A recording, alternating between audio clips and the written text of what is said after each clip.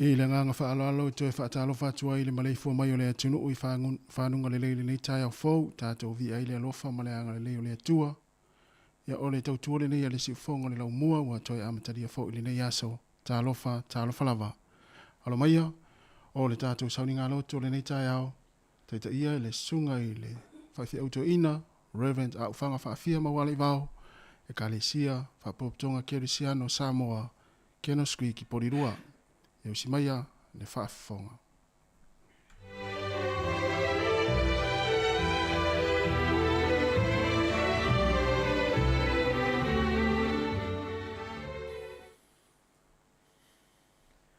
Ma lole so fo manuia lo tātou atunu ia e mafuta maia tātou waifa tasi tātou loto nei futai au la le faisa lambo moni lava e whalolongolo wa nganga ilu mole atua mai a te ia lo whaolatanga moni lo wa nganga e te whalolongo lava ilu mole atua wa mai a te ia lo wha moe moe si o tātou pesi E whaafafonga tātalo e ina e sila mai ia te matawa i whanei matalo ia te oe ia e sila ia Yesu malona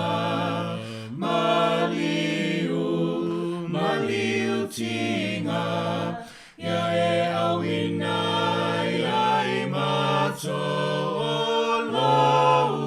lo wanganga mai lunga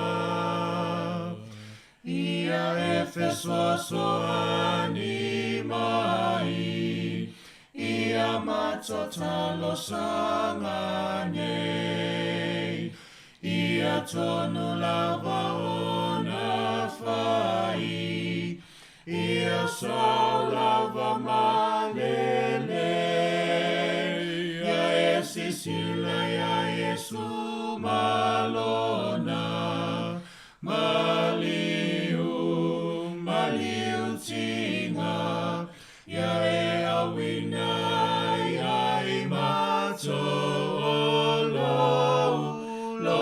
nganga mai lunga ia manu ia tele ai o mea e whaia e mato ia sanga tupu pea mai le fia ia Yesu ia e sisila ia Yesu malona maliu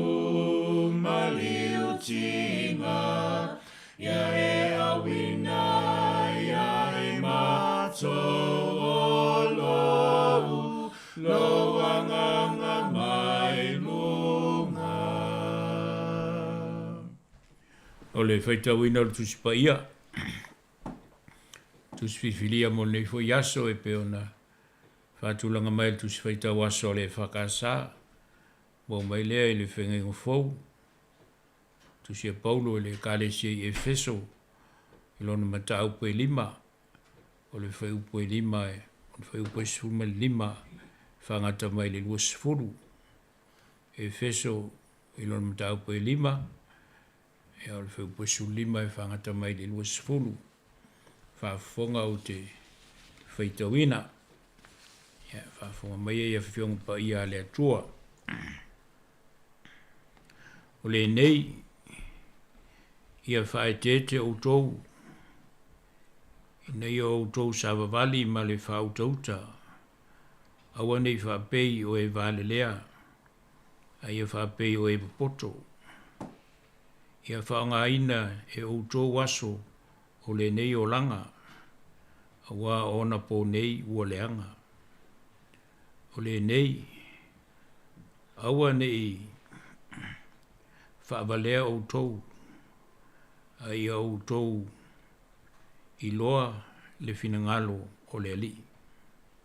Au whai nei o nā o tou i le waina, o le mea ula vale lea. Aia, whatumuina o tau le nganga, i o tau whitau talai i Salamo, ma pese, ma siva whale nganga. Ia whane ne atu, ma pese atu i le li, i o tau loto. Ia whawhitai pēr lava, ono mea uma i le atua le tama, i le swafa o le tātua li o Yesu Kiriso. Ia e whamania mai le atua i ana fionga o tātua whaitawai, ia te ia pēalo na vi inga e le au noa. O se whasofa le nganga mo le nei fo yaso, pe o le tusi na whaitau, lo whape mai le whaupu le sifu maleiva, i o tou whetau taltalai, Salamo, ma pese, ma siva whale nganga, i a whane ne atu, ma pese atu i le alii, i o tou loto. I o tou whetau taltalai, Salamo, ma pese, ma siva whale nganga, i a whane ne atu, ma pese atu i le alii, i o tou loto. O le manatu o tu o le nei aso, la fwai oe, ma tuu i le atua. Let go and let God. La fwai oe, ma tuu i le atua. Al manatu au au al vai aso lo whanga solo pea. O le malosi o le pese. The power of song. O le malosi o le pese. Ia ma le lanu o lo whataua. Lanu mumu ma le lanu viole. Winga iai le alofa whaola o le atua. Ai ono nei aso o le. Aso wha manatu o le Ansett Day. Tono New Zealand nei. I wha pea Australia ma Sāmoa foi. Ia manisi moto o le Pasifika. Tātou te wha manatu ai ma mawhau. Telo soifua ua mau. Ono taua ma whiwaiwai inga. Fita o nei atunu. Sa ofu inatu le ola. Mo le saunga le mua i tātou. Whatau el nei aso i tono le. Malo New Zealand lo tātou no foi nei. Leo wa ele manatu le tātou. Loto nei tai au. Ia tātou awai whātasi. I langona ia ma se mawhau. Tātou te manatu ai lātou. Ia o te wala o tuai puno mai o tu wau. Sina minute file mu. Ia tātou te mawhau ai mo i lātou ia.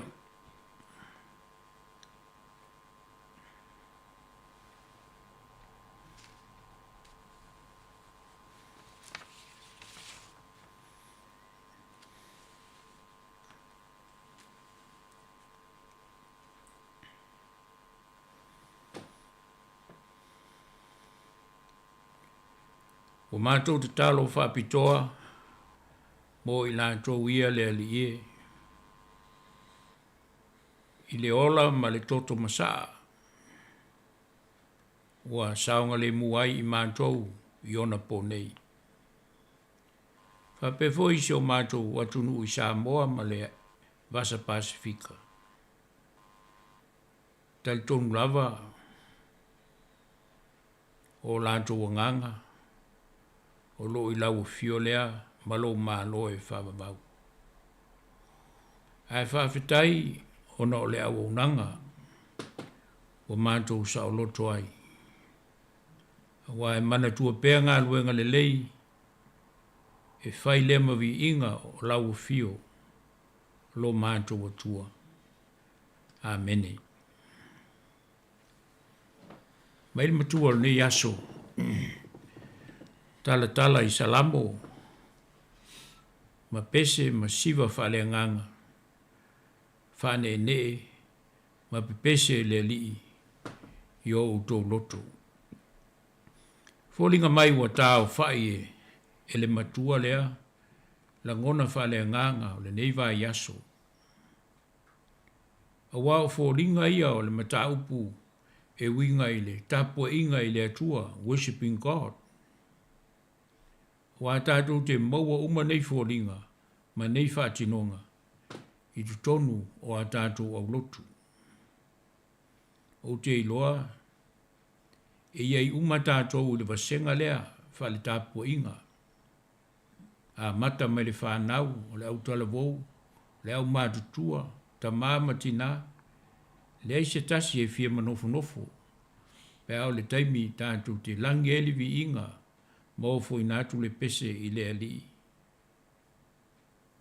Awa le tusi mai o le apostolo Paulo, a whawhale pui ai Roma, o le na o le ekalesia I Efeso, ai whapea fo I lotu kerusiano uma, o lo lato tua oi.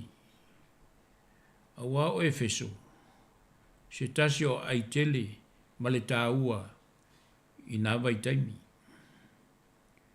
Se tasi o manatu o tu o Paulo, o le tasi lea ia keriso, unity. O ia tusi e winga I le whamo e moe o le atua. Ne iau mai le tasi lea o mea umalava, I le langi ma le lalulangi nei, I le taita inga keriso. Ono le nei tasi o kerisiano, e maua ia Yesu. O lea ua tusi Paulo, e te tau ona ola, pe whaatino fo I le alofa lea, o le tasi, I le tasi.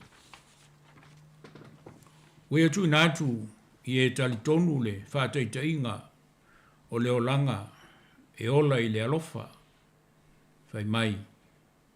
Ia sāwawali le alofa, whapeo ke risofo, le ia alofa mai ia te I tātou. Nono winga, o le wāwhenga e o tangata, o le tasi, ia I loa ai, lea alofa lea. Stasi la leo au wala o le, tino mai o le tasi lea, o lo wola wha lea nganga, le ola I tonu o le loto, a wae le eisi, whamatala ino le ola I lea nganga, e I loa ai, se I vanga nā, wa e pese ma vii, mai le loto, ai loa I le alofa I le vāna no fuai, o le tasi I le tasi. E tolu lai tu ai ngā musika lewa, au mai e Paulo. Le ia oto mai le tusi o salamo. E au mai ai se mafau faunga lea mo tātou uma. Mua, o salamo. E tau lo salamo, o mata upu I le ola vivi. Pe ona fai mai vivi I le alii, I lona malu. Vivi I le alii le vāne munimo. Vivi I le alii I ana ngā luenga mamana. Ai whaeu I le fai mai. Vivi I le alii mea uma ua iai le manava. No winga o tātou. A mea ola uma. Pe ona fai e le atua. O lona lua o vaenga o pēsenga. E tasi lava le autu o le atua. So se tusi pese lava, so se kalesia. O le atua lava le autu. Pe o le pese pā langi foi lea. How great thou art. How great thou art. How great thou art.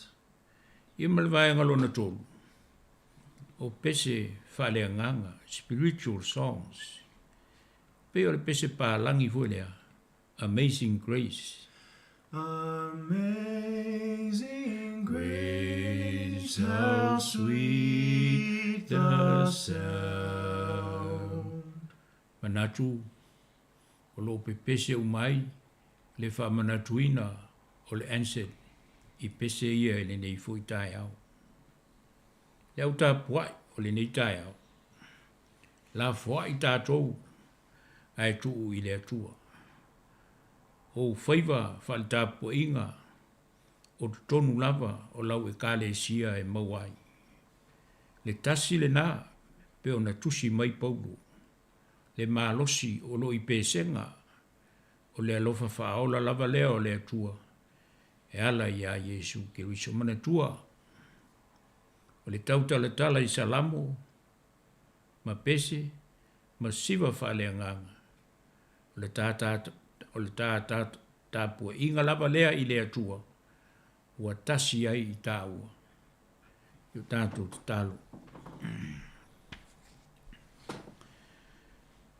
Ma nava pēlo ua nganga, ia te i mātou nei le nei fuitai au.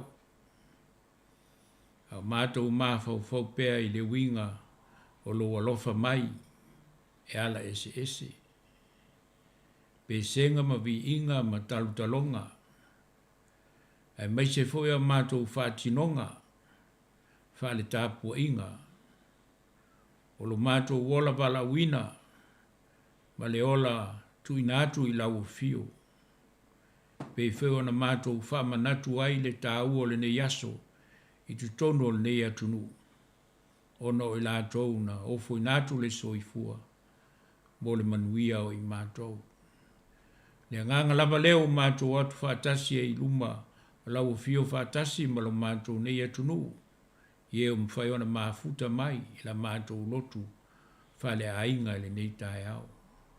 Tu whātasi ai o mātou nganga ma mātou atu i lau fio, i le loto whāwhitai. A wā ua whaia pēlo whina ngalo, i o mātou o langa o manei.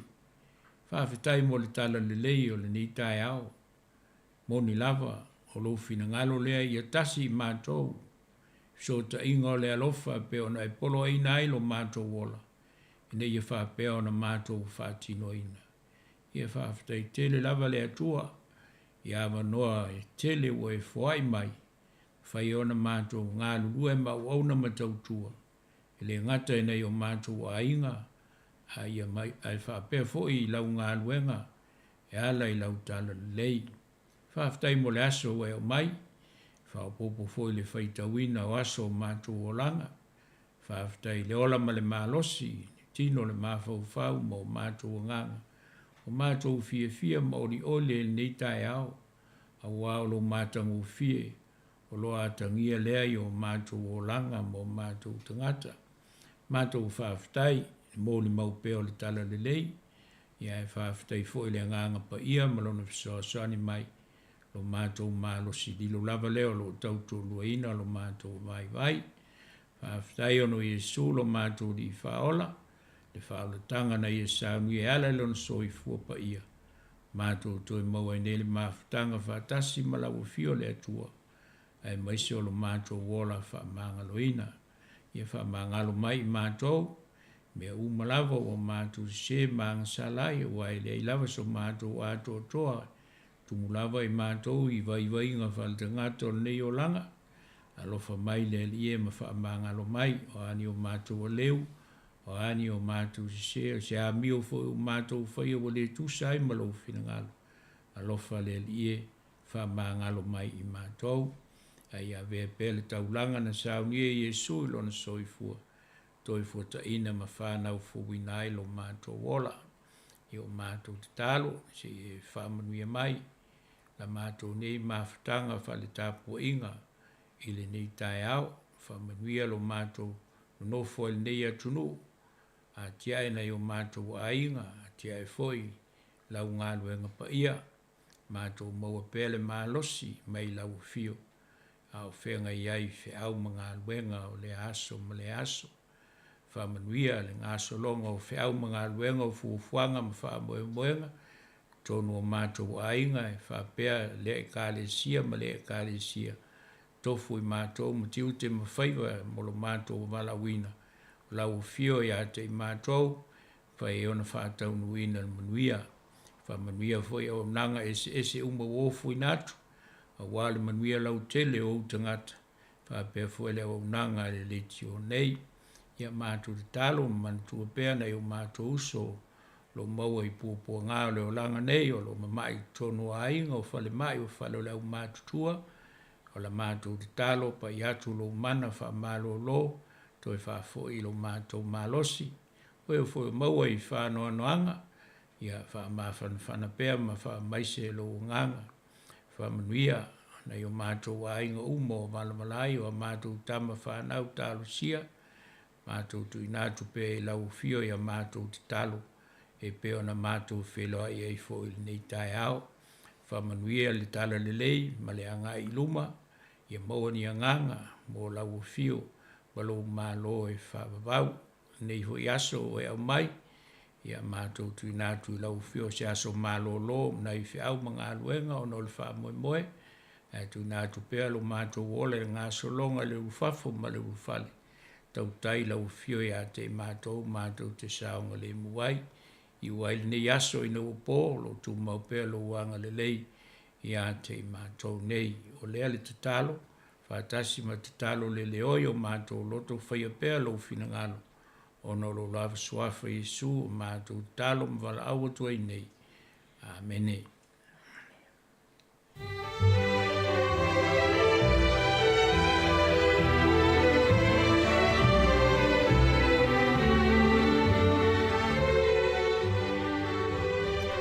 O le nā ua whaafonga le tātou a tino ui le sauninga lotu whaafetai o le nei tai ao, teita ia le sunga le whewheu to ina, Reverend au whanga whaafia mawala i vau, e ka le sia whaapoptonga Kirisiano Sāmoa i Kenos Creek i Porirua, e mo le toile ngang whaafetai tele, whailo leo whai mafonga le tino ia meisi la tolo mai mua mai lungo tātou upenga te whailangi, mo le toile ngang whaafetai tele lau sunga le to ina, mo le tāpene ina le sauninga lotu whaafetai o le nei tai ao, ia e meisi le upu fola fola, ia tō matau i nai fo i fuafuanga le whenga i li tātou atinu uli nei aso i alu le mana fo i le upu ia i fuafuanga fo i malawa singo le whenga i le atinu o te atu i tātou whai pese ia movi inga mātango fio le atu o le tātou sauninga lotu ia whaamlia tele lava le atu o le nei aso i fuafuanga le whenga iai ia whapea fo i le nei aso malo lo manu tele ina lava le nei aso whaaftai tele lava luas fulfa minute te enili tu la fito si fonga la mue Wellington vi inga le atu o le tātou whai pese ia pe ona whaafonga iai ia ona whanga solo leo tātou polkalame o le nei tai au tā alofa lava.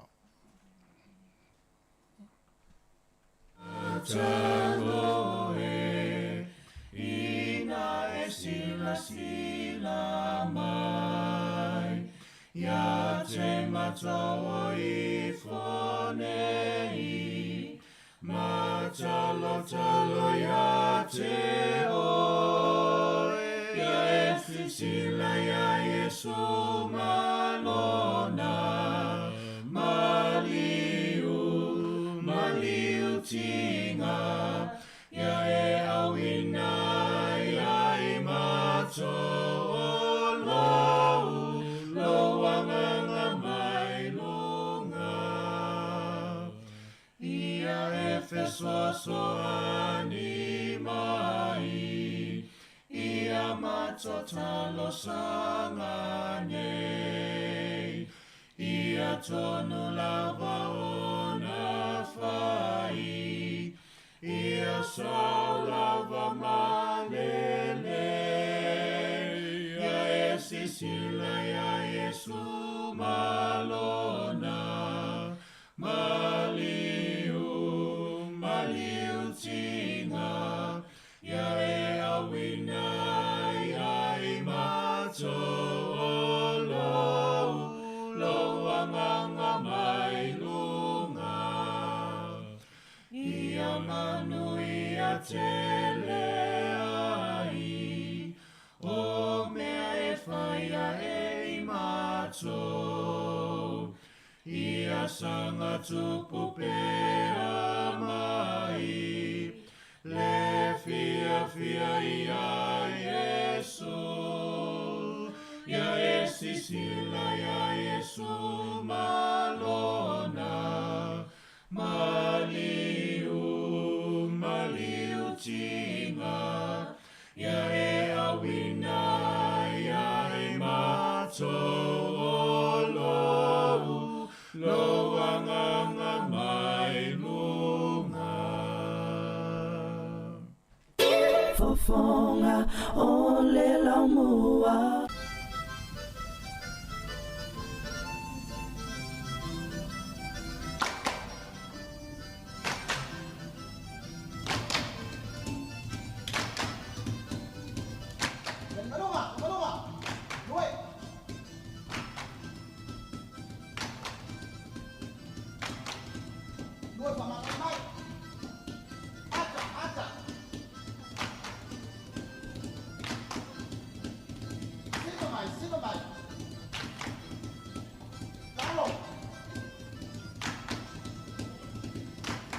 Amen.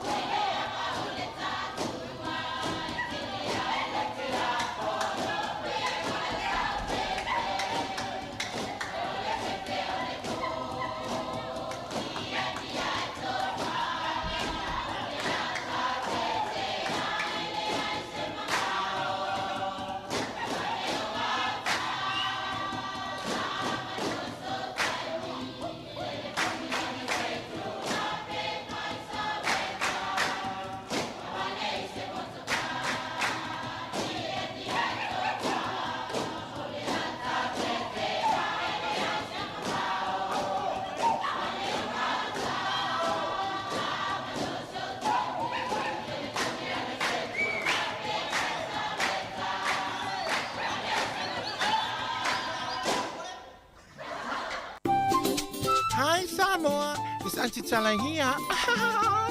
Instead of fifi falong ile atau le tayao. Laugh of the morning. Amat sa may apple feet to the paveo. Sufong lo mua atau le tayao.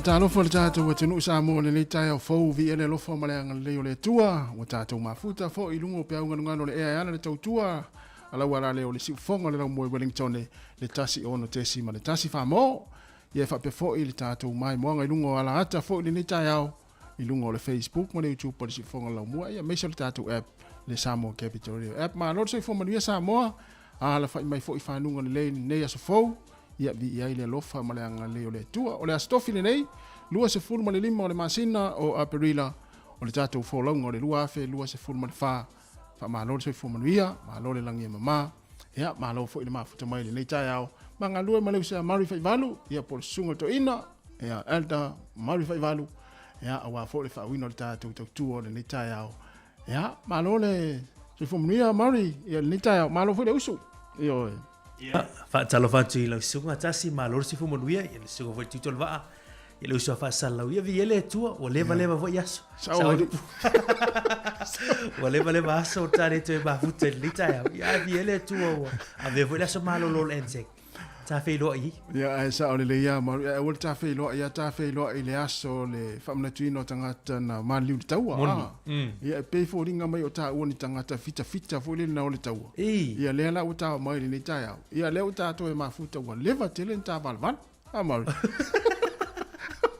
pe o ta o ni tangata fo le na pasa o ina mai taua ia sola ia le la o pe ta o le sa e tau o ia tunu mamau Afghanistan sa o tau i fea i Iraq le la o tau mai le nei aso ia le fo le fo si le mai le tunu fa pe so le o tama ia li pe na o tau le tau pe fo ringa mai o le o mai fo le fa malu ia le ia enset te i nei New Zealand ia pe la le tai ia le o ta mafuta fo ia wa fo le fa wino le tatu tua ia le ia so malo ia Ma wala manuia man malos. Ia manuia whaafitai, ia e maone. Ia e manatu fo ia sa pisi fo i nei fo i vai aso, ia ai whaafitai o leo ta mafuta. Ia o tūlanga tua ia. Ia. Ia pero ai whea mea oi whea. Ia e umai iri tātou au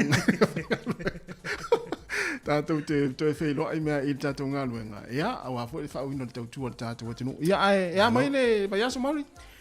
Pisi lolo, ia o tūlanga o le tau ia wa tātou ia ili maruru la tau ia. Moi. Ia ai o lo manuia o le tangata ia ma foe wha le tonu mea ai se kia mea uma. Ia fo ila o na tutupu wha la le tangata la vai ele aso. Se mai mea pisi vale. Ia. Ai a fai ma lie ma to ale fo lele ma fai mai ai a. Ia. Ia ele ma se me wha le tonu. Ai a whapea to inga fulele ta tope atu le mea, e umane. Ia toi mai le ainga si aki me sa fai. E leo ato ato le fai. Ia, moni le. Ia mea nana e tā ua le, tā pena ma fai le lei ma whato ato a le fai nga ma fai mai ai a. Ia e fo ia fuafuanga mga luenga. Ia le fo i mane le ai. Ia, malo. Ia au nei tai au. Ia o si le fia fu le tātou atinu. O le aso malo lo ni o tātou ni sila ma Australia.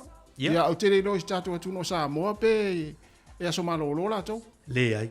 O lai fa manatu ai Sāmoa le sole, fa moe la ile parade le fai le so. Ia ai le malo lo ia, si tātou turu, mo le toe ono wa tele aso malo lo Sāmoa. Ia.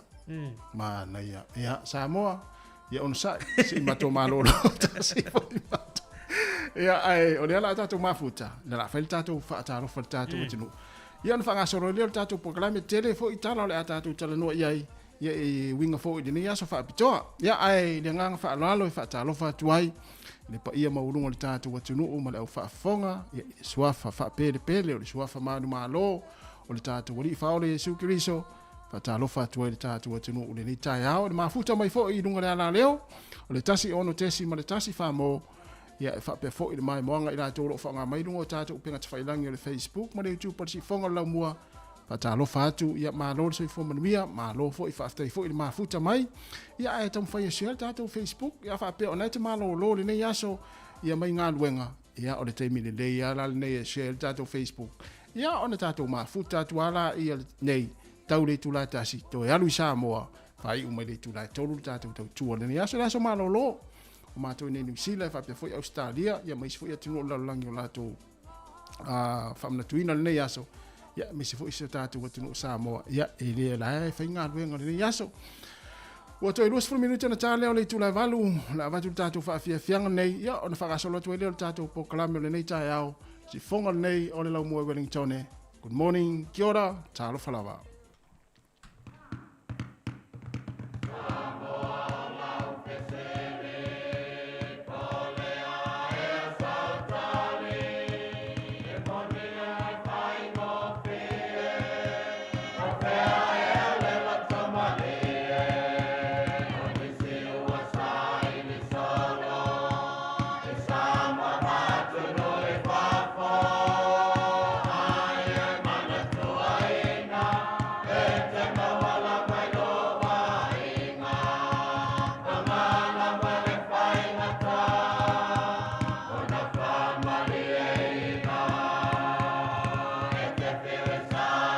Solo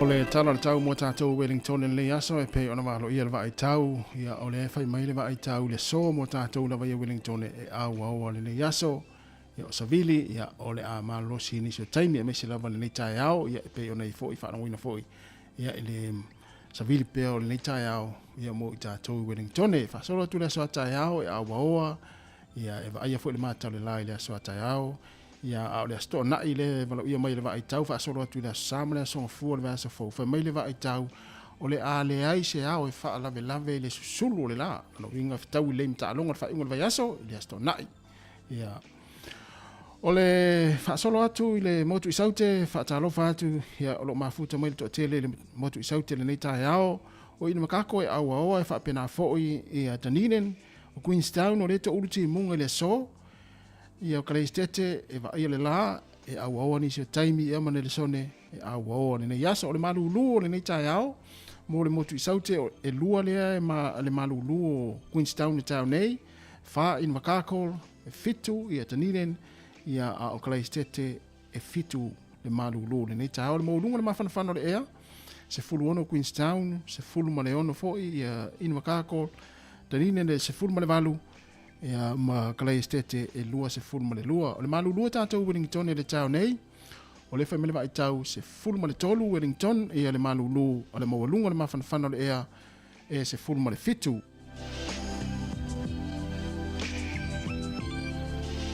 o le malulu o porirua le tau nei se fulu ma le tolu se fulu ma le wha le malulu o porirua se fulu ma le valu le mawhanawhana le ea fa solo atu i Lower Hearts fulu ma le whale malulu le tau nei se fulu ma le valu le mawhanawhana le ea o Upper Hearts fulu ma le tolu le malulu le maulunga le mawhanawhana le ea se fulu ma le fitu wenu ia mata se fulu ma le fitu le mawhanawhana le tau nei o le malulu le whamawina se fulu ma le wha fa solo atu le tātou atinu le nei aso i Sāmoa o le whaimele vai tau e langi le lei le nei aso lua se fulu fitu le mawhanawhana a o le vevela e whaamawina mo Sāmoa le so tolu se fulu ma le tasi.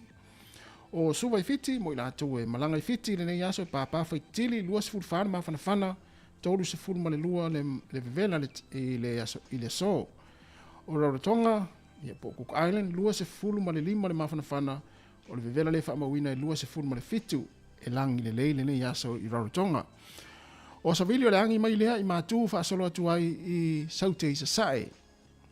A o leo te lenga tūlanga le eile tau, mo New Zealand i le nei aso, amata tu lava le motu i mātu nei, o le tele lava vaenga o le motu i mātu, whaasolo tu le motu i saute, ia o le alangi le su le la, ia au aoa nisi o taimi, ino nuinga tau le ma le nei aso malo lo, ia mo ta faonga ma fuafuanga le ainga, ia wha ta fao i fo inai whanau, ia au ala la tau aso muli, pole vai aso muli, o ala tu tuanga.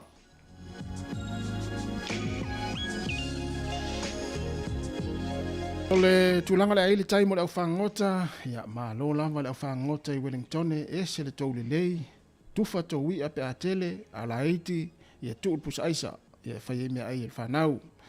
O le au whangota i Wellington ia e pe le tai le au uli nei, le tau le sifurma le lua, ia e pe ai le tai, o na sua leo le tai i le fiafia na nei, i le te o le wha, e sua ai le tai, se fulu wha minute te aile wha e sua aile tai ia mo Wellington. Mo le au whangota i nei porirua, ia manaia a pasia ne ailu mai ia wha e maile pūrau ta avale na mato i loa lea na te au te whangota. Ia a tele ia tamia nei lesi pito lai o. O le au whangota i porirua, o tūlanga le aile tai, se fulu valu, e sua le tai le tau nei, se fulu valu minute te ai le tūlai, se fulu e sua aile tai i porirua, ona pele o le tai le fiafia na nei lua se fulu ma le tolu minute e te ai le tūlai wha lua se fulu tolu minute e te ai le tūlai wha ia mo tātou i porirua manuia lava ia fuafuanga o le nei aso malo lo le tātou atinu ia mai se fo i lātou ia o le ahanga i le tāwhanga ia pe o fo i whangota ia i le nei aso ia ai o le tūlanga o le aile tara le tupe mo nei aso. O le tala tupe e tasi tala New Zealand mau ele tala 5 sene Sāmoa le so, tala 5 sene Sāmoa. O le malo se tala New Zealand i Australia mau ele valu sene, ia o malo telo Amerika tasi tala New Zealand mau ele 5 sene. Mana tua o la unanga lea le whatupe le ANZ o la wina tuai tātou talo tupe, e mana o la wasia si pea ia I whale tupe, e la ngāta fo I lea telefoni a kapani telefoni, mana ia fo I la tau rates, a wā fo I la fo ina tau se. Leni whaftai langa lei, whaftai fo I la maa fola I ainga, a mei se lau sao sio tātou tunu, whaftai.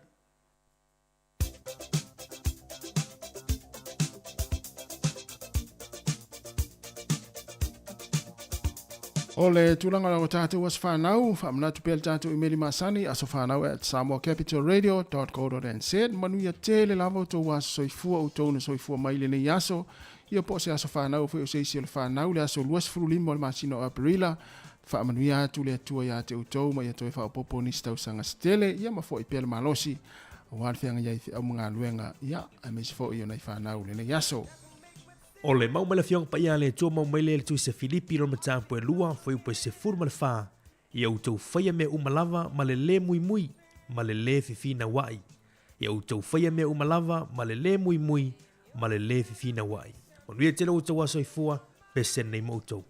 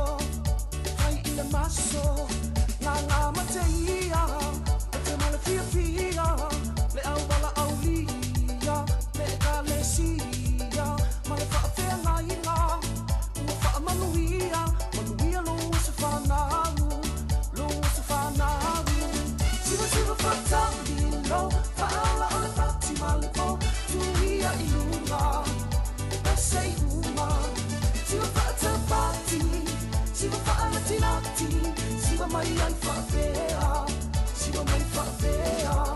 Siwa siwa whatamilo, whaala o le pati maleko, tuia I unga, pese I unga.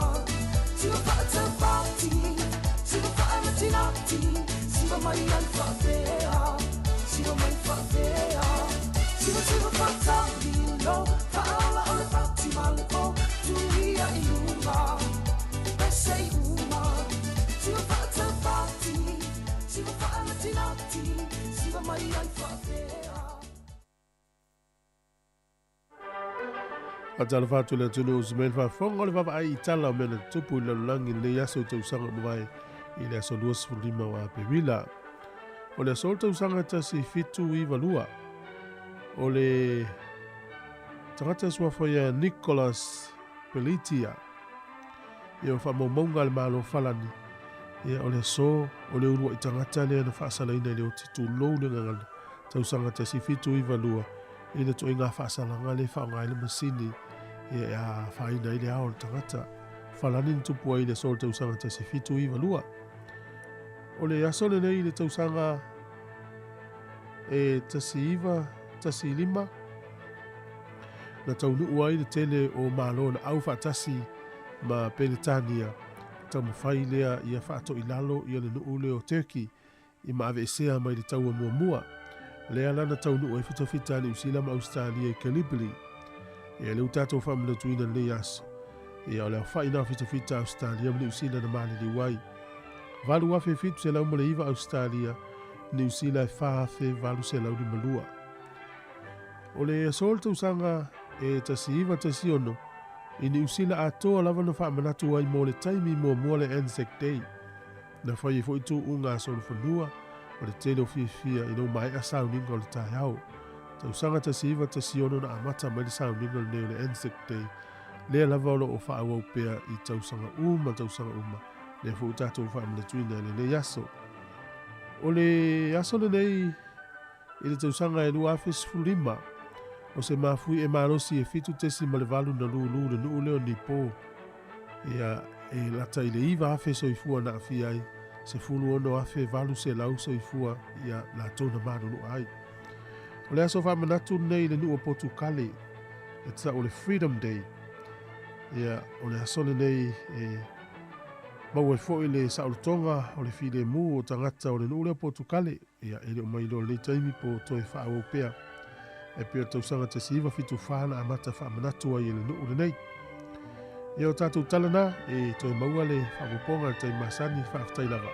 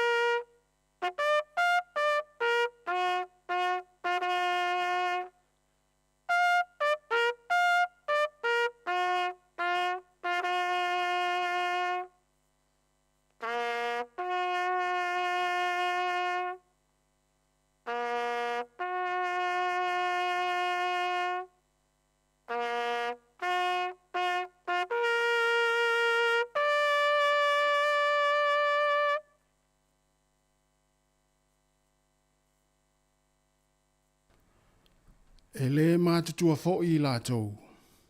E pei ona mātutua o I tātou o e to toe.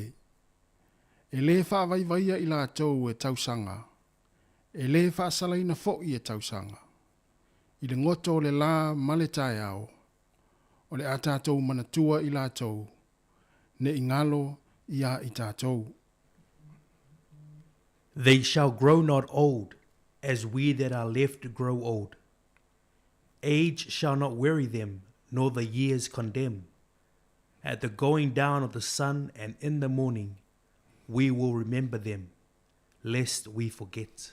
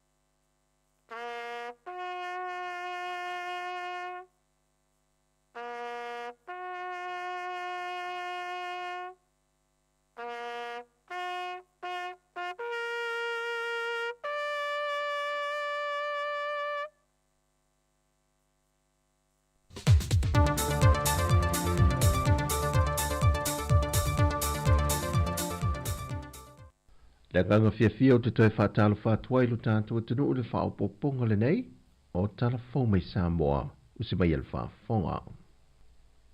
E au whaatasi Sāmoa ma le larolangi anto le whātāwa ino le aso whaapitoa, e manatua ele tāua tangata whaingaruenga uma, le ole a whaamanatu e Sāmoa, i le aso lua se fun ma le valu o le masina nei. O le tausanga e luafe ma le lima, na ulu fale atu e Sāmoa le whaalapa pitonga le nea le larolangi le leipa, e whātāua ina ele saunga le mua tangata whaingaruenga, e maise o le soifua malolo ina le sio sio manga e ngālulu e ai. E tāpenanga Sāmoa i lalo le vahenga o bisinisi ala manuia ma leipa, wa nga i e tāpenanga o lea fo i aso whaapitoa i lea tunu.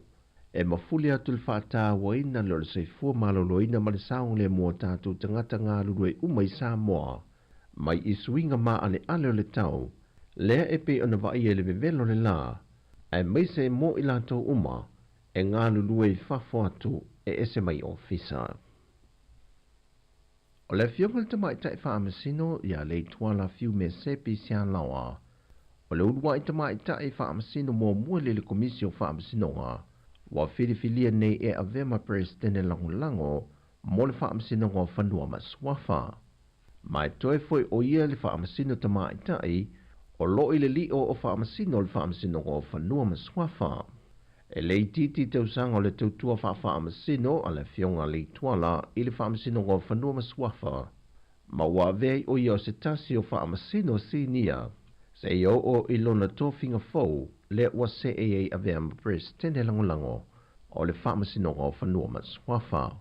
O le olanga tautua o le tuala i le atunuu, sa ave fui o yo se tasio ave fu a Sāmoa e ta longa whaavao malo.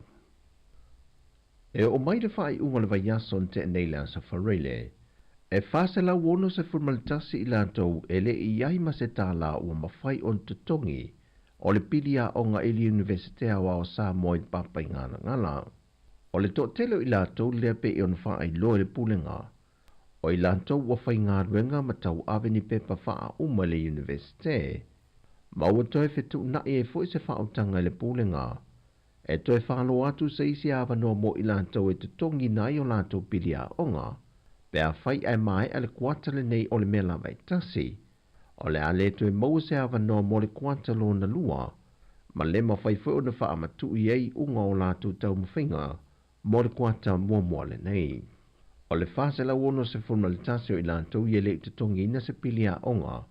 Na whai loe pulenga e tusa leo se formale lua pasene, mai i lea whai anto i lantou o loa o onga li universite.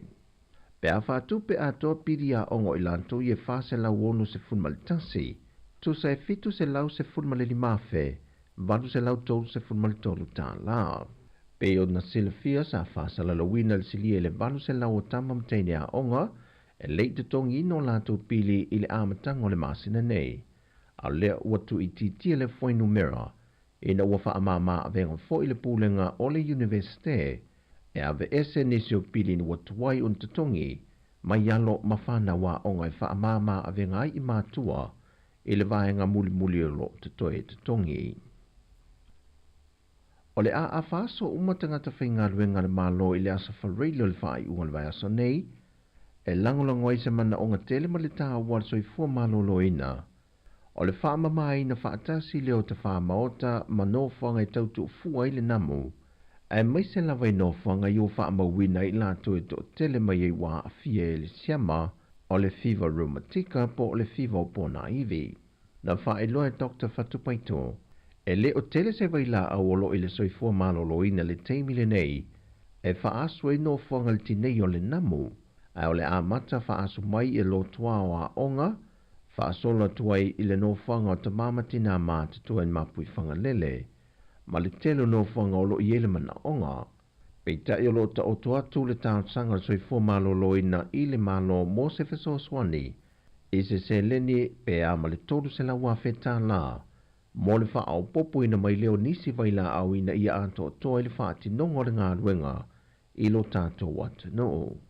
E varu se fulma le lua I lato na ripoti le lua vai aso taruai, wa wha au popo atu le isi foi numero I lato wa a fia le dengue fever.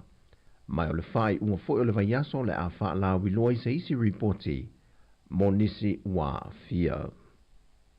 O le tai au nei masani tausanga te tasi, e whaamanatu ma whaalolongia e fito le taua, Australia ma New Zealand na Mali liu.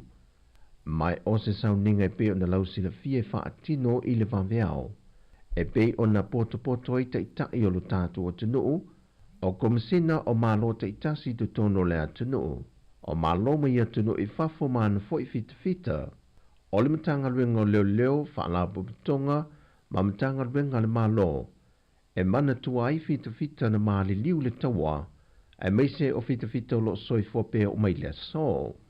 O se vaainga fauli nei fo I tausanga I le wati a pia, e le ngata I ne sui le vaainga I le whaafowina, e whapena fo I le toa telo I lato na awai le sauninga. Whate se manisi fo I o whana wa o ngono lato whata waina le nei aso, pe o na vaia I le tai au nei. O tala fowia mai Sāmoa, manuia la sanga o le awhenga I nei aso, whasoi foia.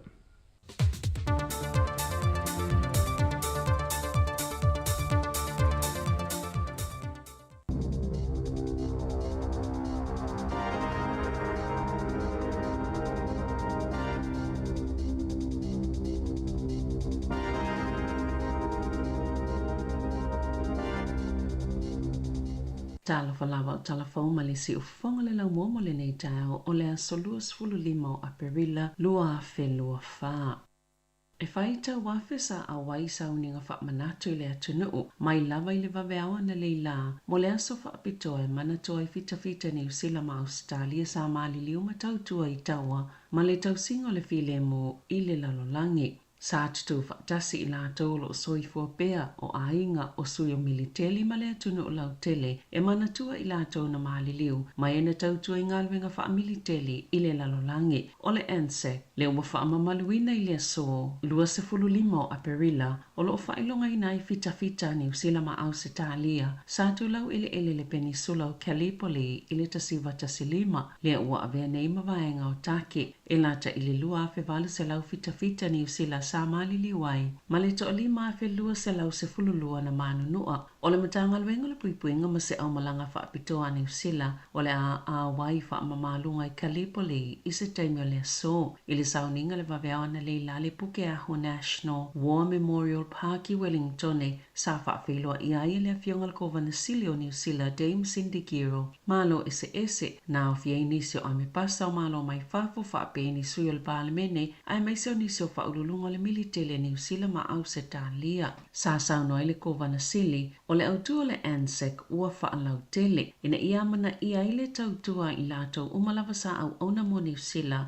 I taua ma whewaiwaya inga ai maise o le tau singo le file mo I le lalolangi. O le taua lona lua le lalolangi, sa lata ina a fiai ainga taitasi umai New Zealand, e lata le sifululua afe tangata New Zealand, Sa mau la tau soifua i lea taimi, ma o se pasene pito mawalunga al whaitau au whae i malo le tau pulenga pe ona sauno le kovana sile. I le maa wha manatu i au kilani le War Memorial Museum Cenotaph i le waweawa na leila sa tau a au inai le palimia Christopher Luxon ma le kona sula awa Australia Brad Williams se pali e whai e masio whai ngā malo a Australia ma New Zealand e mana tua i le nei aso wha apitoa. Sa poto fo i le totele le Cathedral Square Kalai Stete mo sauninga i le waweawa na leila sa whai e sa wali fita sa tau tuanga i le nofuanga au tu mo le sauninga a ole i amataina i le afa o le ono. Wa moli mawina le whaatuptupla ia ma le totele o tangata New Zealand e awa ia whaamamalunga ma sauninga i le waweao o le Anzac Day. Ola o lipotia le whai o ni sauninga mani whaatasinga le Pasifika e whaelo ngai nai le nei aso le Anzac i tonga o le ata ita ina le tupo le ono le tau a aunga o pale i le maa whaamanatu i Pangilahi. Ini we olo o ita ia le whongfitalai o le palemene Jerry Brownlee se au malanga New Zealand e awai solo le waweao le National War Memorial i le Central la Lofi. Olo o whai fo i se solo ia pianga i atu le watitele le tau langa i pe ona lipotia ai. Sata ua fo i le ia le palemia o Australia Anthony Albanese ma le palemia o Papua New Guinea James Marape e whailonga le aso le Anzac i le Isurava Memorial i Papua New Guinea. O le au mātou manatuaina i lātou. E whaitau awhita ngātou New Zealand o lo ngangana ina i whaupunga i le so le Anzac Day. Peitai e eini si o e sa tautua i ngā ruenga whaafitawhita mo le puipuingo le tunu o lo soifua pea e eilu lātou langona. Ua whaangaloina i lātou au whaatalitali moni teimi umi whaatase mali telo whita lātou te whaafeanga iai pe ata pāina ni fisosoani o lo lātou mo umihaina. O i lātou nei, sa ngā lulue ma awai au nanga whaafitawhita mai le tau sanga i tasiwa fitu wha e o mai le taimi nei. Wa liputia e lātai le 50% wasi i te aia lātou tālu sanga moni fisosoani. Pei ona whaamawina le tau sanga wha le tupe taluai, ma sasang no le minista e le i whaapopoina leo whainga o leo whainga luenga e whaamalieina le telo le mana onga o lo iai. O Brendan Baines, sa tau tua moni usila i Afghanistana ma Timor, isa sae, i le whai ungo le vaitau le awhiv se lau iwa se fulu, ma le amatango le vaitau le luafe, i nei tau sanga mulimuliane, sa whianga i pia maa whianga mai le taimina ngā lue ai, i le ngāta i le tino, ai whape ma le mawhau, sa whia le ngā se ngaso le mawhau le PTSD, ona o se whaalawe lawe le taimi o to le ningai au se talia, na mua i se afi, se fulu lua maa sina o whaatalitali, ai sali italiaina lana talo sanga mo se langolango, i le ngā se ngase taluai, ona o le whaalavlawe na tupu le taimi o le tole ninga ma whaata ita inga, ai le o taimi tonu na whaiele ngā luenga, na Sāmoa Baines, e le te tau na mo miaina ni wha maoninga o lātou manuanga, ma e te tau lava ona o lātou mawaina umale fisosoani, ma le lango e te tau wai, e le o sila fia le mtanga luenga le taimi nei, pēta o fia tangatayanga ma ai le vaenga o e sa ngā lulue, i tau sanga i tele au nanga whaafitawhita e peona liputia i lele tōni usila. Inisio tala, na whaasilasila i le awaulia na nafil palmia Christopher Luxon, le ave isenga o ni matafa yoisa ngā liluaine ana minista se to alua, le tamaitai o Melissa Lee, le sa tau aveina whaasala launga ma fiso o ta inga, whape Benny Simmons mo le matanga alwenga o mta tau i tangata iemana o ngā whaapitoa, wa whaase ese li mai le kabineta, a o Simmons o se minista i whafo o le kabineta, o lo tau aveina pe minista e to alua isi ala matafa yoi, ai o Paul Goldsmith, le wei whaasala launga mawhisota inga a Louise Upston i mata o putau i tangata i mana o ngā whaapitoa. Sa whianga i pēr lima le tele o whaaseata al mai le whaalau iloanga le tāpuninga le News Hub. Ona o lana tali atu i lea mata upu a o Simmons sa whisilingia ona whaasilisilanga i suinga i tupe o le mata ngā luenga mo e iei mana o ngā whaapitoa.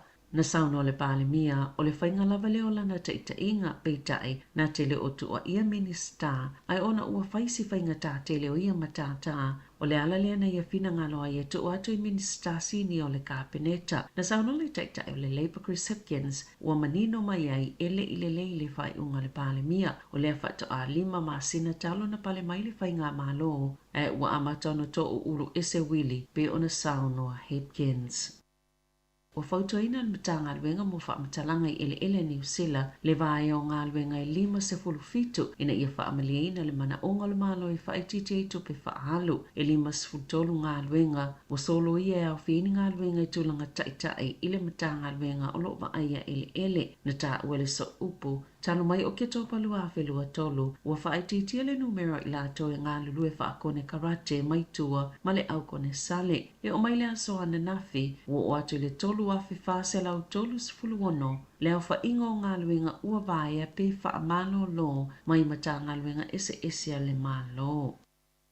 Ua whaaleo ngā ina le whaamasinonga mawalunga se samania mo le minista mo tamaitai Karen Chow e tula ia le whaamasinonga le Waitangi na whaalia le whaamasino Andrew Isaac e leo whaaleo ngā ina le mana o le whaamasinonga po le komiti su e Waitangi ma le tā uola na ngā luenga i lea whaai unga sa whaatonuina pe samania le tamaitai minista e tula i luma le whaamasinonga i le auli le asfareile ma na whaalia e Chow lo na talia ina ma le fiefio le whaai unga a le whaamasinonga mawalunga o na taluai e yeile a ia te tau waitu e toi apilia i le whaai unga o le ala lele o tele nisi whaamatalanga mai le minista mo le taimi nei. O lo funga i nei luma le whaamasinonga se lui i le fufuanga le whainga malo so whaatasi e toi sui i le vaenga fitu a o le tu la fono mo le matanga luenga mo tamaiti o le vaenga le tu la fono o lo whaamalo siele oranga tamariki e whaalau i lo le lipoti le tu langa o lo whaanga solo i ngā luenga le matanga luenga i le whaalile o fufuanga mo tamaiti Māori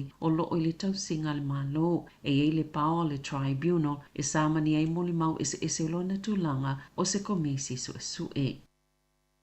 Watoi tu i tua le taimea tāpu nia le tu mawile no whanga au tu mo no whaafi Melling i loa hat. Ona utoi whaapopo le taimea tāpenanga se ia o atu le whaiunga le tausanga nei ma le amatanga le tausanga lua afi lua lima o iu laina fufu e tāpu nei le no whanga whaatali no whaafi Melling mo le ngā luenga tele. Ma o le atapunia mo le umi se valu masina a o whau le whetaula inga fou o mga ala i le State Highway lua. Ua whaamalolo mo le tausanga se fōma ina ia tūsiena le whaitau awhi ni talawai mō ngase o le ADHD e au noma se whaatanganga na tūla i tauni po Dr. Anthony Haney o se fōma i au ke lani luma le whaamsinonga po le komite i loiloina ngā iuinga whaatino fōmai i le masino te sema e whaatangaina fōmai a ainga e tusi talawai mo waila au mwhala au a wātonga fitinga o le ADHD peitai e te tau na tailua tausanga mata pae ngase se whaatanganga mai se fōmai e whaapitoa mo ngase o tamaiti po o se fōmai o le mawhauwhau sa whaasalaina le tausanga talawai Dr. Anthony ina ua maua sa ngā lulu e whaatase ma se fōmai o le mawhauwhau lea na whaia le whaatanganga ngai au noa le tala noa i tangata ngase e tasi le tausanga ua whaamaloloina ai mo ua whaatonuina e tutongi se tupe e silia ma le se lau fitu se 15 whetala. I whawhata New Zealand sa pasi se palo te le asolua le senate le United States le whaase e atol la fono ya President Joe Biden e mawhaiona whaatonuina le ByteDance sa saina ina i abe isia ngā luenga le TikTok mai le United States i tutono le iwa masina a le ai o le awha saina loa o atonga lunga le United States o le mawhaile saina o na maua whaamaumanga o tangata Amerika po le whaio su inga ia i lātou e a lātou i lea au nanga o le TikTok na ta ue Biden o le aia sainia e vea matu la fono i le so na sauno senatoa Marco Rubio wa tele tausanga o lātou whaatanga ina le vaenga whaupwhai whaakomunise saina e pule ina se taseo app pito silo na lawilo ai Amerika ma o se tu la fono fowe ala ngā tatawa i le company le ana le TikTok o na whaatau e se atu o se ngā yoinga le lake tele mo Amerika. Ta alonga o le asasfulu ono ma le sfulfito a perila, sa whaataunu ina le ta amlusanga o ta alonga ta polo le Martin Quartz, pa sa filifili e te samania waka o le aonga ta polo Sāmoa Wellington. E a vea makapetene o le awa i lātou i lalo ta isfulu iwa tausanga le mātutua Wellington mo le taimi mua e to o 5 tama to o 5 teine o le awa Wellington e lua aso o le whaanga tama ai tolu ta melusanga mana manu malo teisa yana ta alonga uma sa tau vai makapeteni mai Taranaki, Hawke's Bay, mamana watu mfanganui ma sa manu malo fo ilana au i ai sa ta alo fo i teisa muli suenga sampini o le lua whelua wha mana watu mfanganui age grade champs mai lua aso le ta melusanga le na whatau nuine le aso tofi sfulvalu ma le aso wharaili sfulwiva sa ta alo teisa muli vaenga tamai tai lalo ta isfuluiva tau sanga le mātutua. Mana manu malo fo ia soilua lea ta amelo sanga. O le whaatolu lea na siampini o awa Wellington i lea ta amelo sanga. Tala fo ia malisi ufonga le lau mua, mo le nei vaenga o le tae ao.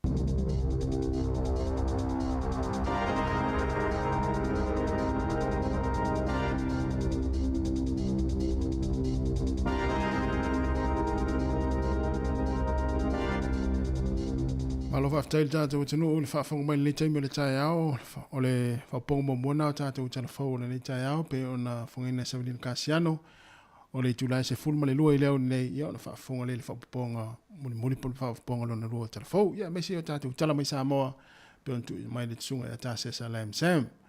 Ia, malo le soifua le tae ao, le mafuta mai fo i lunga le tātou pokalame le ata le tae ao, ia a o whianga iei fo i le toa tele, tātou i New Zealand nei, ma Australia, ile aso malo lo o tangata na maliu taua a mauri moni le taua fo le aso mo se malo lo ngar tatu tunu ya ai o se aso fo i tatu to mala to e piona e sau no ya tatu te mala tu na to man faftai yo e o le umo fo ina to laulo e fa pele tu no po le ale le ta mele na fa i taua tu te mo sola fa pele tu no pe ni fa pra pe fa au da hata le na yo o le odor remembrance o se solo vo le fa manato i le tau sanga te lo ni so sau ni korta nei le na wai to ni so tatu tunu na fai tau i va fonga fo i fai tau le solo le ya mali ka pu muli le pe ona tai na fa pito le nias e tai na fa pito a i le tau sanga i fa mo le ya ai o le to i ka pu le na fai ai o i fa nua le o kalipili Jackie. I tau sanga le na to e taniu mai eile. Tasilima. Tasilima. Tasion. Na? E vai lei. Tele so i fo ma wai. Tu sa ma fo fo i upu ko upu le ele ma tu tu fo i la to. Mo. E pe ona ma tu so ta to yo le tau sanga mu ta to e ma wole si asfa nau. Yeah. Ya oni tanga te tala vo na mali liu wa tala vo i tau ele to e au si la tu si tau sa o tau sa kana mali we na tele ia fita ile ngata i fita New Zealand a foi Australia ma fita Pasifika na foi nei tanga Pasifika na Hawaii di tau le ia na mali liu wai ia ai fa ftai o le yo o mal time nei o lo fa manatu pea ia New Zealand ma Australia ia a foi Sāmoa mai se tunu Pasifika ia nei nei as fa pito mo ila tau na maliu tau mo o le mema ai na ila so na fi tuturwa se mai tai su na ma to du so le fe ya to su nga anda so e ma wai telo Sāmoa na awai vile na o mai ia tau tua ya New Zealand vile o tau e pe amar to tanga na maliu Sāmoa le mo tino ala inu ko fa mo ia ya martelo sua falai lai pipi na il fa mau lu ngole lu wati le na ya pia na tu tau la ya sa ya wa o taimi ole va be au na leila ya le fo ma o mai tatu tal fo pe na mai Savelina ya le tele o va en o le nei tu no ya sa fa ye sa ninga fa pitoa ya me se fo item saro la ya na tanga ta fo na toi mai ia na tanga ta ma tu na toi mai tau ia e longo fiala e faila tu ofu ia mo la tu pinne ia ma so se va en ma e me se foi la tu ia o ia pe mai tau tu foi le sa o i Sāmoa ia nisio tanga ta foi le te fita Amerika pa Australia le Sāmoa te minne o ne tatu uso mai tu ile mo do la i la tu va au va pena foi New Zealand Australia la au wai ile i fa mo le so le wo mai alu tu vai tu mai ale le saudi ka le fai no mole o wati nai i pia ma na ya la so ta won nei ya ma lo longa vol ta tu Ia. Ia wan matalo ma ana lafi. Tu so le stanga tale fa popo e matai au vo le a. Tu sa la ave ma le livio la so tai au fa o tu le sto na i man. Sa ole le ia tu sa la e tau anu fenga luenga tai au.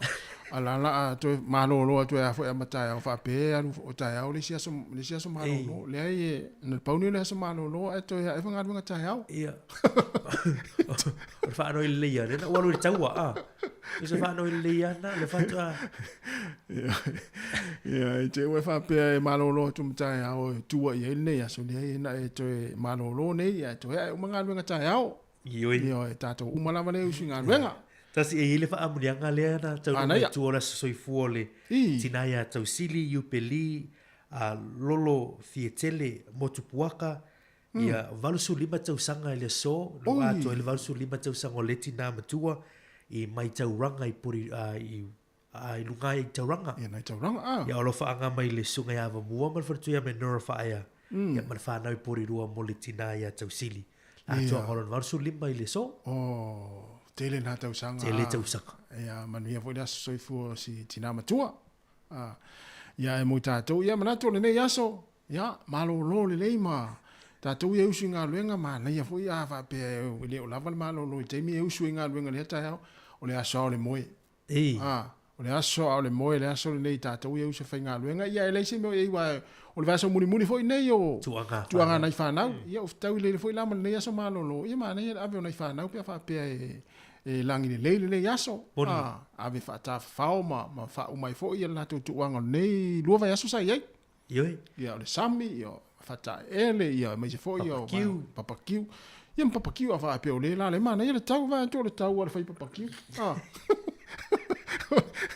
le tau a le whai papakiu ia ma le tare ofe tare ofe matua tele le kawai tai whatever na fio mai kawai na i uta au wale inisi o mai ia na ai lo whatever na fio mai ia a ole nei aso ia masalo foi ole tele foi ainga ole a fe malanga ai wai ainga le la fa pe la malanga nei au kilani fito o mele so fua pola sa ia manuia fa inga malanga ole a fe ngai mo tou ia mo la to foi mari nei tatu tangata le la malanga i Sāmoa ia le o tatu fa longo atu o matua pepe siare tanki fi vai Sāmoa ia mana ia le vai le fo mai avani ni au kulimi ia mani au fang foi le fang ai lo tino ia le mai fo mai fang ai lo tino e te ai ia ali te aru e fa manoni i Sāmoa o fu o vai go la o vivo e ka vai se agora no foi style o sigiriti foi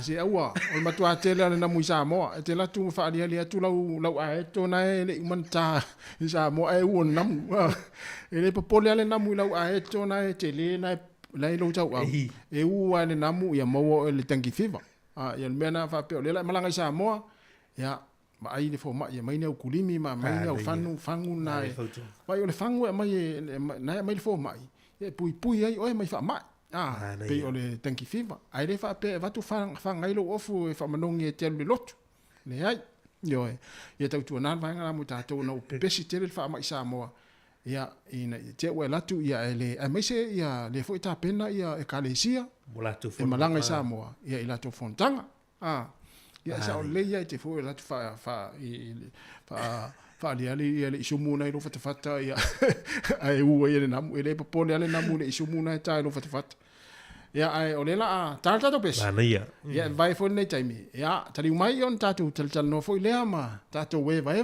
nei so malo lo ia mafuta mai share tatu Facebook tatu we vai nei so tasi tali fo le tatu fa salonga Sāmoa ia festo fa ngo ma sunga ta salam sem le tasi o le tonu ia o le o 2 minutos o te nei le tu la valu si fonga la mo e Wellington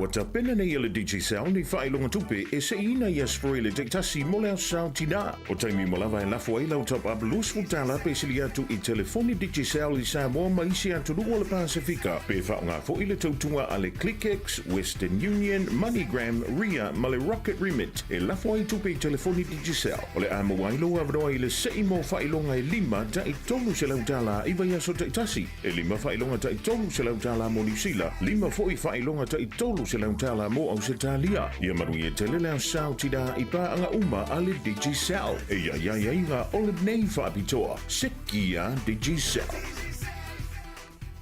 O le whaasisilanga tā ua, e whaamanatu atu I le mamalo le tātou au whaafonga, e iaila wa ia te tau I lalo le tulafono o le Broadcasting Act tasiiwa valuiva, e whai e sau whaasea po o se whai tionga I mata upu, tau I whaasalalau lunga le Sāmoa Capital Radio. O lo au ili lalo le upenga o sota inga le pūlenga o whaasalaunga, po le Broadcasting Standards Authority, bsa.gov.nz. A inga mo le whai o sau whaasea I se polkala me whaamanu alia I lau whaafonga anga. O lo au fia I vaenga nei, o le ale teime mawhaiona whai se whaasea, o ai tu ainga polkala me mawhaiona o whaasea ai, o ai e whao o iai la o whaasea mō le teime mō mua, whaftai. It's time to have your say on Wellington's next 10-year plan and budget. How much do we spend on fixing the pipes? Do we introduce council wheelie bins for rubbish and organics to reduce landfill waste? Do we sell our airport shares to help manage insurance and investment risk? Formal consultation on Wellington City Council's long-term plan is open until 12 May. So have your say on the future of our city by visiting wcc.nz/LTP. O nisi o whaasisilanga le taimi, o le maftanga sa le lolonga I Wellington e atoa. I le ava ma le whaaloalo tele, whai ai lo whaatau waa ma whafonga tau mumoli, o taulanga tangata sa le lolonga I so o se ekalesia.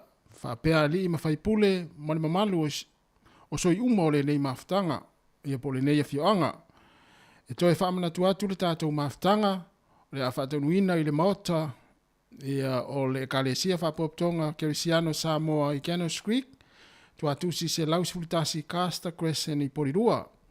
I le asto nai, I le aso whao me, I le itulai se fulu I le tae au. Whaamole mole, mana tua maila u le stala, ale matafa le pei o na mali lia iai le maftanga taruai. E whaamanatu fōi o le nei maftanga, e mō tangata uma, o iai le toto sale longa, o lo au mau le tūma lo Wellington e atoa. Ai le na o se pito nuu, ma tau te whaamoe moe, I lou tau tua nuu, ma lou tau tua I le ngā luenga le atua, o le ata tau mafuta whaatasi ai e whaatino le nei whaamoe moe, o lea le whaasirisilanga, ma le whaanau, o le au tau talisapaia, ma le nganga fia, whaamole mole, whaafsota I mai le telefoni, o le 5 o fitu ono iwa, 5 fitulua ono fitu ono iwa, mo nisi fesili e fia manino a tiri ai, mo ni a telefe au mga luenga, whaaftai. Ia, paunao, nei whaasirisianga nei taimere tai au, ia, wa foi ia fuafanga, ia anu foi ma fioanga, ia ole ai ia I le masina foi ia me foi ole nei foi masina ia me se ai ole tato o tunu o fa fonga mai le taimi ia e ole ua to e 25 minute ia ona talo le ole tu la eva alo e se foi ia li tu langa le o tava ia tu ile pa il fainga malo le o le taimi le ia ole fatu a fama sina ele foi na mata pa inga le wa mata ona tulia minsta fama amata na ese mai ia portfolio le minsta ia o ese mai le minsta mai si ona to finga ia ona tu lang foi le tau ona si la fia le o tanga luenga ia ole o tele na foi le mai tanga te fainga luenga ale pe fisile tu la fasala la le ministalia so le ai matuale tu mai le tali matuale fia e tangata ministalia o fasala ia o ministalia o media o saina le o milisali ia le na failo mai la so na fio le ua fa balo lo mai lo to finga le ministao ia wa ese mai foi fa for capeneta tu sala o ministai fa for capeneta ai sa fa istono le ma wa e foi le e to po male sa le sa no kan tu la ko lo ile au na kan news hub le TV to ma fa le tonu le o ye o you lai le fu e te puni e alo ia le tau tua le ia wo telefon ka lu ka va ia ma la fa ba lo ita ia ai fa si le tu le bilista po la fiso swan ia fa malo ia le se fiso swan fa mai e wor po le ile TV na ta mo TV O Sky Australia e lo TV New Zealand o le talo tu TV New Zealand ai fa mai e wor po le la ile TV New Zealand TV set TV tas ia la iba le TV Sky ia so le o le fo le e lunga la lo tu langa pe o nei fo le tele nga luenga o malo lo ine fa malo lo ine tangata ia le tu la mai nei to nei fa fitau le fainga malo ia e pe o le o se tu le tu langa lo ile fainga malo te mille le gatella ai o le si ministale wo fa malo lo foi o Penny Simmons o ministale wo tangata i ban o ka fa pto ni se vai e ile fa si silanga na mafua yo na fa le tonu pe va manu ai fo ia le ministalia o fa si silanga la batanga lu kana lu tu le wo tipi le telo tupena fa nga mo tangata i man o fa pito ona fe bele tala fa ministalia la ta fa fa ia tangata i man o fa pito this April la ta fa la yo fa i mo fo vo i massages la to to gi malanga ta fa o puna o mafu kana wo tipi le telo tupena batanga lu il ma fa me la tangata i mana o ngani ma tu se ele ai lo fa nga yo ta fa o ima ya vai manu ai lo ya tu so le ma fa al pale mier tali al pale mier son ya o style le o la talana o la sky le fa i tono business ma tu na pule o le CEO le vale enusil le la wa sa fa me la tala ya au ai tu me le tip ai sa o fa ma sina no wa na te turitia minista ia se tu le pe va pe ava ia tu fa le tu minista a vese a wa tu e pe ia e fi nau tu atanga ma tele ia le folele le mata upu ia e tu ia te tangata ia e fai ia le le pale mi ia mana ia fa ngalo fa le tonua ia fa malolo ana o ele te pale dia o fai unga fa pe wa ile fesile po wa tu wai le fa masina ana le wa le vana na fa tala no mai tu la ngole na company le TV le news hub male la tu ana o le pale mia wa le vati no wa ia tu wa amata ona sau ona folele o va ia tangata le media le news hub fa malo lolo ai fa malo la ele fa malo lo folele e sau e minsta tua fa malolo mai matua fa malolo mai luma fa malolo mai matua ale sa fa mai tua felele mo tam fa ya o mai sana le sona sa fa mai lunga i tua on fora i tua na matu fo to fi minister ya e fa le ya le la o fo le no vesi mai na tu tan wai le se no fa ya tu ya te to fa le nga ruenga o la ai mai mata tangata tu lo fa fo mai le tu ale va tu ya ele merisa ale te le tali le ma vani aveni tali tanga a o tali so le pelo tali tanga ta le ta polo ali volele el mele ole fa malo lo mai o mal minsta i to tonu fa malo lo mai matua le to va tua se minsta tua ya te alo sa fa mai tua o mai tau mai ia le fa ngaso longa le pa inga tato fa nga malo le tolu tau sanga le an mo ya tolo pulo ya ma ne la fa u ka la pa ai tu sa no fo i me no mai ai va fo mai lo melisa ne ai la ola o pa inga mul ne yo ya le male ave ese mai le ale pe al minsta mo le taluna a matal fa inga malo le wa fa malo lo ya tu sa le wa lu tu sa melisa li ma si minsta le o Penny Simmons wa vis ai tu sa le o le me fa ira tala ma ne la fa u ngai ave se matua wa me ile wi le o ese mai ma tono le cabinet ya le wa tu sa la ila tu la o portfolio minister fa fo tu sa la ma wa to ke ta wa minister ya o ela ile o lu po ola le sa o ya fa ma lo mai tonu fa ma lo ave ese ma fa fo mai o parlement ma le ya so le ya o fora tu va pela wali so le lu po sa o ala le ton tu so le o tu ai le style le alaxin o la fai mai o la o mera na fai tono compania o pule le in New Zealand yeah tu na skyli le remember that's how I wrote Whale tonu ama whamalolo. Ia. Tu sai sa oila i tala le na fai na lo fai fa ngale. Wo fai fo le pa pisinisi le fai pala tunu. Ia. Fai fa company. Ran fa pisinisi e laksen ia le tunu pe le fai ngol pisinisi. Ia pe o le maua na la heta te whaalongo ia. Ia le ala o... Ia sei tū le leifo le mo ia ma le... A whale tonu a, ia hoa ia awhia ia ma te rei tala tangata. Ai mai se ai. Ia o le hele o toi mawhoi, e toi whilis whainga pālot. E sa o le facility le iei. E wan tua le whainga pā, angar whainga malo le iei National Act.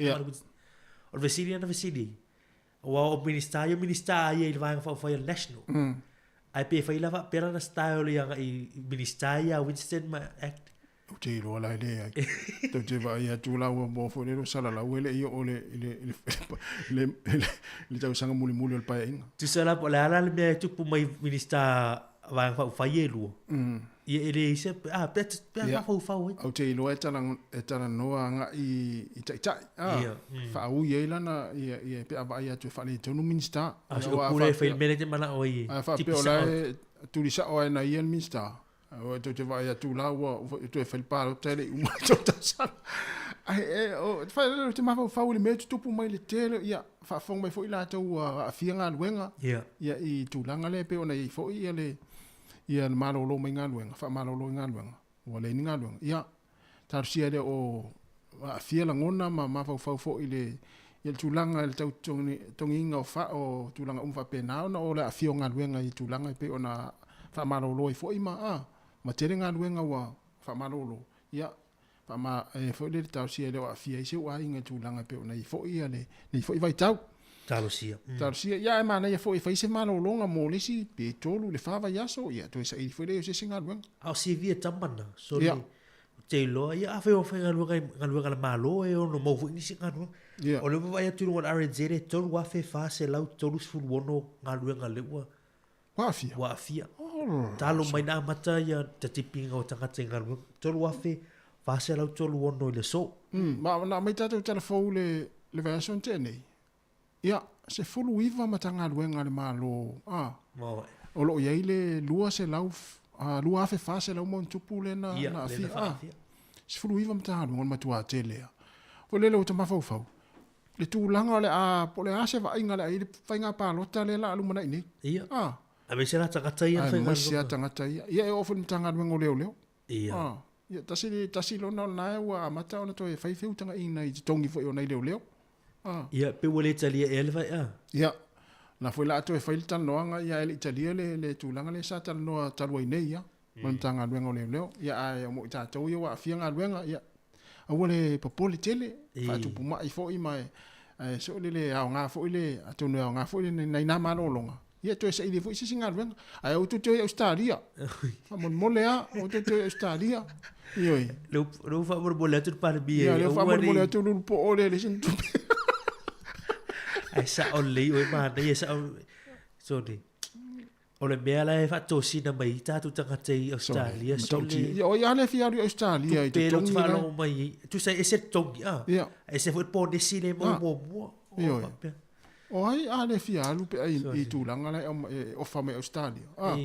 Ia me se ana i tangata i wa fia ngā luenga. Ia e pule au tau. Whai ale mea tau te mana o ia whamone atu au tu Australia. Ia o le nei tai au. Ia.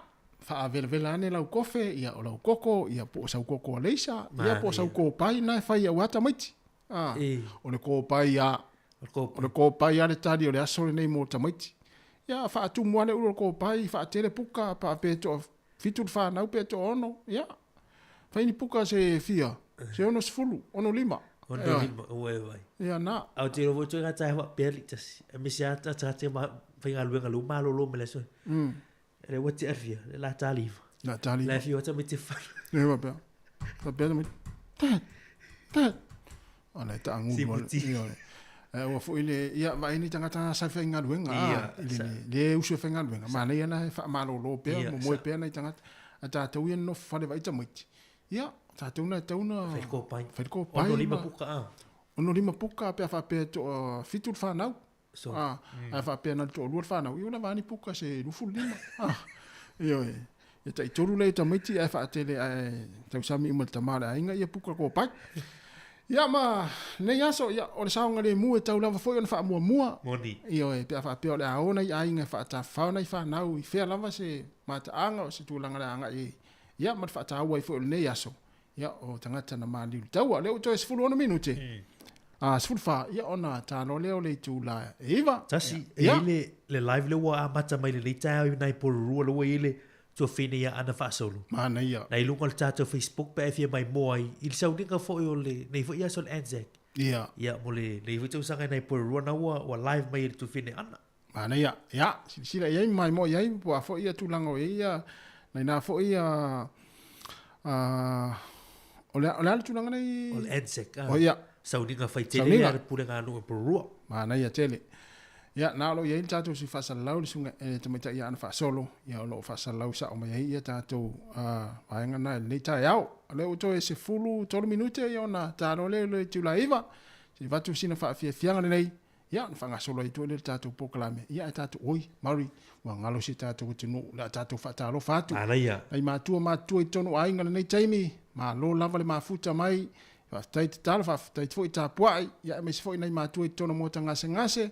Mota o tangata mātutua, ia e whapea fōi, ia nā tō umala fōi, o mafuta mai runga a wala nei taimi, ia o whenga soloa i nei tai au, ia o tono fōi ngā luenga mo i nā tōlo o ngā lue, ia manuia ngā luenga lo whenga i mautou, tātou umala wale tau te whai ngā luenga, ia o lunga tātou penga te whairangi, ia le la whaata alofa atu, ia te o tōle tō te mai mō mai lunga tātou Facebook, ma le tu whaata alofa atu, ia tai hasini, ia o Radio Sifa, whaata alofa atu, ia whata Silivia, Siliva, fata Siliva, sunga tau tele, fluent, malai fono, fata alofa atu, fata ili mafuta mai, ia fata alofa atu, ia il fatua, ia leata, inu lipi, ia whapefoi, ia whaiva, ma mona tupua, fata alofa atu, il fatua, ia whengawi isila, fata tele lava, manuia nita ia, whapefoi, ia ilele au pepe, vase fanua, ia whapefoi, ia le sunga, ia sikola stika, savesi uleo, fata lava, te oreka tanu, ma lor soi manuia,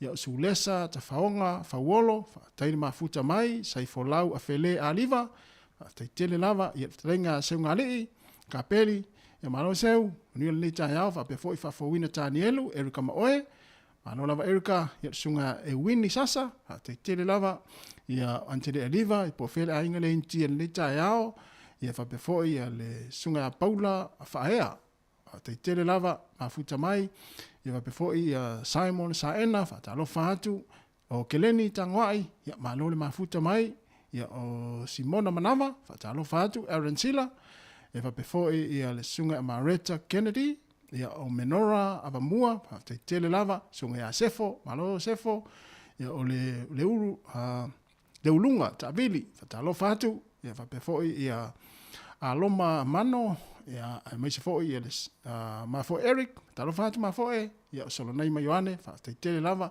tina matu ia tau sanga fanga io po fe foi ai o misa ne ia oe ia il nita yao ia o le sunga ia Selina ngaluvao fa tele lava le mafuta mai aninga sio malo fish malo lava fa tele lava le mafuta mai lela ia enga sifa fa talo fatu le sunga ia Suli vai timu se fale ia Willem Atoa talo fatu, ia whauliuli, ia puleiata, ia ma oisi lingi, ailini, ia seun ua, whatalo fatu ailingi, ma lo lava, whaftai, ia o vingi nia, dano, ia ma lo lava, whaftai, o kasto tiro tātou watinu, ia Katerina Amosa, whatalo fatu nita hao, ia whapefoi, ia saulo whaea, ma lo saulo, ia whapefoi le sunga whawina tani elu.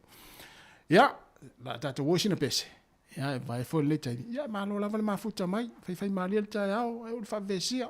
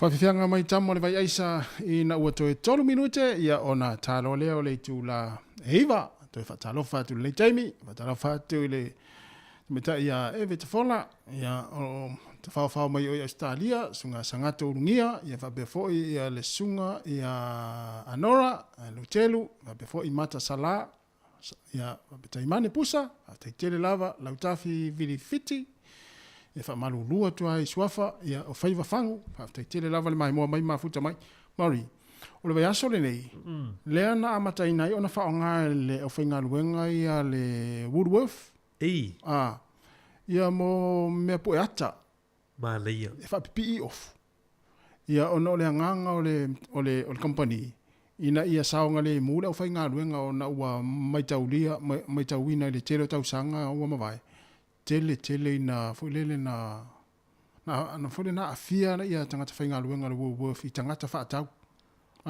O le kai o inga lea wa i le Woolworths lea wa le wa bolisi le whio tātu tulu tu e whamana tutu langa le countdown lea wa a matana sui le Woolworths e suaf ia au nisi o company leli ele i o mai le suinga.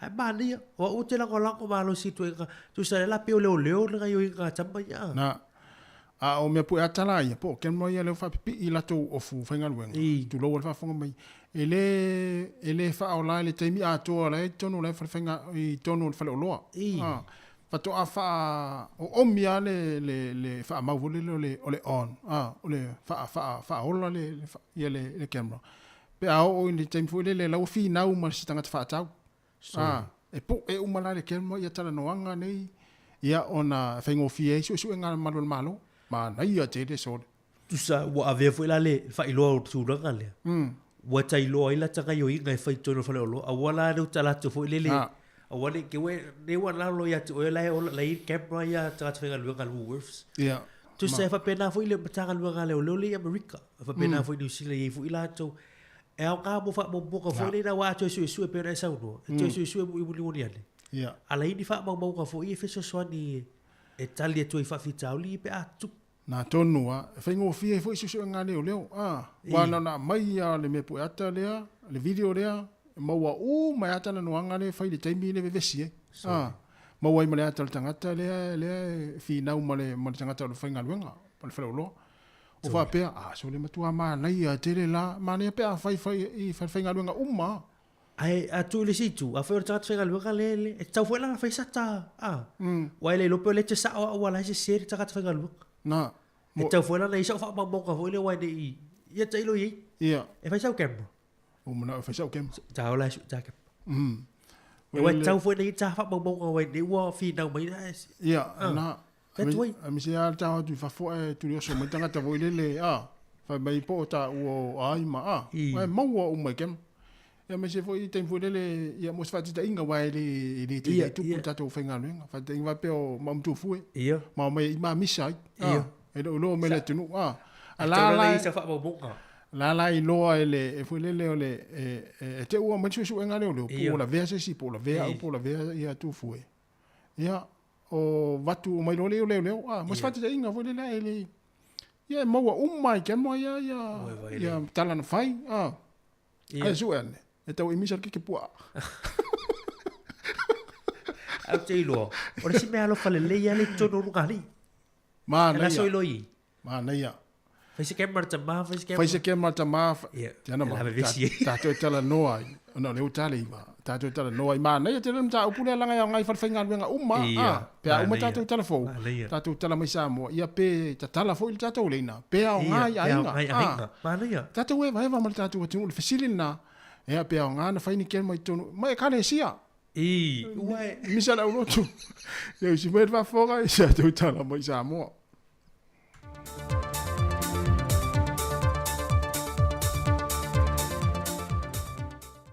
Le kanga fia o te toi whātalo whātua ilu tātua tunu ule whaopoponga le nei, o tala fau mai Sāmoa, usi mai el whāwhonga.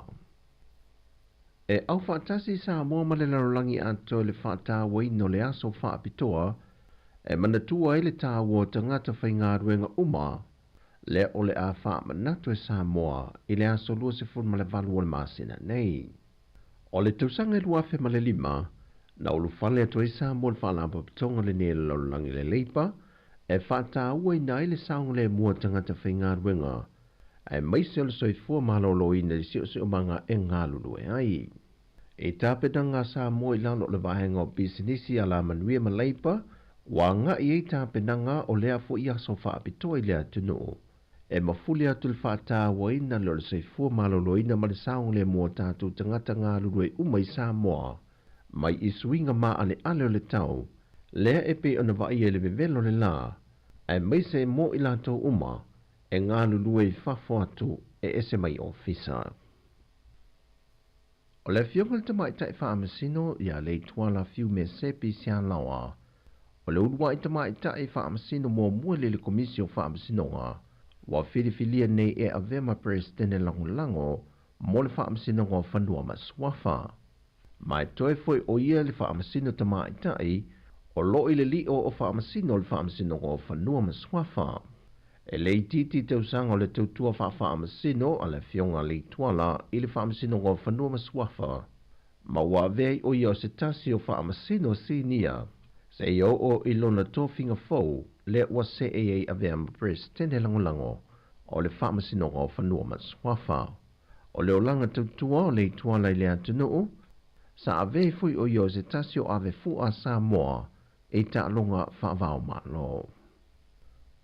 E o mai de whai unga le vaiason te neila sa wharele, e whase la wono se formalitasi i lantou e le i ai ma se tala ua mawhai on tutongi o le pilia o nga ili universitea wa o Sāmoa i papa i ngana.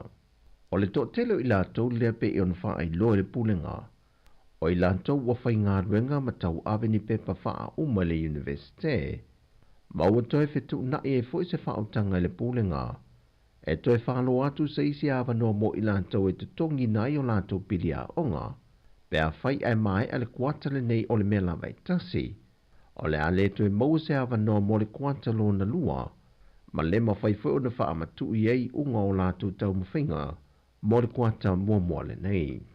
O le fase la wono se formalitasio i lantou i ele te tongi ina se pilia onga, na whai loe pulenga e tusa leo se formale lua pasene, mai i lea whai anto i lantou o loa au onga li universite. Pe a whatupe ato pilia onga i lantou i e fase la wono se formalitasi, tusa e fitu se lau se formale li mafe, vadu se lau tolu se formale tolu tā la. Pe o na sila fia sa fase la lawina le silie le vadu se lau o tamam teine a onga, e leite tongi no lato pili i le amatanga o le masina nei, a lea watu i titia le foi numera, ina ua wha amama avenga fo i le pulenga o le universite, e ave ese nisio pili ni watu wai un tatongi, mai yalo mawhana wa onga i wha amama avenga i matua, i le vaenga muli o lo tatoe tatongi. O le a faso umatangata whaingaruenga le malo i le asa whareilo le whai unga le vai aso nei, e langolango ai se mana o tele ma le tā wal soifua malolo ina. O le whaamamai na whaatasi leo te whaamaota ma nofanga i tautu fua i le namu, e maise lawa i nofanga i o whaamawina i lato e to tele mai e wā awhia e le siama o le fever rheumatica po o le fever o pōna iwi. Na whaeloa e Dr. Fatupaito, e le o tele se waila au olo i le soifua malolo ina le teimile nei, e whaasua i nofanga le tinei o le namu, ai o le amata whaasu mai e lo tua o a onga, Whaasola tuai i le no whanga o te mamatina mā te tuai mapui whangalele, ma le telo no whanga o lo i ele mana onga, pei tai o lo ta o atu le tāo sanga soi fo malo loina i le malo mo se feso swani, i se leni pe a ma le toru se la wafeta la, mo le wha au popo ina mai leo nisi vaila au ina ia ato toa i le wha ati nongo re ngā ruenga i lo tātou watu no. E varu se fulma le lua i lato na ripoti le lua vai aso taruai, wa wha au popo atu le isi foi numero i lato wa fia le dengue fever, mai o le whai unga foi o le vai aso le a wha la wiloa i se isi ripoti, mo nisi wa fia. O le tai au nei masani tausanga te tasi, e wha manatu ma wha alolongia e fito le taua, Australia ma New Zealand na Mali liu, mai o se sau ninga e pe o na lausila fie wha atino i le vanveao, e pe o na poto i tai o lo tātu o tunuu, o komisina o malo te itasi tu tono le atunuu, o malo ma ia tunuu i whafo mana fo i fita, o le matanga ruenga leo wha la pupitonga, ma matanga ruenga le malo, e mana tua ai fita na Mali liu le taua, e meise o fita lo soi fuapea o mai le so. O se vainga fauli nei fo i tausanga i le wati a pia, e le ngata i na sui le vainga i le whaafowina, e whapena fo i le toa telo i lantou na awai le sauninga. Whate se manisi fo i o whana wa o ngono lantou whata waina le nei aso, pei ona vaia i le tai au nei. O tala fowia mai Sāmoa, manuia la sanga o le awhenga i le nei aso, whasoi foia.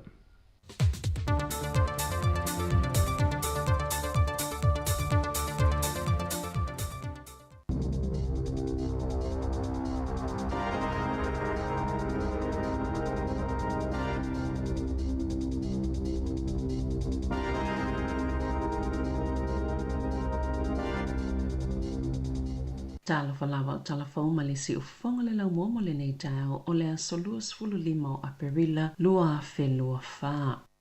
E whaita wafe sa a waisa uninga wha manatu i le atunuu, mai lava i le waweawa na leila, mo le aso wha apitoa e manatoa i fita ni usila ma Australia sa mali liu ma tautua i taua, ma le tausingo le file mo i le lalolangi. Sa tutu whaatasi i la tolo o soifua pea o ainga o sui o militeli ma le atunu o lau tele e manatua i la tau na maali liu ma ena tautua i ngalwenga wha militeli i le lalolangi o le ense le ua wha mamaluina i le so lua se fulu lima o aperila o lo whailonga i nai fita ni usila ma au se talia sa tu lau ele le penisula o Kalipoli i le tasiva tasilima le ua avea nei mawaenga o taki e lata i le lua afe vale se lau fita ni usila sa mali liwai ma le to lima afe lua se lau se fulu lua na manunua o le matanga luenga le puipuinga ma se au malanga wha apitoa ni usila o le a wai wha mamalunga i Kalipoli i se taimio le so i le sauninga le waweawa na leila le puke aho National War Memorial Park i Wellington sa wha whailua i ai le afionga le kovana sili o New Zealand Dame Cindy Giro malo ese na o fia inisio a me pasa o malo mai fafo wha pēni sui o le palemene ai maise o nisio wha ululunga le militele New Zealand ma au se talia sa sauno le kovana sili o le autua le ANZAC ua wha alau tele ina iamana i ai le tautua i lato umalava sa au ona mo New Zealand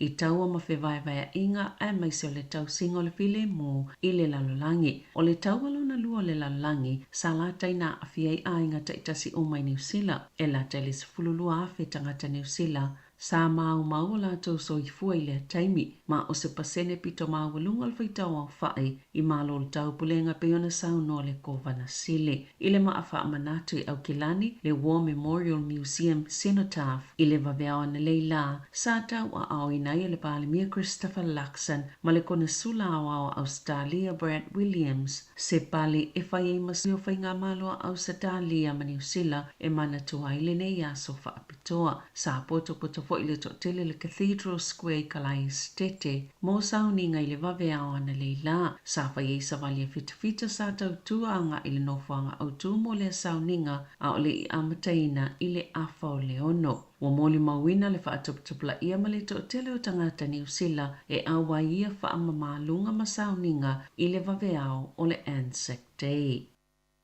O lo lipo tia le whai o ni sauninga mani whaatasinga le Pasifika e whailongai nai le ne iaso le ANZAC i tonga o le ata ita ina le tupo le ono le tau a aunga o pale i le maa wha manatu i Pangilahi. Ini we o lo ota ita ia le whonga fitalai o le Parliamene Jerry Brownlee se o malanga New Zealand e awai solo i le vavea o le National War Memorial i le Central La Lofi. O lo o whai fo i se solo ia pianga i atu le watite le tau langa i pe ona lipo tia ai. Sata ua fo i le ia o le Palemio Australia Anthony Albanese. Ma le Palemio o Papua New Guinea James Marape e whailonga le aso le ANZAC i le Isurava Memorial i Papua New Guinea. O le au mātou manatuaina i lātou. E whai tau awhita ngātou New Zealand o lo ngangana ina i a whaupunga i le so le ANZAC Day. Peitai e ei nisi o e sa tau tua i ngā luenga whaafitawhita mo le puipuingo le tunu o lo soifua pea e ei lo lātou langona. Ua whaangaloina i lātou au whaatalitali moni teimi umi whaatasema le telo whita lātou te whaafeanga iai pe ata pāina ni fiso soani o lo lātou mo umiaina. O i lātou nei, sa ngā lulue ma awai au nanga whaafitawhita mai le tau sanga i ta seva fitu wha e o mai le taimi nei. Wa liputia e lātou le 50% wasi itia ia lātou tālu sanga moni fiso soani. Pei ona whaamawina le tau sanga wha le tupe taluai, ma sasau no le minista, e le i whaapopoina le au whainga o lau whainga luenga e whaamalieina, le telo le mana onga o lo iai. O Brendan Baines, sa tau tua moni usila i Afghanistana ma Timoa, isa sae, i le whai ungo le vaitau le awhiv se lau iwa se fulu, ma le amatango le vaitau o le luafe, i nei tau sanga mulimuliane, sa whianga i pia ma whianga mai le taimina ngā lue ai, e le ngāta i le tino, ai whape ma le mawhau, sa whia le ngā se ngaso le mawhau le PTSD, ona o se whaalawe lawe le taimi o to le ningai au se talia, na mua i se afi, se fulu lua masina o whaatalitali, ai sali italiaina lana talo sanga mo se lango i le ngā se ngase taluai, ona o le whaalavlawe na tupu i le taimi o le tole ninga ma whaata ita inga ai le o taimi tonu na whaiele ngā luenga na Sauno Baines e le te tau na mo ngiaina ni whaamao ninga o lātou manuanga ma e te tau lava ona o lātou mawaina umale fisosoani ma le lango e te tau wai e le o sila fia le mtanga luenga le taimi nei pe to o fia tangatayanga ma ai le vaenga o e sa ngā lulue i tau sanga e tele au nanga whaafitawhita e peona liputia i le toni usila. Inisio tala, na whaasilasila i le awaulia na nafil Palmia Christopher Luxon, le ave isenga o ni matafa yoisa ngā liluainea na minista se to alua, le tamaita i o Melissa Lee, le sa tau aveina whaasala launga ma fisota inga, whape Benny Simmons mo le matanga alwenga o mta tau i tangata i mana o ngā whaapitoa, wa whaase ese li mai le kabineta, a o Simmons o se minista i whafo o le kabineta, o lo tau aveina pe minista e to alua isi ala matafa yoi, ai o Paul Goldsmith, le wei whaasala launga mawhisota inga a o Louise Upston i mata o putau i tangata i mana o ngā whaapitoa. Sa whianga i pēr lima le tele o whaaseata mai le whaanau loanga le tapuning o le News Hub. Ona o lana tali atu i lea mata upo a o Simmons sa whasilingia ona ona whaasilisilanga i suinga i tupe o le mata ngā luenga mo e iei mana o ngā whaapitoa. Na sauno le Palemia o le whainga lava leo lana taita inga peitai na tele o tua ia minista ai ona ua whaisi whainga tā tele o ia matata o le ala lea na ia whina ngalo ai e tua atu i minista sini o le kabineta. Na sauno le taita o le Labour Chris Hipkins ua manino mai ai ele i le leile whai unga le Palemia o le whato a 5 masina talo na pale mai le whainga malo e ua amatono to o uru ese wili pe ona sauno Hipkins.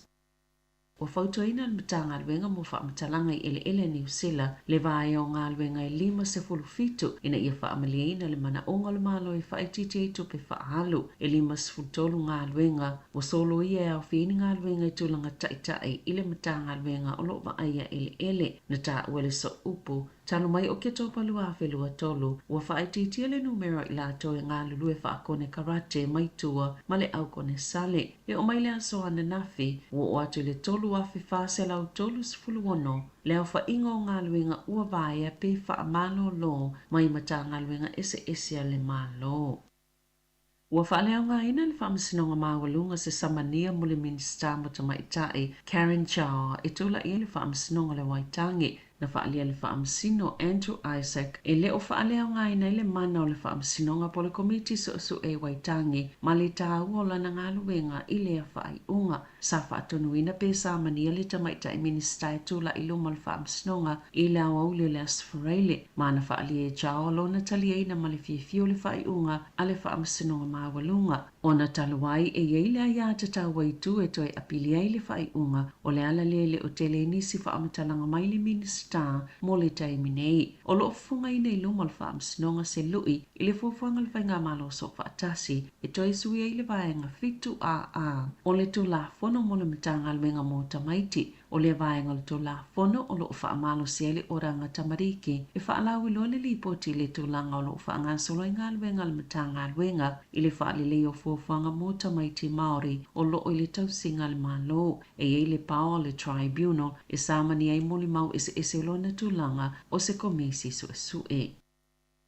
Wato e tu le taime tāpu ni a le tu mawele no whanga au tu mo no whaafi meling i loa hat ona uto e whaapopo le taime tāpenanga se ia o atu le whaiunga le tausanga nei ma le amatanga le tausanga lua afi lua lima o iu laina fuafu e tāpu nei le no whanga whaatali no whaafi meling mo le ngāluenga tele ma le atapunia mo le umi se fuluvalu masina a o faule fetaula inga fou o mga ala i le State Highway lua.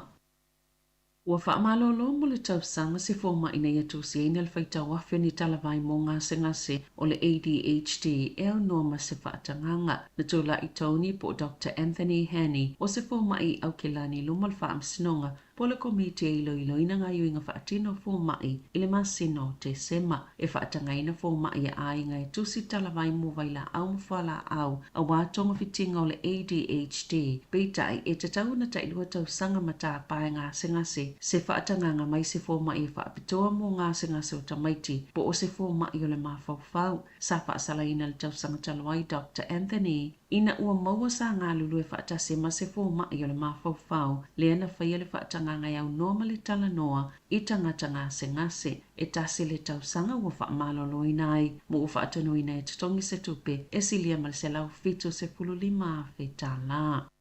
I whawhata New Zealand sa pasi se pālota i le asolua le senate le United States le whaase e atulto la fono ya President Joe Biden e mawhaiona whaatonuina le Bite Dance saina ina i awe isia ngaluenga le TikTok mai le United States i tutono le iwa masina a le ai o le awha saina loa. O atunga lunga le United States o le mawhaile e saina o na maua whaamaumaunga o tangata Amerika po le whaio su inga ia i lātou e a lātou i lea au nanga o le TikTok na ta we Biden o le aia sainia e vea matu la fono i le so na sauno senatoa Marco Rubio wa tele tausanga o lātou whaatanga ina le vaenga whaopwhai whaakomunise saina e pule ina se tase o app pito silo na lawilo ai Amerika ma o se tu la fono fōwe ala ngā titau le company le ana le TikTok o na whaatau e se atu o se ngā yoinga le lake tele mo Amerika.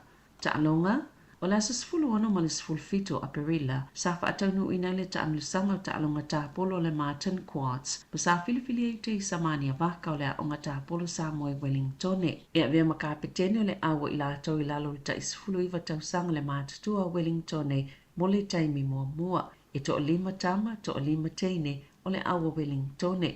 E lua aso o lea whaanga tama ai tolu ta amelusanga. Mana manu malo teisa iana ta alonga uma sa tau vai makapeteni mai Taranaki, Hawke's Bay, ma mana watu mwhanganui. Ma sa manu malo fo ilana au i ai. Sa ta alo fo i teisa muli so enga se ampini o le lua fe lua wha. Mana watu whanganui age grade champs. Mai lua aso lea ta amelusanga. Lena whaataunu ina lea so tofis fulvalu ma lea so wharailis fulwiva. Sa ta alo teisa muli vaenga tamaita i lalo ta isfuluiva tausanga le mātutua. Mana manu malo fo ia soilua lea ta amelusanga. O le whaatolu lea na siampini o awa Wellington i lea ta amelusanga. Tala fo wia ma le si ufonga le laumua mo le nei vaenga o le tae ao.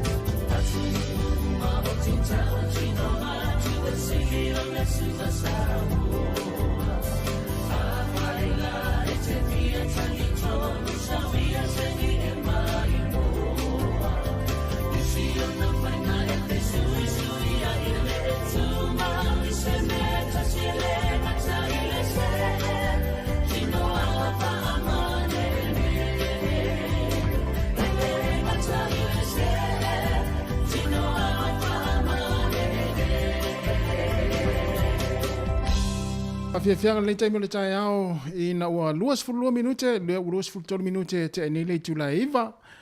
Ea tāle se fulu ia o le pokalame le sunga le malo, e le matanoa tue ma le sunga sua. Ia tula se maltasi.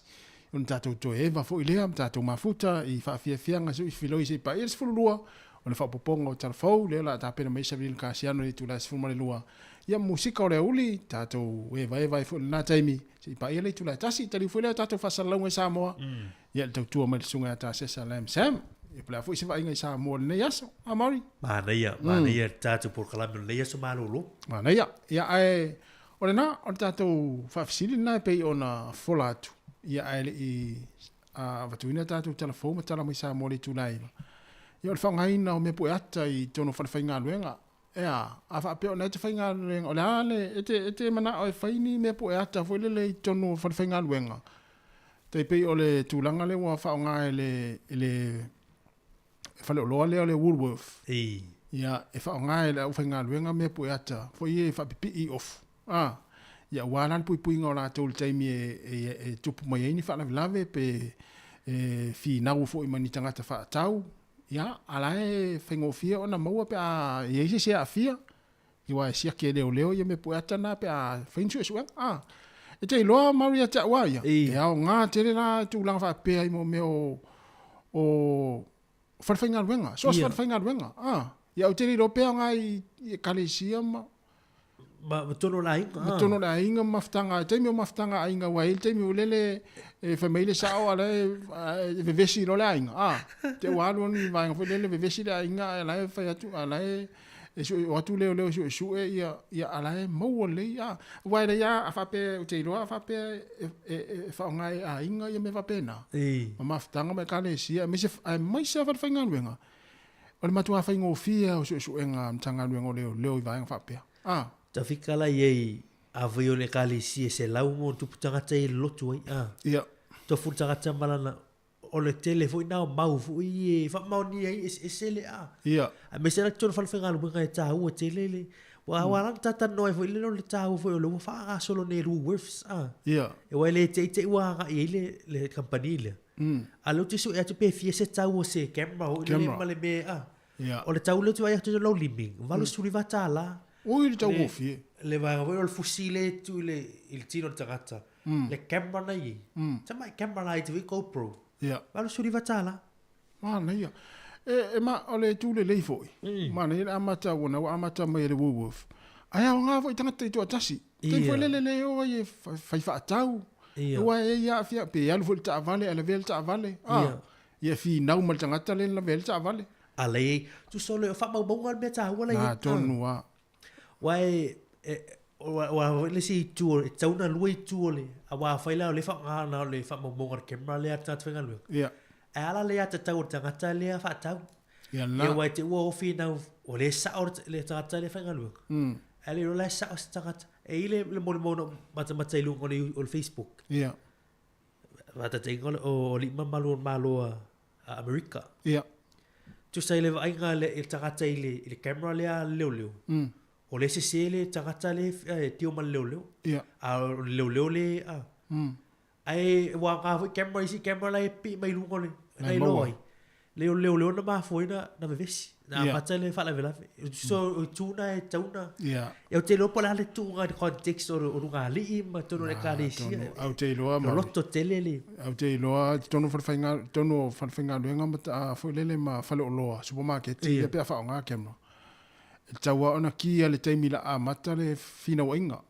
ai le anga le ki le taimi le wa sa taunga ki ale taimi a mata I wa pe ole nganga na ole falo loa ole Woolworth malato mole a mata ina fo le neva yaso fato a ki ele ki ele taimi ma le taimi a to nga luenga fato a ki ale taimi la tu poini ve si fo ito no le falo loa ia ai sa ia ia wa tu sa fa ole ia me tau foi na tu avele camera tonu pe a ia le vosta ka te fale ia tu la me pe na fudeli ia tau nei pui ngole ia e fia vala au mai ia e te ranga ngoina vaenga na I le lau fale fainga luenga e tau na faini ni kelma foi lele ni e tangata taito tasia ma ia e vala au mai e pe pe te fina ngara wai ia pe mana foi tono e to kalesia fia le tau valu suru ta la le tamana le asoa valu suru ta la no limi o ia na tongo fie ya ala mai foi stato falla langa le tai ia po i malo ia pe te mana o fa ia po e fina ngala foi fa tau sa ke ma wal pui nga oi wa le tu langa le o mai tau mauri o te loa e un fa tau sa kemra o te felo ma tau o ma langa i me o te pole fu le wa te le ale ha bio le anga dating ai me sia pe ava pe o te itale le wa lama te le tangata sa de wa tu al watu ta vale fa tu mai si ala ki lo le kemra lo ta off ya na umma fa la lave mai leo watu le tu langa le ya fa isu web tu ai tu aga hoi le on the camera wa le tu ya no ki kema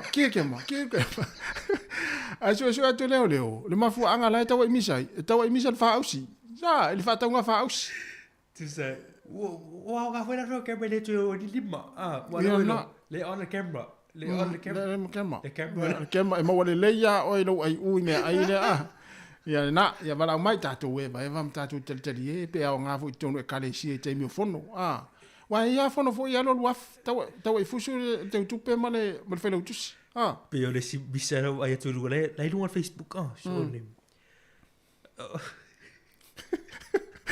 ya ole da tonu va di balo fa tasi tatu numero Tol va lima ro fantasi ia bala mai pete mana to fu ia to e kale sia mani camera ia po la ai mai sa la fa fangal wenga na fangal wenga ia pete mana ia mana ia fa wale uta to fa so ia fa ia na te na te fa fonga me le so manolo o ta ya o te mile te usa fa fangal wenga musu to pule mai se ma na ia mta pule tal no me si fonga la mo i camera na fa pi ia ta fangal wenga ia mo fa la fo le tupu mai mana ia le vanga le au ta le sta tu val au o le sim ta puna mai ta telefon ni ta TikTok le wa la ale malo America fa ni wala vo le ono o le party community fo le asina le e lato sao ile au nanga le TikTok a ta ma fa vo le ngar TikTok te min ni telo ta tu tanga ta vo ile mo vo tupe vo i o tongi vo wa ta sira o wala vo le ma vo se le ni tanga ta vo i o ta to le no fia mata ma like ma to ma ya o le singa lu nga tele le fengo le ta vo le fengo o tala o la se me mali e te lola mauri tu langa le wa ta o ma na fo o le tele fo o tanga te o ta vai o le fenga lu nga o fa le YouTube channel vo le ma fai ya ni siva ya ni me ai kuka tu lu le ma na ye tu langa pena ai fa pe TikTok mana fusu anga me na yo ya fia mata fusu e ta u tele wale o tele na ngai fo to tele i vai nga fa pena ya awa fo i ngai tanga mata ma mo ai fo tupe tu sei lo tanga o lo mata o lo comment o lo react ngai te lango tanga na le wai to tongi uma na ai mana ye tu sei mo we tupe na ai tanga na tinga ngai fa ta video ana ya al tato fa sili na e te vala uma yai pe fia vala uma yai ya wa ta u te le pe ona ta u mari ai va ia tu ro e wala ala a mistanga ta foi le tino le ya e te va tu te le nga fatia no fa fito ai si tu lo wa pe a ini pe fe vo tu fai lo yai na no va tu ala mai vai le kemo le ola ya pe an voi di mai vai le kemo le ola mo wa pe u te la ve ai mo wa le kemo le ola e pe fusu foi la ulotu mai le kemore ola le vai le kemore ola le tau i misa tatu me ya na le wat luas fulu valu minuti ana tane o le tu la se fulu ya ai fatalo fatu ya foi va ese candy ya seu moli ta fili ya le ta fa te tele lava fai va fangu ya malo e va pe foi le faltua tiresa malo tiresa ya faito e kale sia fai ni kema e kama oe ya mari ya o le ulta vala au mele tunu yo ya talo fa nen tatu la talo fa malo si fo lik tao talo fa malo si fo tinao a mele tao Ia manuia so. So manuia ni tai au ko via leli. Ia leli. Ia. I meo me pu ata a. Ia. E mawana be mafai na fai sono falsa manu pa ia leli. O Sāmoa, le ni fa pena ia so ia. Ia o kale lo la nga wale nga ba ni ia tunu. Ia. Ko sa ni le o ngolima. Ia ka kele lo ia po fa nga la so vai. E dipensa fo le pule anga le. Ale kale sia i sunga le fai tu se me se fa au fa lo ma ia ka ko. Wai lo semana tua le maso no isa vai. Sala o ngale fai au.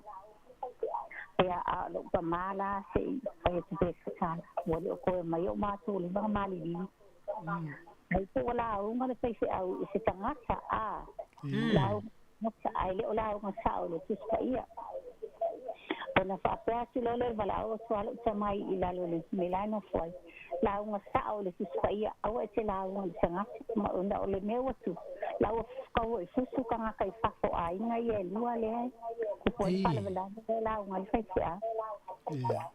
ai man kuala ele o yengi a kai ko kongwe e lo ai ka mo pa ta to tala no e ni o ai akia e ngane o ata i sono manu man pe afa ye a fodi ngai le o awa ai yengi me ko o lai lo le le camera le a e nga foi la a fai o kuplang lai ti au you ai o fai ni kala nganga pe ka alo bakali ai le o falo ina le avanua sala no e ele kale sia ai vai se la kala volo e kai le kala volo ya chali no tai au i fala ma fa de fa malu si au ile ava mal fa lo ale sono malu le ya nga le tema ya nga awa kala goa makali la lo ai le o lo mai lo al fa au le lo a foi ya la fa ya mi o ngai ku planga o lai ai ka mo fa o lai lai si la so la nga ye la nga tu ma ta ko fa ma tu ka ko ma tu assessment o fa na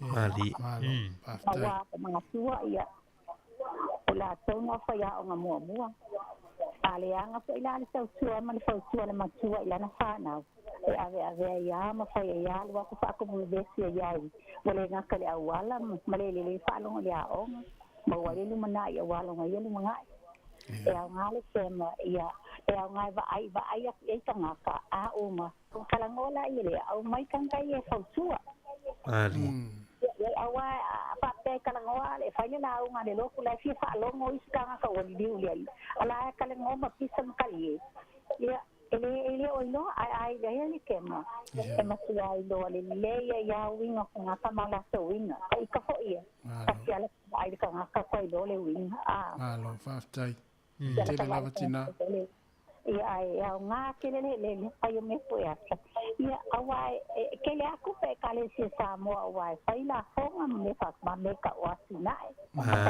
lo o ka ngalu ngi si ya so le fa ka sa ia o me nga mo wai ku pe sai ne le ai le ni aka ala male foi se au ia uma o ai ne fa ko ai uma mo boy ai le ni aka lo ai ne ka mo fa tu ai ya ma ko ai fa nga ma fa ngan venga ka ko ma tu ai ya ai fa nga ma lo fa tai te la vatina ya bania ne a so manu ya fa si fo ya ana foi le fa so vatina ya pe yo tatu mta upi e fa mama fa na i fa ngan wenga ai me se la mala fai ngal wenga ole te mafuta mai ya te mana o fai se fai ni ken mo foi na le to fai ngal wenga to fo tanga tai ma le ken mo fa pile off wala va nga foi le tupu po ni pe fea po ani va nga tupu ya wa e umana ve vesi po ni va nga foi ya ala wa tu le ya e ta pala le ken mo le off mo uma fa mo nga fa talanga sa talno tu soro omia namu ai do sawis tu so me pe na tu sala ona va tu le mai no kema ala mo família sia que te le ele se me yo no fusuai ma taw imisa il fa nga luenga ai taw imisa san wisi e le ni le sia ile na vatu ya va fa pe na vo le pe ona wa vatu stata u tal no ngam le tatu fa sili va nga le ya ona ole o kema ya le fa nga le o fa nga luenga le Woodworth ia le vai aso ia e fa pi I vo le wa fo le pui ngam le saunga le mo le ofenga wenga ia al fisili na va tu ia pete fina ngalo ta una faisi ni me pu atal to ofenga wenga ma le to tele ta to ia malo lo te mine ia ma na le to to puli ta ya sole ma nei boss ma nei ai on meta o pulenta no me si fonga lo mo ma nei afinta to me pu ata ya alu fi ya tal no to fi au nei aso ma te fa fa fi au ya tal no to fi au ma nei foi afinta to me pu ata ole ta una o ta to el mel olo fisili ia tu la ngor saunga le mu vo pu ngor tata ya mo to la ya tata your privacy man va pena ya talo sia walu fa tai tai ne Woolworths ya wa o ia fo yo tu langa yo la ya tap tanga tai lana ya fo ya privacy tu langa me umana fisini ya pe o fisi fa tu manat na awa mauti no ai fa ta ulo me po ata mar o le umana ya na le valu sfulu va ta la ile I vea keima no limit ya na ya o le wil tatu vala talo fal vala ma no se fu Malo se fota si mamari. Malo si fua ni te hau. Ma ngai kele pokala meni kaya. Malo. Fele sa no malo. O leo ke vola o ngi puni lo ha. Oi. Malo se fua. Yo ko lio. Oi. Malo se fua to lio. Malo to fu mami. A boy. Ya o ko yo o ko na lo ngai kai gurin kong I van ma. Ma ko fa me security. E ke le lewa ngo whakawanga o ngā mea mākou Soli pamu. E mangari e fol mai ia. O ngā whapea ngo whanga o kui kanga kai e pia mamai. Ai le saunga ni mo fo.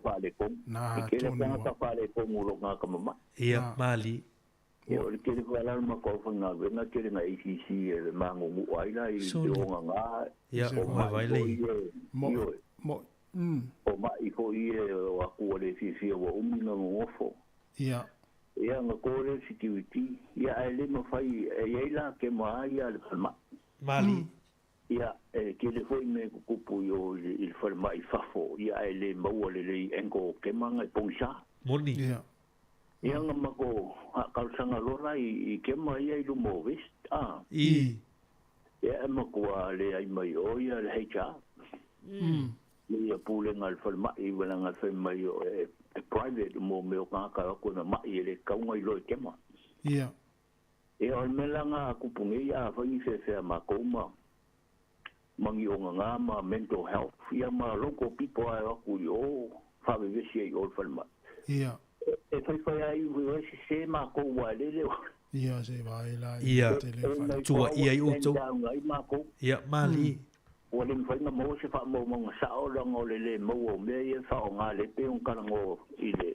supermarket le o manga e tele fa unga nga sa mo ngi le pe kalaika pa ko aki ya pe ka ni fa I singa nga ia ta abi ko ye ma ko ka sanga ia o ma ke ni le o la ko sanga le o fa ka nga me ya ma ko ia ala ma ke kulia ke mo le o fa mai ia ele mo le ke le o me ku po ia fa unga nga mai fo la be ai ma ko sa spent ai ma ko ia se vai la le tele fa le tonu ke le yo fa le ko ma ngai ke po kala ka o fa lo fo ma ko ka ngai fo ia pu le ngal fa mai male fa se fa unga le ia la me la ma fa supermarket ai le ma fa I fa mai ia ai pui ai sa le mo fa ngal ia la ko na lunga ia wa ke le nga piusi nga nesi so doctor o ma ko ia mali no vara ka sa wa le mai se ma ko mali ia aftaitoria ka ke le ka po ma di ka o fa ka lava mangelwa ia te le ko lia oni fo nia so va ia va we vai le itas tasi le matanga luenga ma luenga esele le saunga le mua o whainga luenga. So se tangata whainga luenga whale mai. O le matua le saunga le mua. Tu se le whamani te mai a ko leo vo le tūlanga o le ACC le te le ave la tō manuanga vo I ona o le afio la tō. Ai le kawhatia enko vo I o le camera a whai o tūr ka paka le whai. Ai longa o aua tui le liu o le camera I le rofuanga le whai I le tupu mo le whana vela vene. Peo me e maa ne fo.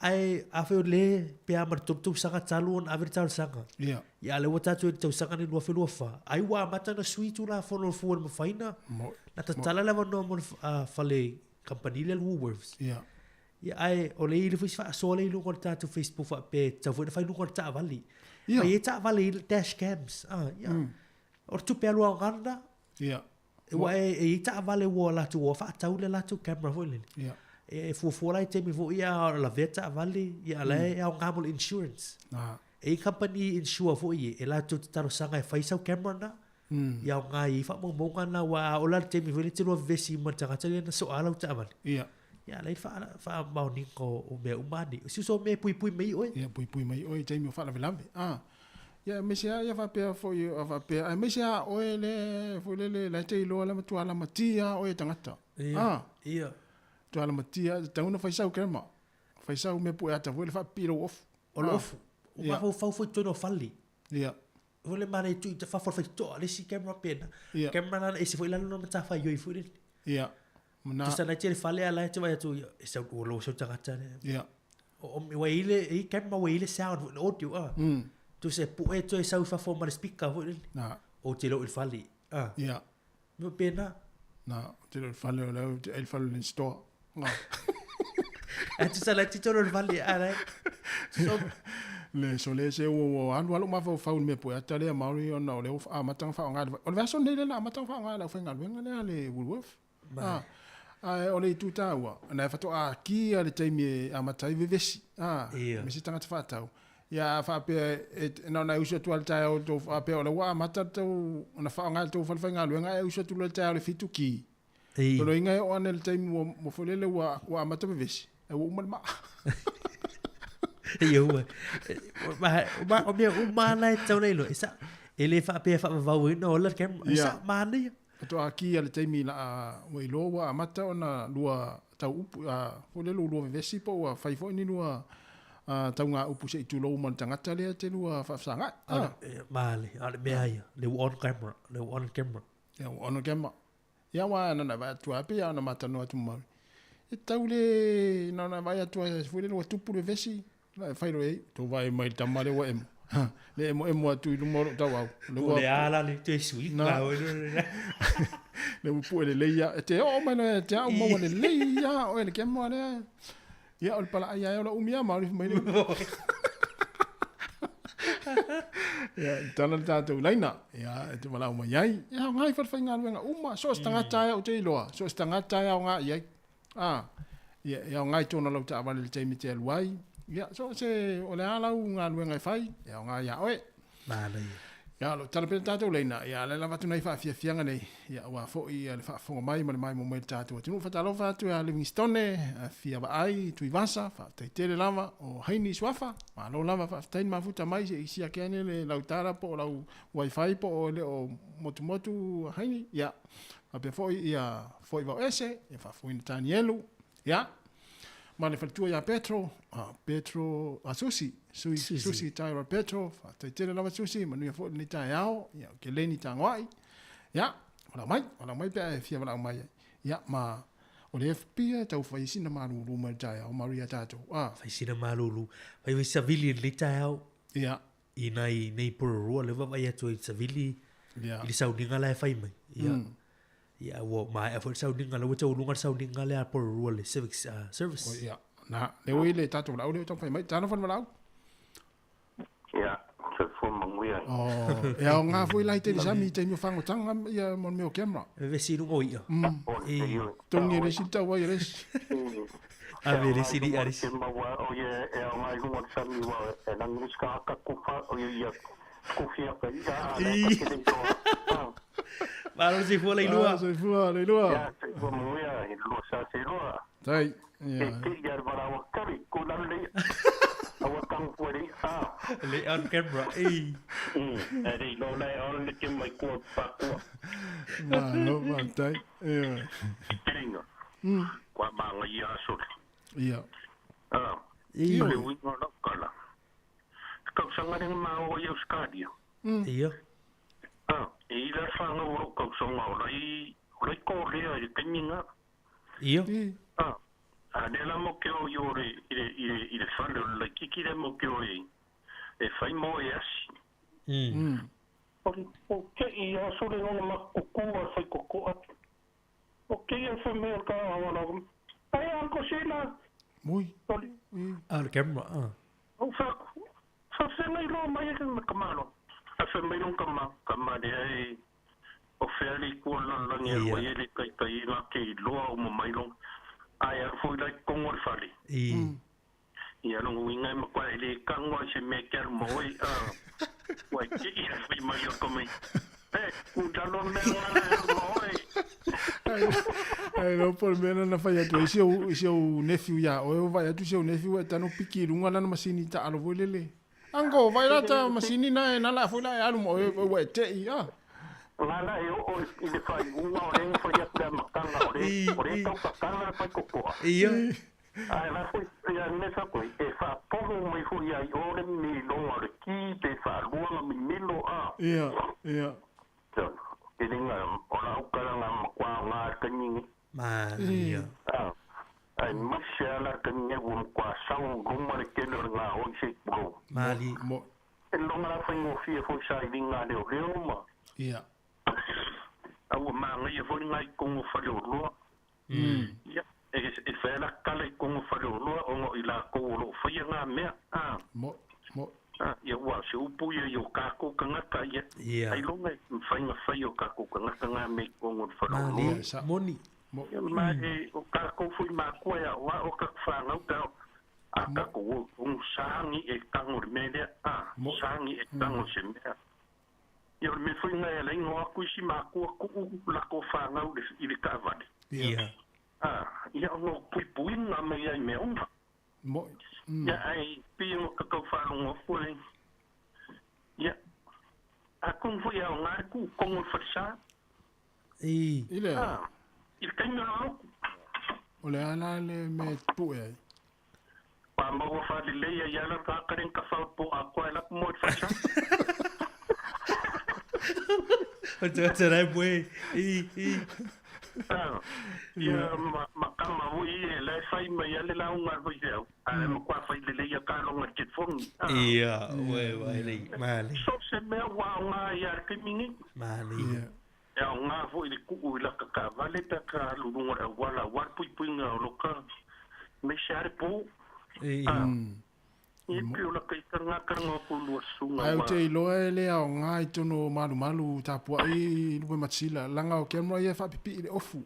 Pe fulele pe tau lo lima, pe tau lo ua na fulele e fua e fule e fai fa tau mo fa na velave vo i. Ia awalo na winga a fa pe o leo fa te inga le alu lau o fionga male mase kemra fulele pi lo ofu i tono fa sa. Ia al te mi fulele e mo le li ta angulo tanga te tongo fa sa. Fa tu i foi. Ia karilo ye. Alai. E ma ia ka vanga e fa pipi i le color pil. Ta ko vai ke le fai se au ke le isi fa sa. Ia. Like kala ngoa ma ia fai se au like fa ngo lo si fu fo ngai speak.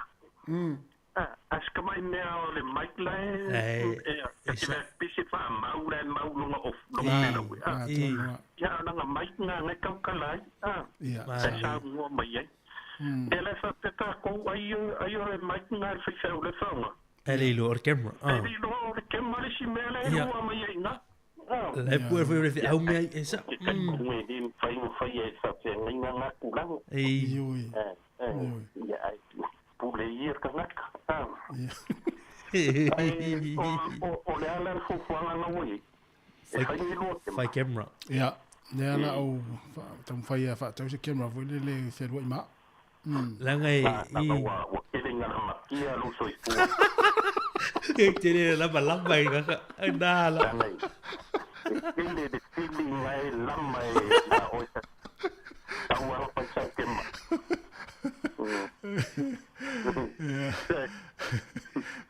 mana ya mka upu kan mo ka eu te la mo tsila ba ya i dumang de dumang ai so ifo ya no tena tu no fianga tarsia ya wangi pikia se masini se si o rua e ba ko se fa mo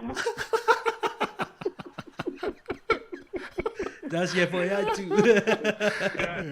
Aru e lea so. Ya, sei foi. Oe vai le i tasi camera lu tano tu camera i fai male sa mal leu. Ia. Camera la na ia fali. I wale tano camera fo i. Le pit off. Ia. Mane tamana. Tamana e tu sara la tara no mai fo le fa pe po fe la sa le sa. Ia. Tu sara te fa nga lu nga le tara no mai lunga camera telefon. Le te mata le lei mai I me. E vai la mo wanga le nephew pe mata sila pe mata sila. Te puni pus aisa.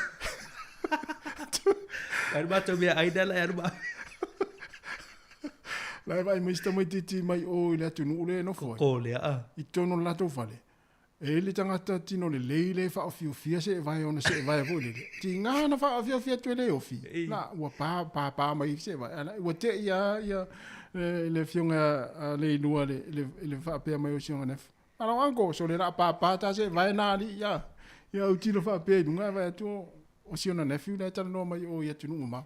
Tu sa o ai ai lungo le YouTube email. Ta si le wala tu e hangi le tangata le sau ta pe fali. Ya. O fa longa tu le leo tangata le sai fa for camera. Na. Mo. Ya, alanga la camera ya tata no ta ni camera na fa peel off. E ta o tele le pe o le wa nga fo tata no ni me o le sa nga le mut pui ngo oi. Le nga tolo side ta vali. Ta si le wa nga ta o no fo nga ta vali. Na. Mi sa me ye o fo le te lo le bola verta vale o no le tangata. Ya. I wa te mi nei o fi na wa me insurance fo le e vai po oi sa o ana fi ai. Ya. Le la wa nga volta tanong o le au fa pe a le ale finga le li umi so le ola male ya tu lo fa fo mele tu la tango e fai umani kema fo le fa pi ya o le mato ainga atoa I mato ainga poto la nga tele na watu mato ilo fale ya ale la uma ne ya la fo le la tango e fai ni la to kema mato ainga uma E lo tanga tele la tuma mo ai lo puja isa.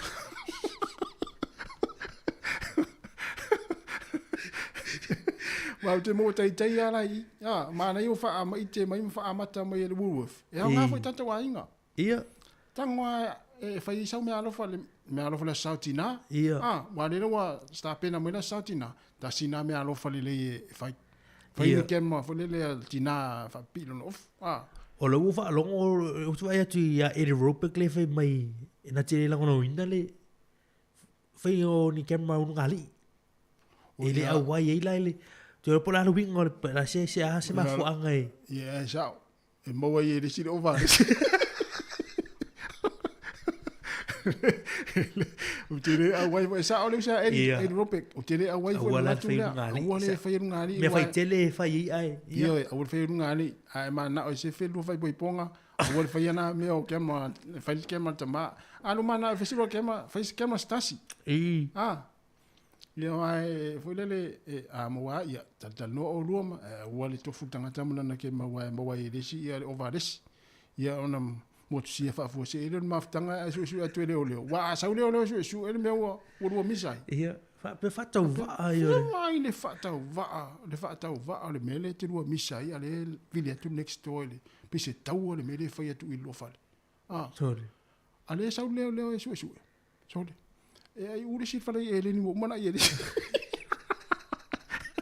vai fala ele ni ai o ma misai mata e ai pu vile lo next door leo mai o fata o na fu angana asia ki atu kema mo me ole ale o se fulele suota pu vai pu asi tu lo le ta o misai se fala ele ni wa ai tama ai de etina wa ngam fa pena e ta o kema ya va nga ta wa i me sia nga wen ia o te le ata le camera ni ai ma na ia ta o le su ta camera ia e tau ia ta o su men ta camera e nga ya ta ta ing ia ma no lava ma futa mai le te to minuti no ta lo le tu la se fu ta la va ti Eric ma oe ia ma Eric ma Eddie ma no Eddie le te le tamale Eddie ia va pe fo ia tu ta mata ia va ai ya pe nga ia me na o ken ma ia inga ma fa nga wenga ya nga pu ia yo sa nga le mu wa pe yo au nga va nga le ia pu inga oe mi lo sa nga le mu moni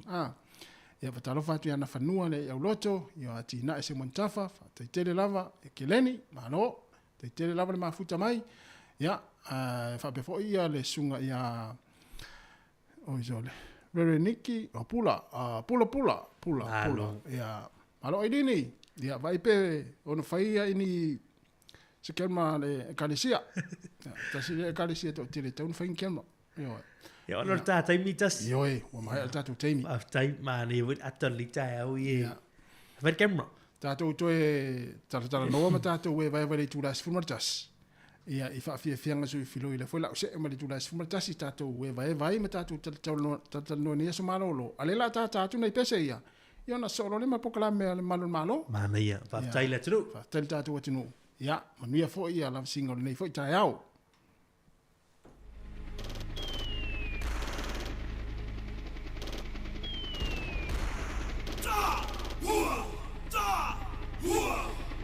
O te whātalo whātu le tātou atu no, le whaafonga tāpua I mai atu tuila ma manoa mai si o Sāmoa antoa I le nei aso. O le aso ana nafi le tuwa se ai ma Amerika Sāmoa. Nisi o autoa Sāmoa e tauina le tau o Sāutonga I le ngata o le puipuinga o le United States ma le lololangi. Ai whapena fo I masi o tātou territory nei. O le nei pese taida whapitoa, e le tap span e ma mori ai o lātou alo whaanga. Mo so se toa o Sāmoa, I so se ta whao taua I le lololangi. Tangi nei le whatu. Masusu ile Pe amanatu ile ona ufo atoa utamafana upele Taumafai ia filemu ole lalonangi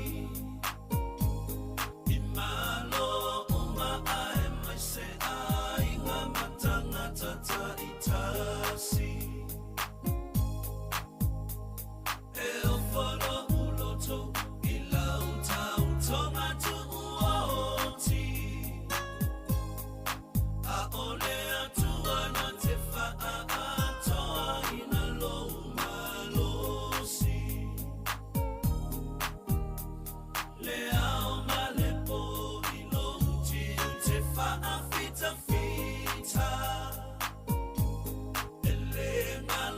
Taimi uma italo samalo ainga Olo olawa amatu umaya utontonga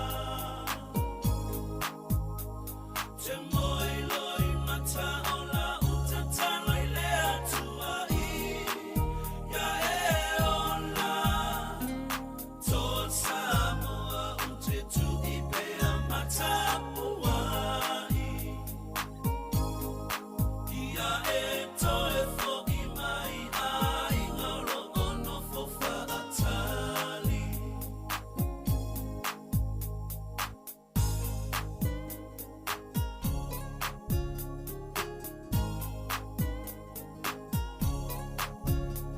Te whaatu sa oe I le tauranga ana whanua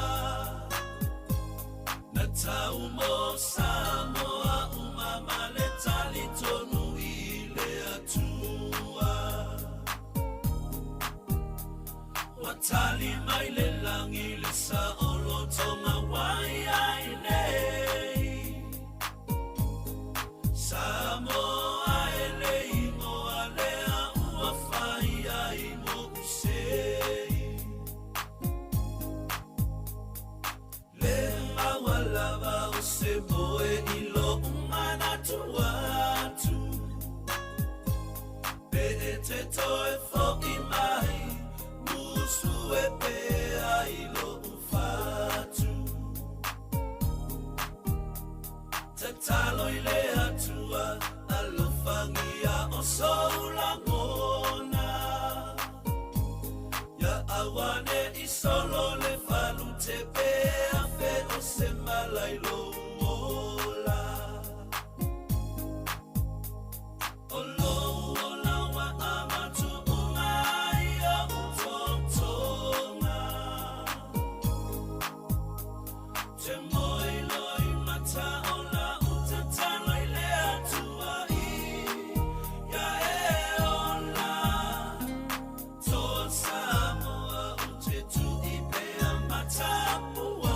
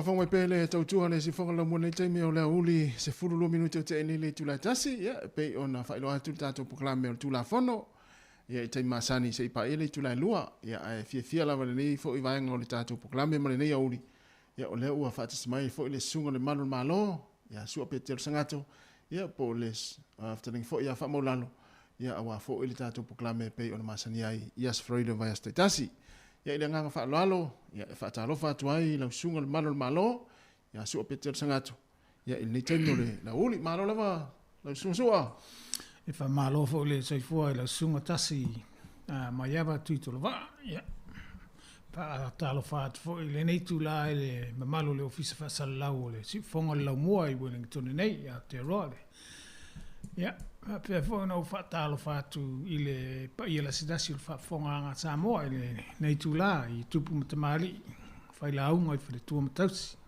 sunga fa fenga inga mo la tu fa tu so se fata fa taulanga a fionga I ile telo ma tamai tsa si ma tu kalisia ya me se fo le tapo inga na tamam tina ma tu alo mo mai tatu fa salaunga na lo so fo mo malangi Mama ya malo foi le soi fo maua lau sua ya malo foi malanga ngui ya le to to ito no foi fa nga malanga ya fa tai le tuo foi per malosi ya ilo sunga ya wa foi fa wino tato proclame ya pe ona masani ya yes freedom of tasi ya ya mai le tau tato tunu no sua mana ia lava tau si tato tunu mana ia lava le ala mai tai au ola ma fanfana ile po nei me ala mai tai au pe fa longo tu pe ma ini vo le malulu ia ona le mana ole te o fa forma le moenga ona la ma fanfana moenga ma malulu fa fo ia sa si tato wat do pe na ole tai mi ai te ala ma na il ma fanfana o tai malu ma na e te fia tu mai fo lunga vo le pa nga luenga pe te fa po anga yo ingol na so fai mo fo fanga fai fia wa lo mana il tau to le se pole u se fanga ba le se pole fanga ba yo et va te tali le si mo popo ya fa tai me si na wa ya io la tu le si fa nga le malang fo isu e se stem fo ya tan no mo le fingo le pule i la sunga ya ono le programme io tu la fo no le asa usi le tu la ngolo ya le tato vai ngai dungo au wana I Sāmoa I Tāmane? Ia. O solo lei lava. O iai lava nisi fo lele o lo lātou apita vale le tusa aima le tu la fono. Pe lātou te su e hawa noa fo lele o na tupu I wha lawe. Ia, masalo o le laki lava ele ingi wha lawe te le tupu ai po o masani fo I ale te le o apita vale Sāmoa e vaenga le wha fita uli nungo le awala. Ma se ua se alatou sā, ma latou ta vale awale ia fia I fua. Wai e iai lava le taimi o le aonga o le apita vale le a mesi Sāmoa. Tatou lapta inga le whai a tatou apita vale nei. Taimi umala pe sfurse kone tepa iau tioata le te iloa tuaitua. Po ata vale iei tua, o ata vale te fuafua iei le. Wai iei taimi e te tepa tua a whamare pasi au tawhale. Mai te malo le ala wa ilo le wasau le pasi. Sa wale o le pasi. Le lang nata vale le yo luma. E uni lang nata vale. Le o tipi umai le pasi lang nata vale yo tua fo. O vai atu lo leo o mali pasi wala lata mai au tafa. A vai atu, o la esa resta vale le si tu. Ia o le alme tau fai. Tau si sango le mu. O ia o fa le mu lo a tu le avano esa wale pasi tau. Wa a tuli la lo sa. To tele isi e a fai. Ele ngata el pasi ai ina isi ta vale na fa pena fo ia. Pe te vai atu le wa tipi sa o mai ale le ngata vale le. Ai o mai fa ola lata mai vai atu la sa le sta vale le situ. Ia o nga yo inga tauna fai tato uma. Le tu ia le ava noa wai le se nga todi le tato sa. Ai to tele isi a fai nai. A fai nai le soifua. Ia o le tulanga lava na o le fa le mulo a tu le ava noa so sa tu. O tal tonu o le tulanga la o me ia lua o lo tau sisi I tua I o tio ata ia e fai mai te pa iai. Po a me ia tutupu iau tua. Ia male tulanga na ai vai atu ola ole ala pe ali sta vale. Pe ole ale se me se abano so. O fa le mule tu ile bano. Ia. Sinta mai tai mia na tu ile bano ia no. Le ile se fine. Na alu vale so ngata vale ia. Ia.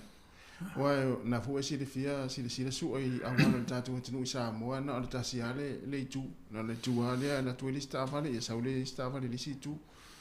Ya ai o le asa si to inga vai foi le mfai ona fa pera la uta vale le luatu a le muri mai lista vale tu la se vai tu la fono ni sila ia to inga wa no inga se tu la fono Sāmoa ni sila i wale o finga o Sāmoa pe to si papa e foi le baba ya i le nga tono le wala ya e ma fai la le ta vale le sa tu na foi le na so po ia la uta vale fa nga ile awala le si tu no va pe o le laina pa le se fine o le laina sama le fa tete ye a va pe laina sama no winga le tau na e tau foi e pasi se ta vale o luma pe va pe e tau na e oso ona e to kolosia le laina sama le te e pasi el ta vale le ta fe ngaila na iba nga laiti na papena so iba nga sa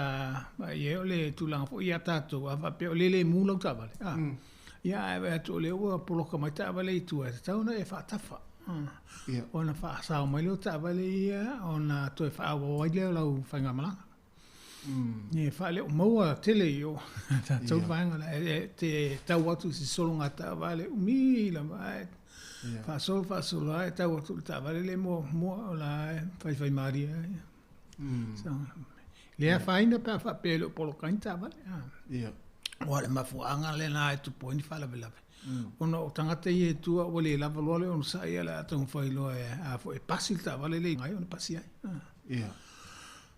panai me la iti le ia ta tonu e mo so se atu nu la va e mo o mai ia avta val fa pe va anga le alo after le ita fia la ta vale se le lungo le wala o e Sāmoa tu sa ye polo ka le fo le si akila i sene va nga pena pe msal fa tolu ona o ia ile ia ma vela u fa ftai fo ye li mai ta yo le tanga luenga le Sāmoa il va nga ia sa ma to tolo no ma la to tele lo po ia una paula va ta tu ta vale va mai ia ma lo so fo lo sungo no mai lo waso ia ma li ole si aki ia ta to le sene ia no to at fo le sene ia ma lo fa ftai ma no ia laso ma nei ole au nanga fa ftai fo I pe mo mai ta to po kla me li mai ta sa ma to fitau I lungo le awala I vanga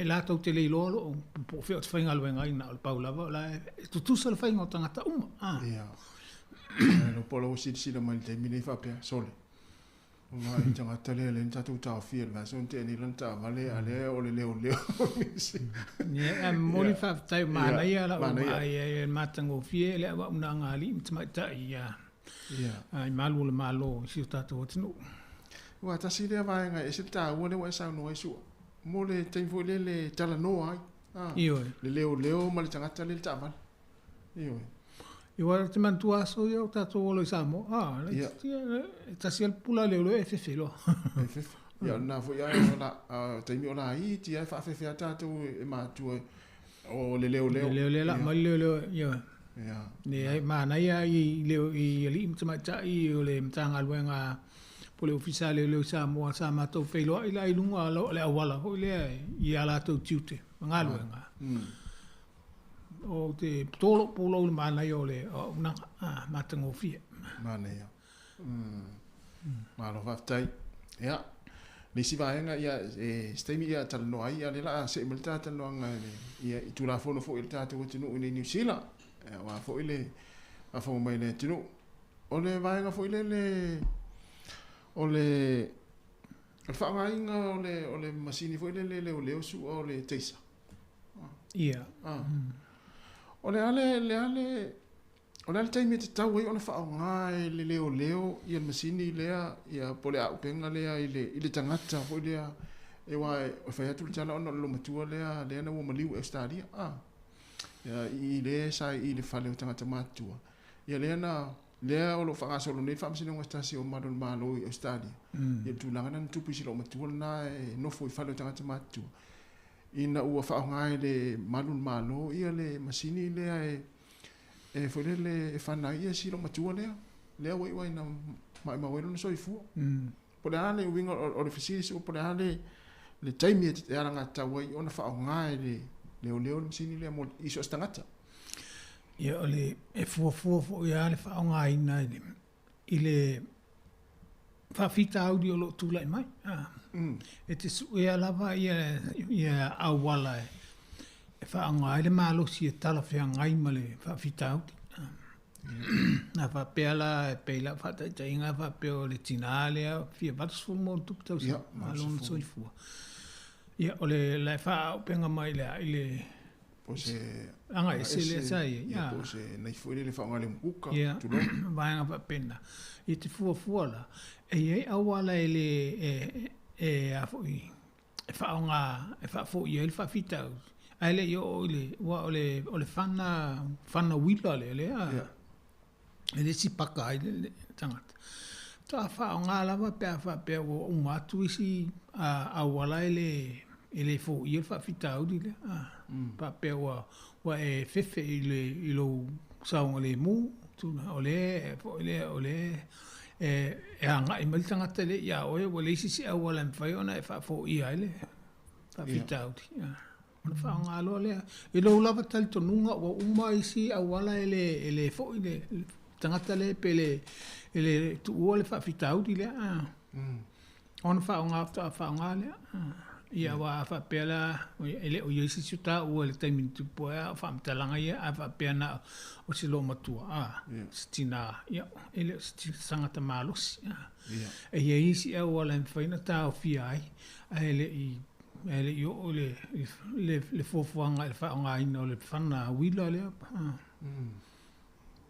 masalo le tulanga po le wala yo fa fa msno ele tal ia pela va so se fa fita uli la pa fianga I male leo o le malo si te fa nga ina ia tala fianga I male fa fita uli ia wa leila se ngole tulanga le fa pe o le nau fa nga to tila va wa o lunga tu tasi lunga tu o fa nga lo le la malo ele o le tu sa o le teisa I la lo mai o le fa nga ina la malo ia Yo nawo yel fo fanga le masalo a sila fo ile tala fe ngai male fa fita udi le fe ngai mai yo ya ta to pa peole o le tina matua e ye isi a wala me fai on fa fo yel fa fita udi le au no male fa ngai no wa penga nei ye wa afu atu le matua silo matua o ba male ba su tau sa ya e pe ona sa no ele stanga tamalos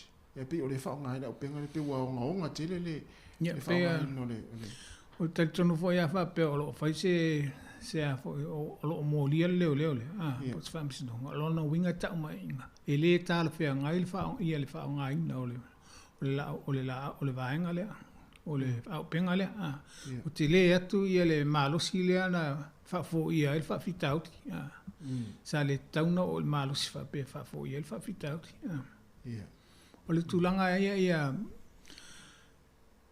fa fo ia fa fitau le au no ma se fa ino sis lo no minga fa to fa ngana le fa na wila le pe fa pe wale ia se si va nga fo le talia tuide o le o ma va nga tau o le e sa volta ngata le o le la wa la final sa le mu le a fa pe ola e vala au mai am fai mai fam talanga ele o nga yoi mai ele o fa ina se tau la va no on sa ele yo o le taimi fa nga le taimi la sa wa ya o ale o wale o mai si nga yoi nga le fa yo le taimi la na ta wa on fa nga wa le wa lo o le la wa fa ina lo ya no sa nga le mu o ala to nga o pe fa nga le o pe fa pe o tangata le si tu lo wale fa fo mai le tinu le na te uina mai le fana fa nga le fana wila le pe fa nga lo si o pe a fa pe o le o mai la o malu si fa nga la o malu si tal fe nga mai le sa Wa ele tai ia le whanga wila le anga i la o malos. Whanga wila pe na fitu mita lua wa mal tangata le whai ona onga. E whawhiangai lawa ia le tali atu i le whawhita auri i le malos i whaonga. Malo, ala ia na u marino na vaenga. Ia ua whawhisiri atu ona o le olo whaanga solo pea ia le whamisino le leo lea. Ia tulanga o whaanga ino masini. Olo ia masini fau ia o whaanga inga nei leo. O le waa mata ona sui le to inga whanga wila ia. E whaanga nei ona o wa iei suinga o le company lea la tau te whausia. E la le situ a inga le wa amata o la lo i taniten le amata e ona sui mai ia la au ia le au penga ia whaanga leo. Ele io o mai la i Wellington po au ki langi o la wha solo mai a ele. Whanga wila ia? Mo sui le tua inga whaonga. Ia. Au te roa la o la wha popo i la le mamau. Ia, wha popo i mamau to ele lei atu la le siri atu la le marusi. Malo, paftai. Ia, o tangata fo i le o te tipoti isi atunu. Ia, ala se le tanga lunga su elvaenga lea. Ile to inga kes whapea. Ia, o le vaenga lea le immigration na, o fisa malanga ia, o le atou ia e whiangai ma le matulanga ia. E pei o leo, e pei la o Wellington ia i le au whainga alwenga a mātou le malai vale le. O mātou whiangai ma le vaenga lea le immigration i tangata ia toi whafo. Whapea wa siri atu aso, wa tau anto e awe whafo i o lātou atunu. Ia. E hei le official malai vale le au ki lani lātou te whaia fo i le si vaenga ina malaro i Christchurch, e le official leo le malai vale le lātou te wa aia umala tangata toi whafoi. Tangata overstay. I le itule i saute, le motu saute. Le lātou vaenga umala na o lātou wa aia ina o Wellington.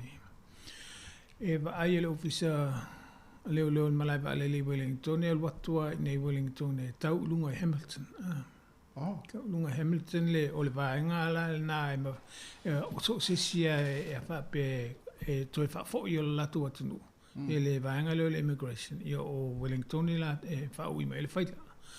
O isi la moro lunga atu la o Hamilton au ki lani ma le aluanga i lunga tumutumu o New Zealand. Ia o le vaenga le i au ki lani le malai vale le o leo malai vale le au ki lani la tau te whaia i le whiangai ma le vaenga le.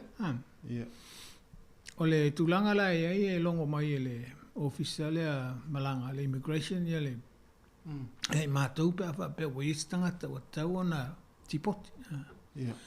O na whaile e mātou le suenga e aipe si tangata e tau ona alu na o iau. Po si tangata e tau ona alu se si e mori. E alu se leo mo mori. Fuala i le baia pe e iai ni soli ngā tū la fono. Mātu ia al tangata lea. A whape atu e atu e leini soli ngā tū la fono mātu ia. E le tangata fo i te māsa salo e whaatu whala velawe. O na whaile mātou ia le fo i le tusi i le ofisa o valele. Le whaonga. E tau ia o tangata lea wa umo na whailang booking e alu le aso lea o tangata lea pe ma whaina o na whaatanga o na awe la tau tangata lea la tau vale o la tau o ofisa vale lea mai le io e mali lea io na tau lea o tangata lea le e mata le tongu le tangata whaatu whala velave o tangata fo e le eisi nio na whapea o ia ian soltu la fondo matu ia Ia, o nala o mātou la e whai al whai unga pe tau nā alu se sipele e momoti. Ia, o nala i an whai lole o fōwhanga umalawa ma le aso e whape e futo e fo iai. A whape o le tangata le i Wellington e ai o lana wa lele e malanga e sia tua i mani usila o lunga eukilani. E te taula o na alu se leo e momoli lunga e ukilani. Pe a whaapea, ia sos tangata o. Sos tangata le alu e se mai lunga e ukilani. Ia. A whaapea o tangata le e mawhai o na alu na o ia. Ia. Alu na o ia la le wa ukilani ma whaapea o intia se whai ma se whataitainga. Whaapea o intia le alu malanga. E alu ili tangata le. Ia. O le ala o mamato I loa ma I o le ofisa o vadele. E whaino lato a veina wa ele stangata whatu whalawelawe na al paulava lan soltu la fono o na o vaso tonu ni sila. O le tangata no foi Wellington e whaim whatatainga. Ia. E te taula o na mato mo modia lunga e ukilani. E alu e se mani sila. O na alu ale na o ia o tua lunga e ukilani wha e le va ele o leo irunga e ukilani. Ia ma le ofisa o whamalanga inga. Ona tu ulo leo e aluna o ia. Ai ala ona mamoli ilunga ele leo. Ia. Whatatau a whape alu alu le lele te ua tupus whalawe le mwhaina o ukilani a to e alu isesi vāengo ni isila o lele e tuwai. A o lea I ele tangata va aia I ele tangata lea. Ia, paulawa ina ia o ukilani o na alu lea na o ia. A whapeo tangata e toli tula fono, matu ia. Ia, tau fo ile ofisa o valele. Ma o mātou fo e whail whai, ma longo ia le ofisa o immigration. E te tau o na alu se mo modi tangata le lato watunu. Ona taluai ona whawhitauri o sori ngā tūla whono mātu ia lea na ia whai momo. Wa e tau o te whoi le ofisa o valele. E whaingo whian whamai le ofisa o valele. E mātou te lea vea. Ale lunga, e mātou te lea vea vanga nāo sa si e moti. Wai pui pui whai lātou i e saunga le mua mamalu le pāsa se le e malanga whaatasi me le tangata lea. Mana ia. Ia o le tūlanga lana I le mōmeo tangata whailele wa e ola o tau le whale le ainga lea I le tangata le pe whape o le o ripoti atu e le ofisa malanga o lea ua e le tangata I le ainga lea le ova mo vaso. E o le matanga runga le pena o le ofisa o le immigration. E mātou te o whatasi. E mana mia ia le o whatasi.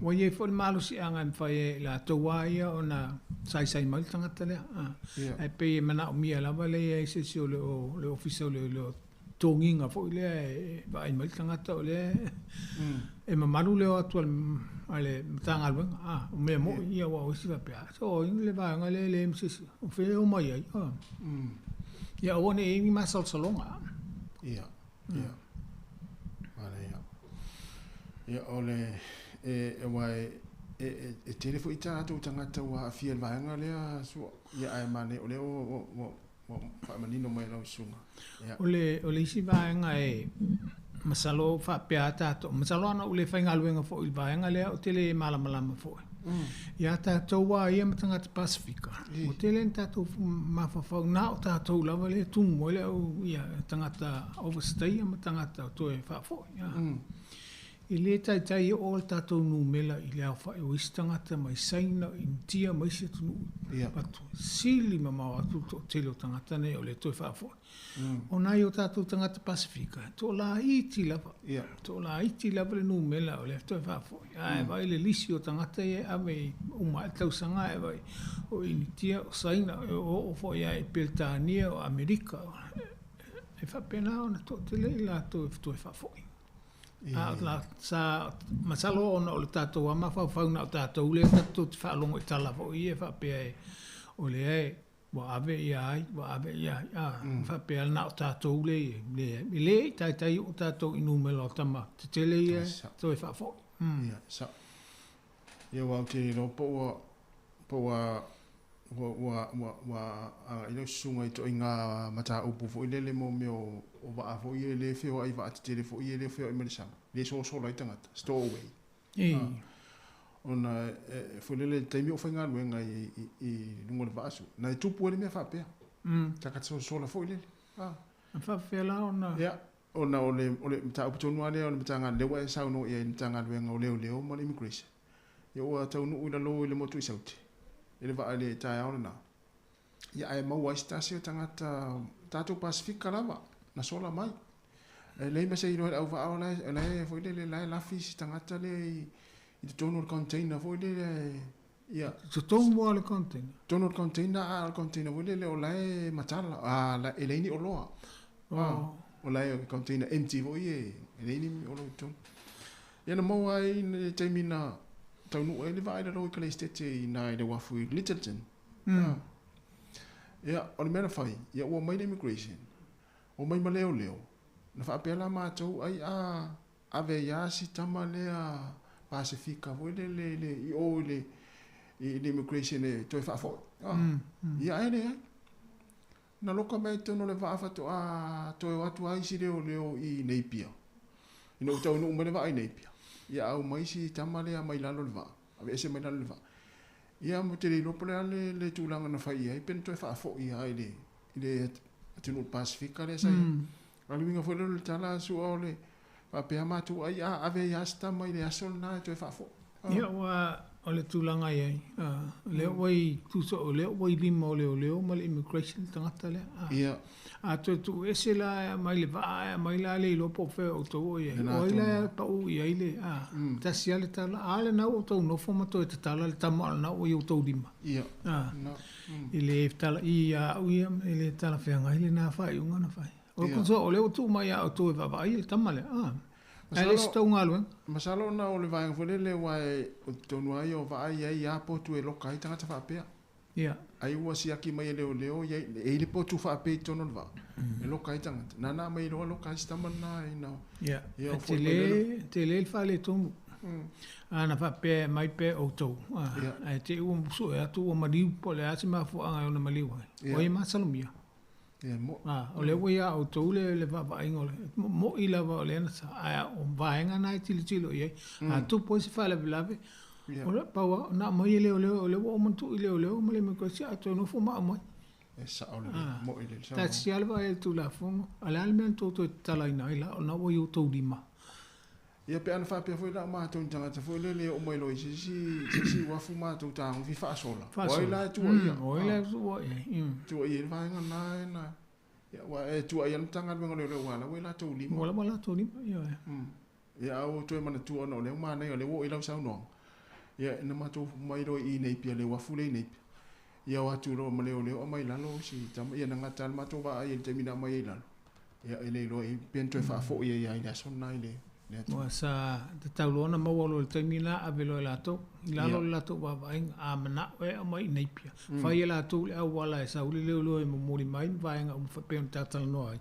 E moli mai le po fe e te tauna fa ia le malanga ale tangata le. Ia, mo.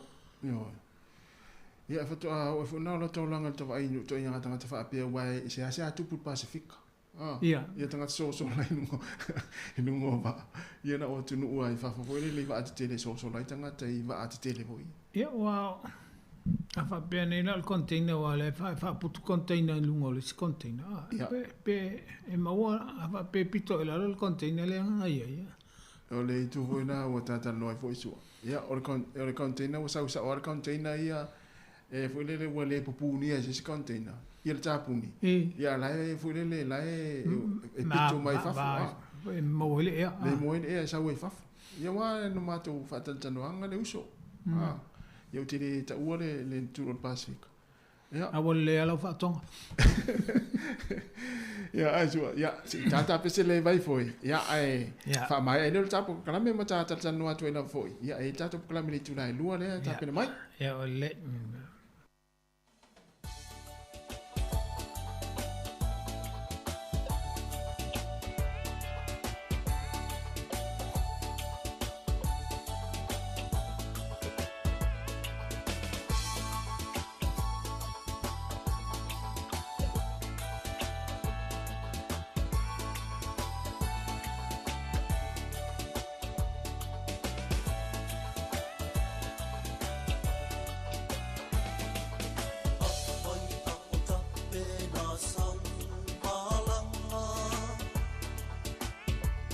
e usua ina i au fuanga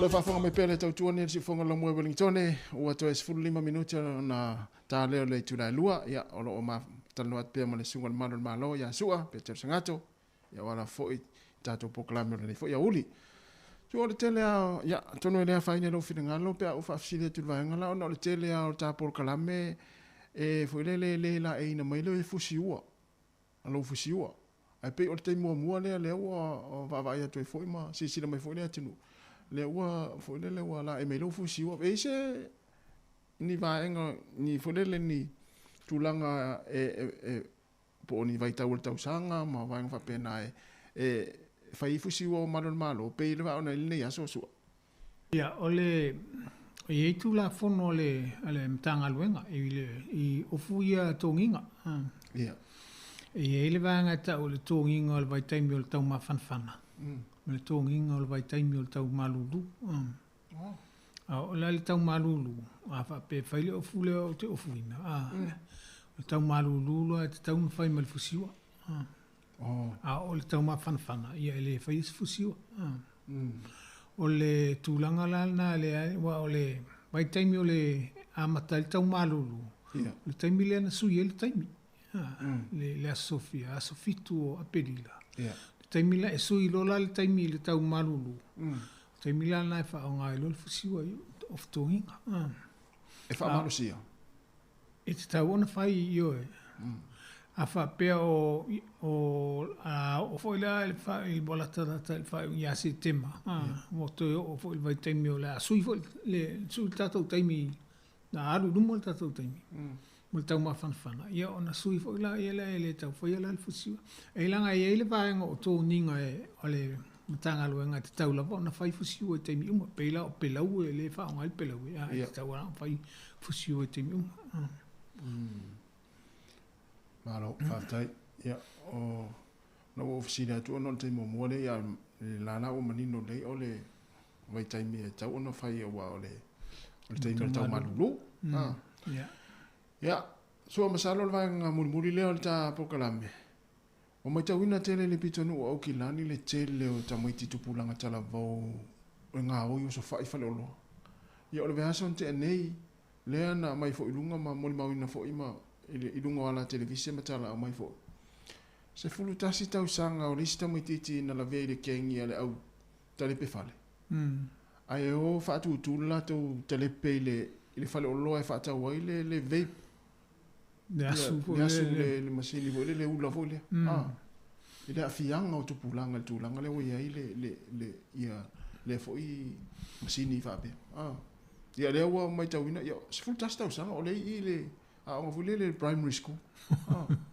Well, intermediate. La kwa makta fo ile intermediate. Mo. Tateo fo ipo fe e tupunga mai whanau nei. Ma tanga i fo iai mātua ia la tau te waba ia alo ma whanau. E la tau turi matai lava po anga i o inga al whanau le fai. Ia e le tu fau fo. Te fesiri ma taulo ma fau le i tūlanga ia pe whawhia ono ia nai tamiti la iti nei wai le taitai. A le wala tō ilo whai le soli tūla whono le. Ia, po le ala le tūlanga po whio ia le ainga, po whio ia le tamā, po tina. O ia sisi o wha ia tono le ainga pe le ai, pe o a onga pe le ai. Ia, o paanga uma ia le. Ia, ele te tau no, ia inisi o alum whanau o le tunu. Pe o le tātou te tuli mata ia lava ia tātou whanau. Ma onga ma ngā yoinga la tātou te whaia. Wai pe o le, ia o te lehelo ia tunu, le li tumutumu. O tātou ia, ta o mai le ingoa o le atari, ipo le, ia pe fo le leo wha matanga aina, o mai le ingoa o le aina. Pe ata o mai o le la a fia i tu, suri ngā tūla whono. Ia. Ia wa a whaapea o le sifuru tasi tau sanga lea a fia I ma le sifuru lua tau sanga. Ia e tau ona, fwelele ona whamaro sia ma, ia mātua e siaki, ia lato whanau ia onga ia onga tūranga lua ma, onga ia primary school. Ia, ma ia I loa le matua po, fia le au, a oai fo I uo le whanau. Ni uo le leipo, ni tā inga le tā la whea ngai. Ia wai, o le tele o tā wale ia le tutu pa e whai tūringa ma leo leo. Ai o e le tutu. Le tele lava I nei Wellington ia, e maua e o le tā wale ngoi. Ai maua tū pe to tolu to whata mai ti lalo I whasfulu ono tau sanga le iai. Pe o tamai ti tisfulu whata tau sanga le na avel tā wale. Tō lai nga wapena. O la ina la bebea. Masalo o le si vaenga nā le whawhitai ai nisi le suinga o tū la whono ia leo leo. Lea wa tua awa ia tu loa wa te lelfa le tunu le aveino le tawa le tuli ma leo leo. Tu ulo le tulinga ta ofi lo le tulino le tawa le. Awa le e maua muli muli a. Ai maua muli muli. O tamati la hai te le itai lava le iloa I le aveino le tawa le. E mo e o iloa api tawa le ai le masania. Ao sao ia e whaonga. O le mea le iloa, o te iloa nei, o te le lava ia le afo I le tu umai lalo le nu mela o tamaitia sola I ta vale, la bebea fioti. Ona o le toi tuli ina leo leo. Talu o le sivaenga te le lava le nā lea na mafuai, ona sui le tu la fono. Au ona I toi tuli ina le ta vale pe a whatu atu, ai le tu, ai wa tu wa ese le tu ai ngā alu lai alu o sao tele ko wa, te le fa le tonu pe ala bea. Tu uro lea, so e muli. Wa o se asa e toi whalonga o la vese ta vale fioti tamaiti. So a o leo, e mo la whaasino lima leo, o tau leo nā lain fioti tamaiti. Ia e mana tua fo i le vai leo, o lana ngā luenga, e pui ele. Le mamalo le atunu ta au fi vaenga le taimi le mamanu ele yo atu se stulanga la vea isi si o le atunu ele sana nga sala O le tūlanga lana lea na iei nei, o le tā ofilo o le whai o le tūlafono lea, au ni tō tūlina stawa. Vai atu wha le tonu mai la tāwale au le tūlina. Tō wai pēr. Tonu lava e maua pele e maua muli muli. O la e sao le ola o le tangata. Pei o le mea wha mua le ola o le tangata. Ia, a lea ua maua atu nei, e maua muli muli aia. O tamaiti la iti. E le ni tamaiti ua whaini la isene fo. E le i tau sanga whai la isene. A lea e o ngauli tā vale. Whai tū ringa ma leo leo. Ia, mana ia. Ia wa e tasina vaenga e tau ona si la fia mātua. Aua ne i fo i whapea o lau whanau o lea onga i a onga la iti a ona whapea la ia e le o ula fo i le ia lau whanau i vaenga ia o le masini. Ia lea la tūra i mai. Ia le mafu ang fo i lan lea na ina o nita maiti ia ona ai u fia le. Ia i masini ula ia lea. Ia. Ma lesi vaenga po whaoso fo i nisi mātutua. O e whaile mele wae o le tūlafono. E le mwhain whai pui o tō. Ma le tō te laiti. O lesi vaenga nā lea lena whao ngā e nisi mātutua. Ia e le tupulanga laiti lea i la loifo. Le sifu whatau sanga mtona. Wa a maua e le se a whai na te le tūlafono. Pe i ola e whai mele mō mātou. Ia e mausau tupe. Ia wa a maua la ta me titi lea. E le ta ua tangata na whaosoa. Ia a veala ta me titi le whape watu whalpui po le ati tūlanga ia. Maro, pātai. Ia, soa, mole atu whaftai tele lava. Ia, ona i tato pokalame le sa uni mai le tūlai lua. Ia, mole atu whaftai tele lau sunga le malo. Ia, tu sa le tato pokalame fo i le fo i vai aso. Sa le fo i le vai aso fau. Ia, pule lofa le atua e aria le soi fuam le ola. Ia, ona toi e whao ina fo i le tato pokalame le tūla. E tasi le aso fau i le vai aso fau. Ia, manuia lama lea ia tu whai ngona vasa o sua. Wala lei whaftai lau sunga tasi ia mo le fsosoan fo i male tā poloklame ia whaftai fo i le whawhonganga le atunu le nei vai taino le nei vai aso whamoe tātou toi whailo i vai aso asa u le alofo le li ia whamanuia tele le atua i le alo atu fo i whai ingo le vai aso ia me se fo i le aso sa pati o loma whato whasoifua. Alo whaftai.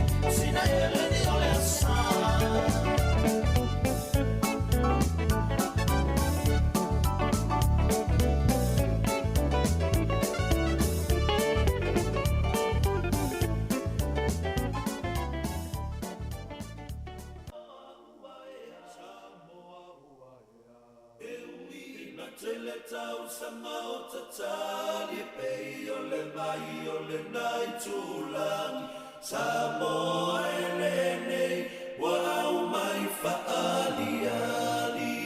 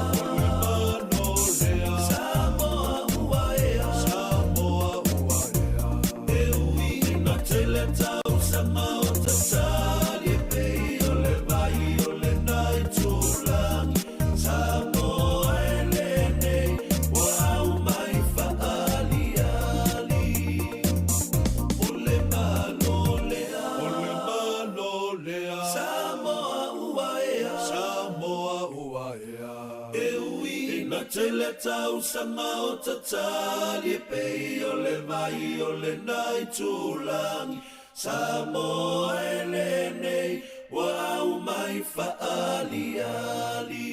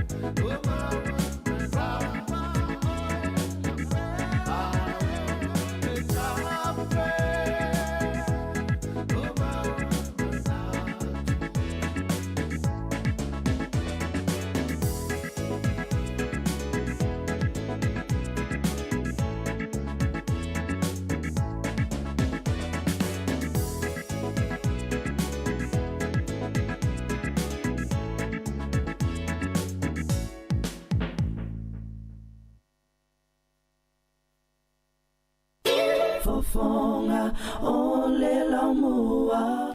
Ladies and gentlemen, hotel... O le whawhonga pēle tau tuale nei si whonga lau mua nei taimi o le tai ao ina ua tolu minuti o te nei le tu lai se fulmane tasi toi whaatalofa ma toi whaafelo i atu le pa ia maurunga le tātou atunuu ai meise lau whaafonga le nei taimi ia nā tau fwoi o lo mafuta mai tono a inga le nei taimi o le tai ao ia i so se vaenga fwoi o lo e mafuta mai ai le ngā tai tono a inga ia meise fwoi ia nei mātua o lo whaafonga mai tono mo tangase ngase, ia o mauta o tangata mātutua. Ia me se oe nao lo e ngalua le nei aso malo lo, ia pe on sila fia o le anset teile nei. Ia i New Zealand nei ma Sāmoa, ia me se fo i tuno le Pasifika, ma Australia, ia o lo malo lo le tele o ngā luenga. Ia toi whaatalo whaatua ina nei taimi, ia pe whaapeo nai te ma futa mai le tautua le nei, ale si ufonga le lau moe Wellington, i whaafia fianga so i fifiloi, ia se ia pa ia le tu lai se fulma le lua ia le o te pena mai Sarina Kasiano ia tātou telefou whai ua le nei aso ia le tu lai se fulma le lua ia toi whaafeiloa ima toi whaatalofa atu le taimi ia malo la fo ile mai mua mai malo fo ile tau atai o oile naolo e whainga luenga le nei aso malo lo ia ki whaale o tele lau leitio po lau Facebook ma lau YouTube ia lea o mana tua tu pea oile tātou tau tua le nei tai au i wā leo lo tātou whai ngā ruenga whaatasi e nei taimi, o lo e whai ngā ruenga, ia o le toa telefo i le tātou atinu, ia leo lo mālo lo mai le nei taimi, manatu, o le telefo i o ainga o mātua mwhanau, ia o lo o e tāwhawhao le nei taimi, o le mānai o le tau ia i mātou nei Wellington, e mai se pori rua, ia il vaenga o lo i le tātou fisi whaasala lau, suru mātango fia le la paua lona, ia whai astau mālulu mai o le savili, ia ua tau si le fia foi ia porirua ma Wellington, ia e a le lei ale tau sule la a saulo la ma le savili, ia e te maa lili e la le savili, na ia peila o nei le tai au, langi le lei foi ia le mātou pitonu nei, ia manatu o lo whapena foi so se vaenga foi o New Zealand nei, wa le mai tau atu pe o le tala le tau, o le nei aso, o le tele lama vaenga o New Zealand, o le a langi le lei sulu mātango fia le la, ia e au ngā le fwoi mō tā whaonga fwoi, ia me se fwoi mālo longa ma le nei vai aso wha iu, ia o tuuanga nei whanau, ia manatu o whatau i le fwoi la le nei teimi o mālo lo mai fwoi, ngā luenga le nei aso le aso mālo lo, ia ave nei whanau i wha whao, ia ma fia whatasi mātua m whanau, ia i vaenga o le ave ia, ia paulama le wha manatu ma le tua lalo, a le tātou pokarami ma le tautua le si whonga lau mua, ia mai per saonga le mua nei whanga nau lunga au wala e maise i pia whapeo nei o e whaata whawhao i mata whanga ma sami whaata ele ai lātou tau tua nāre saonga le mu i o nei whanau te ua a whaina fo i se soi fua i pia whaina fo i se isi o le whanau le nei aso i tā whaonga ia ono le whaata malo tātou mātua ia e alo whaatu ia le tātou pokalame ia mafuta mai pia i lātou lo whainga luenga le taimi tono fo i a inga ia nei mātua lo wha longo mai ai ia alofa tele atu le tātou pokalame ma le tautua ia te utou umalama ia whaata alofa atu i lungo tātou penga te whailangi ia le whiunga atu i lolo petaia lolo tumui ma lo lava whaatai tele lava le mafuta mai whapefo i le sunga ia sangalongo ia ma le tangata le leo te Lopez Sāmoa ia la mata i tua tupea ia whapeo o tangata fo lele tau tamafo i le tau whaavale i lungo Facebook ia ona poloka atu lele i o tamasao ia maisi atu ia la mata i tua tupe ia ile tātou pokalame ia ona o le tangata nei ia o la tau ia lea e tele na vesi le lalo la se fulu ono minuta te ene le tu la se fulu maritasi fata lofa mfafelo ia tu ia le la tātou mafuta i musika o le nei fo ia ouli le nei tae au ia i mātou nei New Zealand tae au le aso tofi lua se fulu male lima o le masina o Perila ia tātou wai musika o le auli, ia mālola o le nei tae au. Nā lo usea i le auli e lia le whatua te asifuru tasi i le tae au. Ia, whatalo whātia te oe nā lo e lunga le wala, malanga fo i malanga mamau, ia, tautua nāri saonga le mū. Ladies and gentlemen, Hotel Pe kode nari. is proud to present the Golden Alis.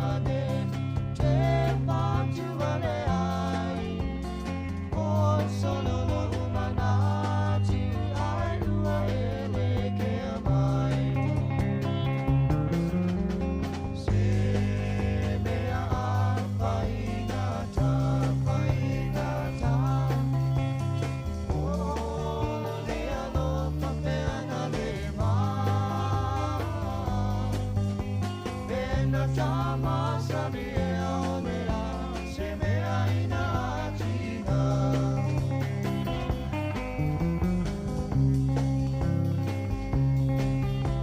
Tangisi e fuia la unu se mai a ngoto.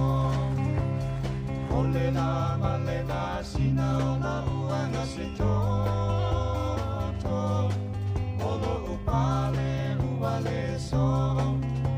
Ua motu si a la ufa solo. Ele fai so la to ai ano i tai le falono. Awe we dali. So ia te fa ano ano. Olo uale fale na dia ua elo.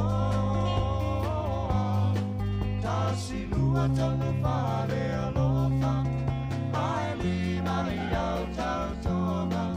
Ua la mea ilo uma mama uto tonga.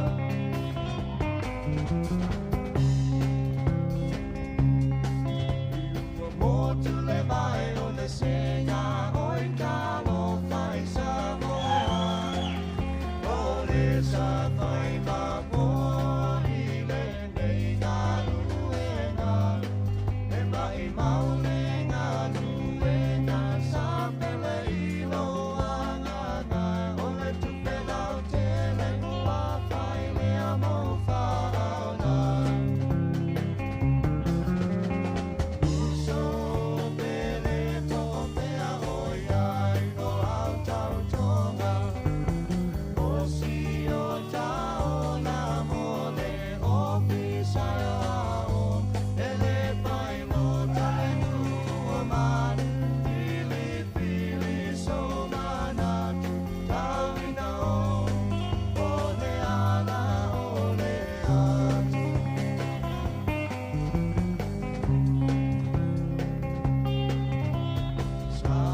Sataloi o le usona toto. Teu ia le tumalo. Oi fale alilie. Ia mapopo le mea sililea. E malie ai lo uloto.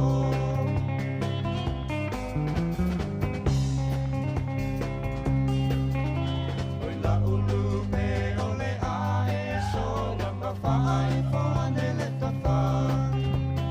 O le ae tala pulu i le awata moe ai o le tama.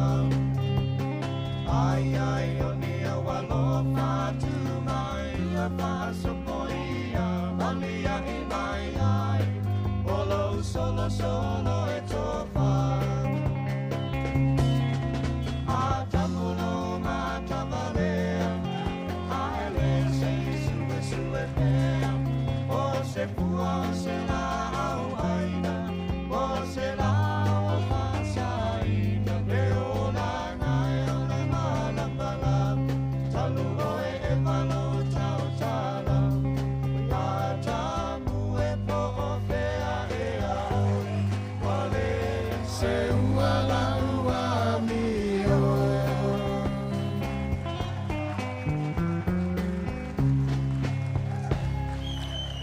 Se o whang malia e lau whepese le kore na rii, ia, ma whaafia fianga fo i o le nei taimi o le tae au, ia, le si whanga lau mua, ia, malana tautua fo i, ia, i whaafia fianga su i filo i se pa i le tūla se fulma le lua, ia, ai o le nei taimi, ia, i fifia lava o leo ua mau fo le tātou sa tainga, ma le stasi fo i o tātou sui o lo fisa whaasara lau, le si whanga lau mua, le tameta ia ana wha solo, ia, le tūlanga sa moni mawina fo i lea sa nga ia tu iai, ia i le whamoemoe lea sa whatanuina i le mātou pitanu nei porua le tāo na leila. Ia lea sa utou sila i lungo le tātou Facebook.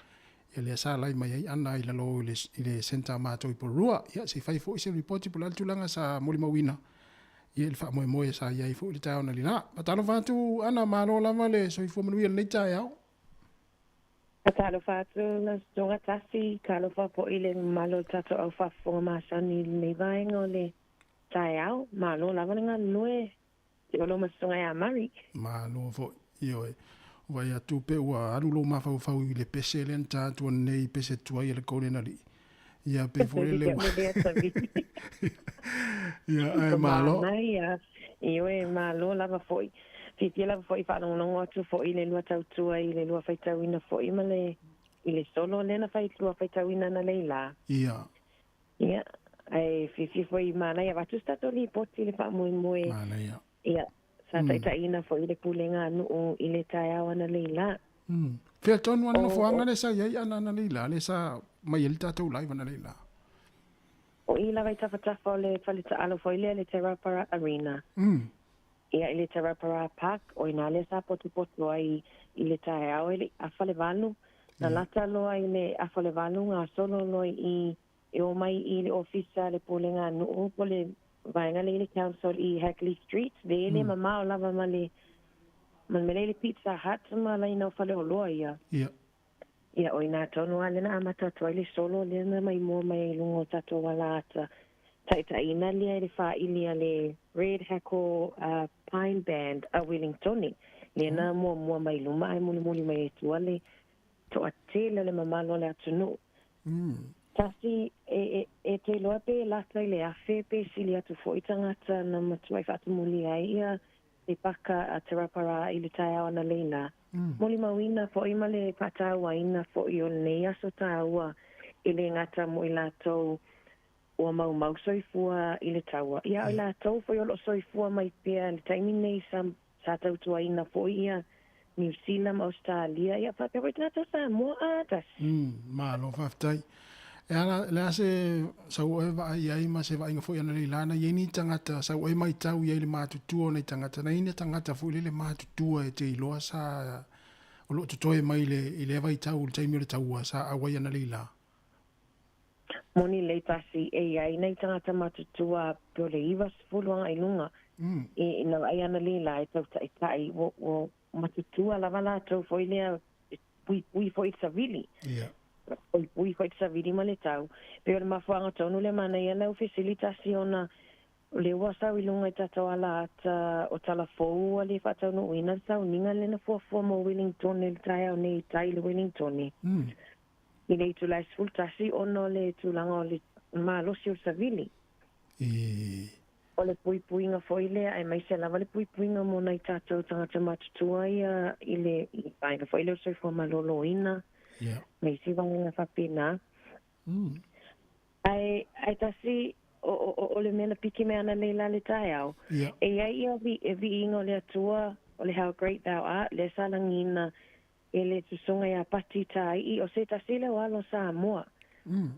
O ia le nalangina le vi ingo le atua o ia foi sa langina foi ia le vi o malo Australia ma New Zealand mita foi le tasi o no o tato o se tasi o alo tato Sāmoa ia si tamale o pati tai mana ia lona si ufofonga mana ia foi ia te leo tangata fia foi le lona langina ma lona si ufofonga ma le ia na langina ia pese ana le la tai au malo fatai na ila ni tangata fule le sa tangata le malo sa ini la tu sa no nga fa pito le tau na la sa mo ni mawina.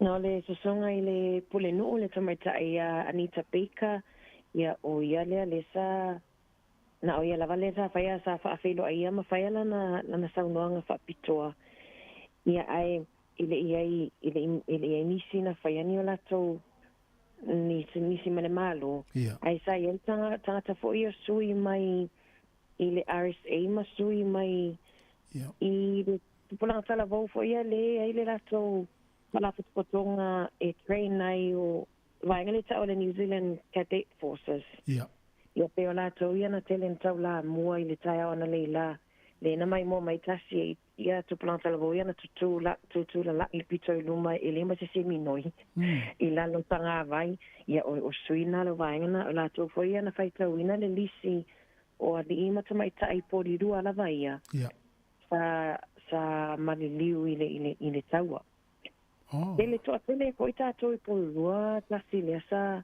au wai fo i le taua mo lang ia mo ile le I wale pe sa lo tal no to Mariana le la vaenga le ia mai tauina sa I foi nei tangata Pasifika mai si nei tangata Sāmoa sa au I vaenga le ia le na lo tal no ia Mariana le la ana na fia ana nafi ia mo ile nei tangata Pasifika na ia ai se foi le matango fi vai atu I le tele o sauninga ile aso o tai apa hat le vai atu I le songa ia Christians ia polta ita ia le leiva na awai atu ia ai atumulia o le saunoanga Anita Baker patoa e winga ese le fatumulia na le la tasi ai ona e ai tau sanga ia na misi ia sauninga ia onor COVID soluiva ia le lawa o vai ai foi le to tele foi o alo ma fa na wa o po tonu la vai le time o le tu wa fa na ia esa ia o se tu le fu mana ia wo nei tamiti ia o ngai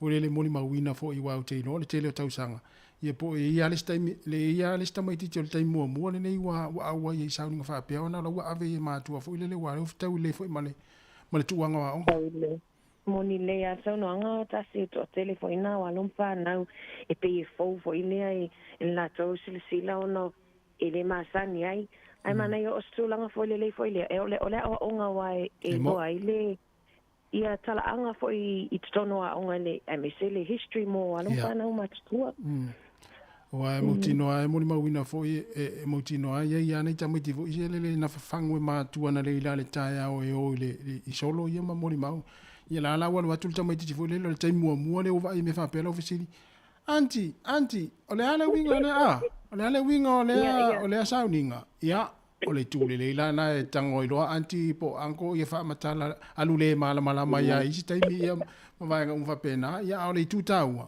ia mala mai fo ina fa na I aso fa pito o New Zealand Australia me si Pacifica Ika sa ole tu lala es fulu lo tasi le ole pe ole to sa uninga la bana mo tato la vai por Wellington le pe le sa uninga ile fanua tanu le fenua tapu cemetery ole tu lala es fulu lo na to pa wale sa uninga ia o to foi su ia pule nga nu ia male tu atele o tangata ia na ia na ne ia e to fai mai ni o I whenua tapu Europei ia warsa uninga whakitoa lea ona like e ai o nisi fo I sa tautua ina fo ia lea kina ui vainga lava le taua ai malo whaftai tasi malo whaftai tautua ne aso ia ai ana mai tele ialu o le lau whamaunia mai wale taunu le fo le sauninga le tu e wha taunu I Wellington moni le tasi ole vai atu le o le mafuanga ono le malolosi o savili pe o le puipuinga mai nei tatou tangata matutua ia na veterans ia lea o le alem whai al whatanuina o le spul tasi lena fuafua e whatanuina i le whamoemoe lea I tai ai whananofo I lea ono no se tasi lea o whamoemoe pito I te le fo I a mesa lawa tatou Wellington a tasi ai le wale whatanuina I le National War Memorial. Yo se tu ta ua wai sili atu le puipuinga o soifua maloloina o nai tua ma tutua ia me si lato fu e fea vea I wheelchair. Ia nei lor fata unuina walo no winga e te ua fia ise soifua o nai ia ua maruru te fu tato ni te mito e malo si savili. Malo si savili sa ole. Ia malo fata. Tata ripotina tasi moni vainga o le tai au. Manuia fo ia u faiva nei aso. Ia faftai tele lava ana ia manuia fo ia fo fanga o lo toe ia faze ia faze fo ia meta ia an fa solo ia o le reporting na ia tulanga sa ia ile sauninga le sa fatanu ina ia I matou por road town le la ia le sa awe atu ile su ile tato office fa sala ia ma mai fo ia le live ia ma tulanga pe ona I fo ile fa moe ia ile town le la luas fulona minuta te ile tula se fulma tasi fa o tu fa fia o pese fa mali ile tao o fa vesia ia ela sa vale vale foi tatu le tu la se fulma le lua ia wa foi tau maftanga malo longa foi o le nei foi yaso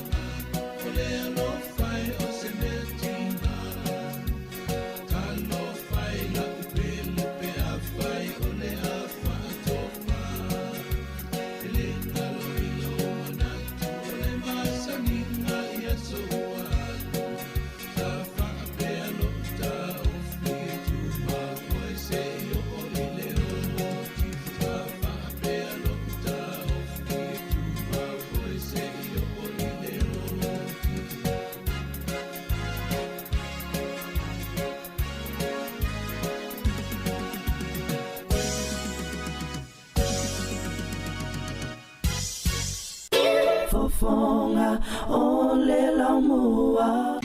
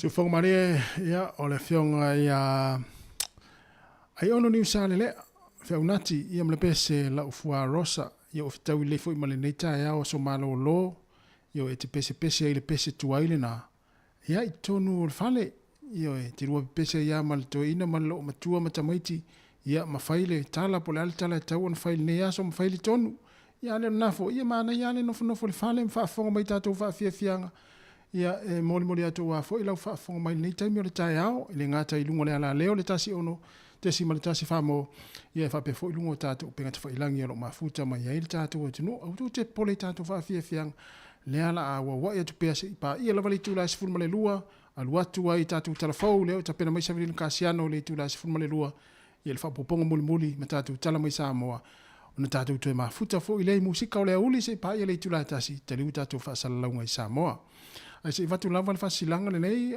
le maftanga sa le lolonga i Wellington e atoa i le ava ma le fa alo tele e fa yelo fa tau va ma fonga tau momoli o tulanga o taulanga tangata a sa le lolonga i so se kalesia fa pe ali ma fai pule ma le mamalu o sui uma o le nei a fioanga e toe fa amana tuatu le tatu maftanga o le a fa tanuina i le mota o le kalesia fa poptonga keurisiano Sāmoa i Cannon Street ki Porirua se lau se fulma le tasi Casta Crescent i Porirua.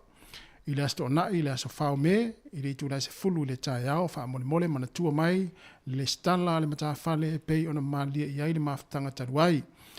Wha manatu atu fo i o le nei maftanga, e mo tangata uma e iai le toto sa le lolonga o lo au mau li tu malo Wellington e atoa ai le na o se pito nu ma tau te wha moe moe lo tau tua nu ma lo tau tua i le ngā luenga le atua o le atatou mafuta whaatasia i e whaatino le nei wha moe moe o lea le whaasirisilanga ma le whanangunau o le a o tau tarisapaia ma le nganga fia fia wha mole mole whaasota i mai le telefoni 5 o fitu onoiva 5 o fitu onoiva mo nisi fesili e fia manino atiri ai whaaftai.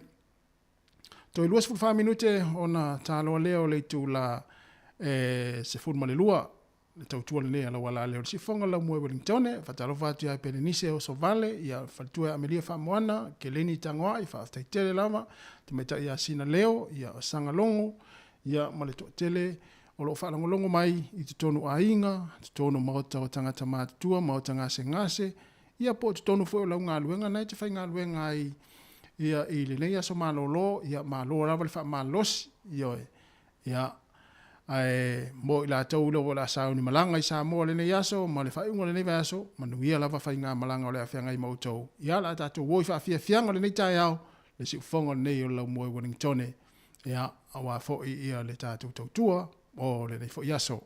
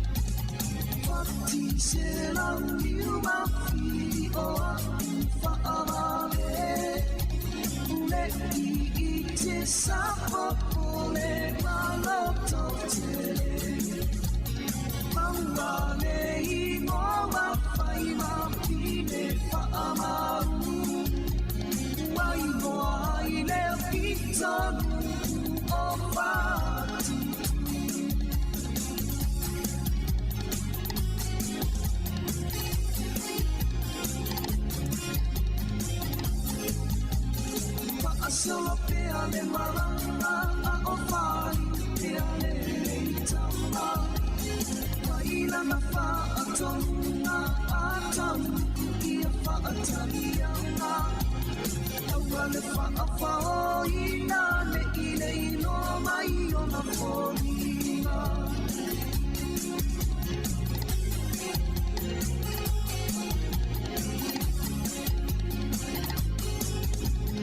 Mahali ito umasawi mai ole atani na masua Nanilo ilo no pinangano se paala velame o isipana Tanai mai no le pili na maua solo le alofa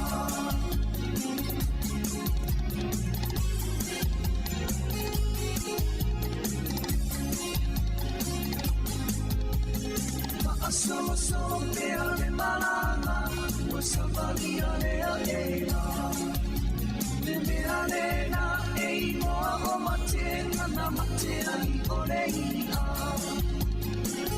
Te malanga ua tuae Isi o ulau ele ele Wa'atalilo le au malanga Ae alu apa ese Sia le whangarone O o ai le tangatana Na ia mawalo tu matilo tilo mawhakase Tu matilo tilo masakari Whaavela ina le langmei Ulo ulo le suarai Matoe po I whakase I le sami Afua se io na maaya ole ua mutalali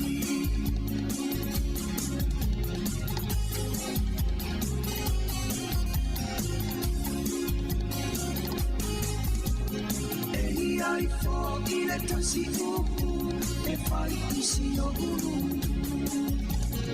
Ei ai oni mea o tatoe o oni toe o Sāmoa Mawatu ole ia Ua toe aina o huna A ua mu maa ano Tanu le whaatamana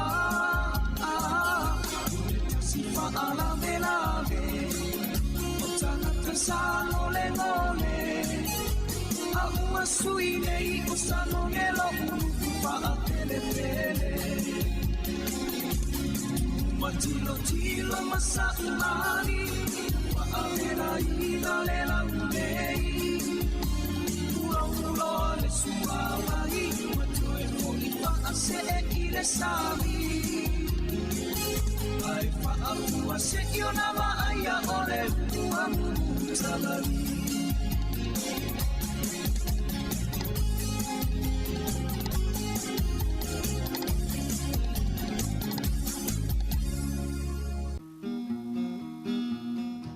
Toe se fulu ona minuta na tale o le tula se fulu lua fa fianga na vivinga o le fianga o le sangone ia malisunga taulanga tangaloa ia ai toe fa malo atu le taimi ia le pesen nei le la taina atu mo tātou ia o ngafa ma le kuka le nei au taimi le tai au pona fo te kuka wa fo i le maftanga tau aina na fa le nei as taimi nei ia le pesen la nei o lo fatu le tātou pukala me mo uto umala na i tu le kuka na kuka ia a me se fo ila tau na o ma ona le taimi nei ale ai le malo ia po le ainga ato ia le pesen nei o lo fatu le pukala me mo uto malo la fo i le nei tai au ia e le faingo fia fu tau ngā ruenga le tapena ino tau maftanga i le tae awa na le la ma le nei fu i taimi o le auri a me se fu le fia a me se la le toi ngā sfa pene wa sa malolo le fai tasi e mo meo tala noanga ainga ia si vaenga la le fai astinga ina le taimi vaenga le au kuka ia e malo ale kuka le taimi malo fo le tau sami ma tofo le kuka Ia ua fo i tau maftanga na iaina.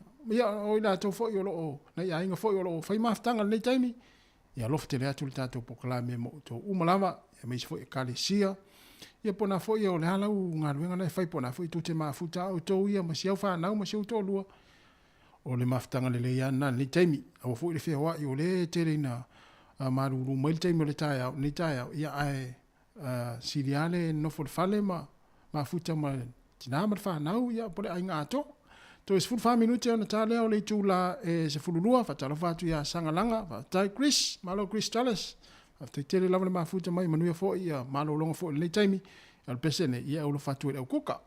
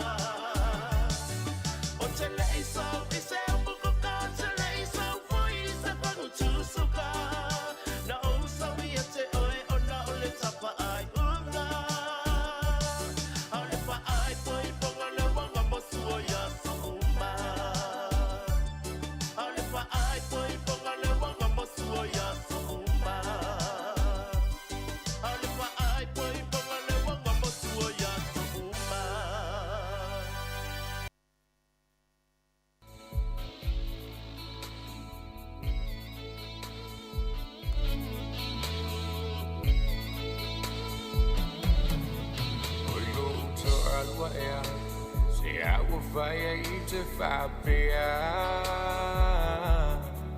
I le sa e tau hani ma tau o lau mana mea Pea I o nau le tau si ai nau mato le whaapongai Na e tau tō mai ai ua sili lau wa ai E tu I pala lava u I fe au le tele o taimi Au ta whawhau tuanga ne mati iti e pasi O te moi le po male malingi o ulo I mata O peita o le ngata e whasia ai pupula o na mata Ele o au se fai pali fuma se leo leo po Ele o se fai tanga vea ma se fulu ulo Ele o se tama a se manu Uai fai fa pea iau Le tano atu I kokolina E fai muto alua Faapela va oi ele I maua tu la uva ai Le taa vale le na e sa uai atu mamau mai Malona si u leona o langona baby see you tomorrow morning Oi away I tai lo te fatu becha te oti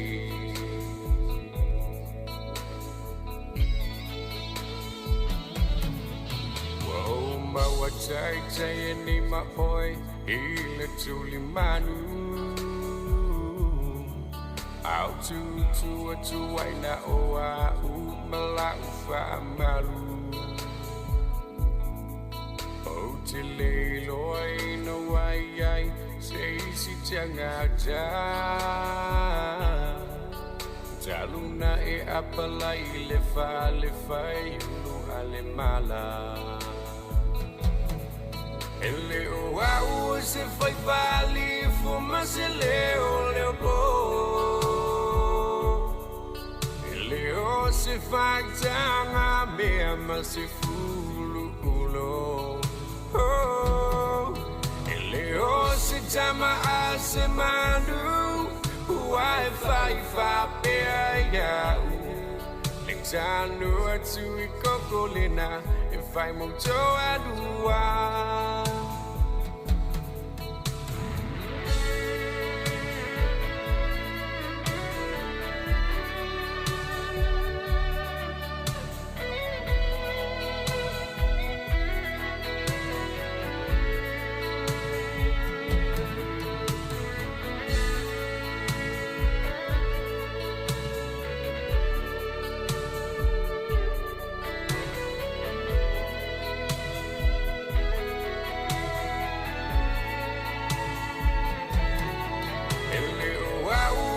Foi vale fuma se leo leo po Leo se fai tanga mea ma se fulu ulo Leo se tama a se manu Uai fai fa pea iau Lexano atu I kokolina E fai monto adua Ele o au se fai pali fuma se leo leo po Ele o se fai tanga mea ma se fulu ulo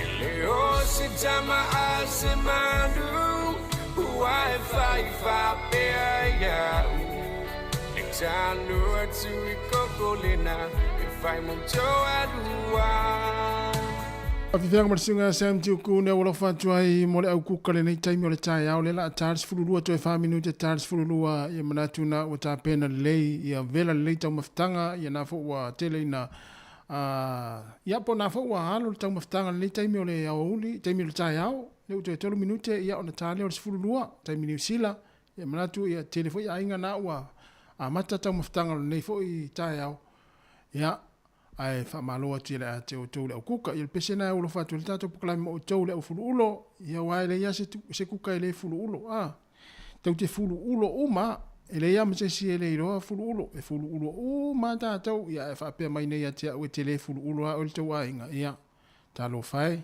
to tolo minute ta les fulu ulo le te pena mai savina kasiano le fa pongo telefo le tu la se fulu malua mai al tato peselea atal vatu e kam oe sina leo malova tain mafuta mai ya fa before ya Charles ya manuia tau maftanga le nei ya uli le ta pena il tatu tino me simo malo longa ta faonga ya lo anga ya tueli to tele unisi ainga ape foi le sunga ya tasi se unua malo lava tasi ya lo fale ya ilini mai mo ile ya tu male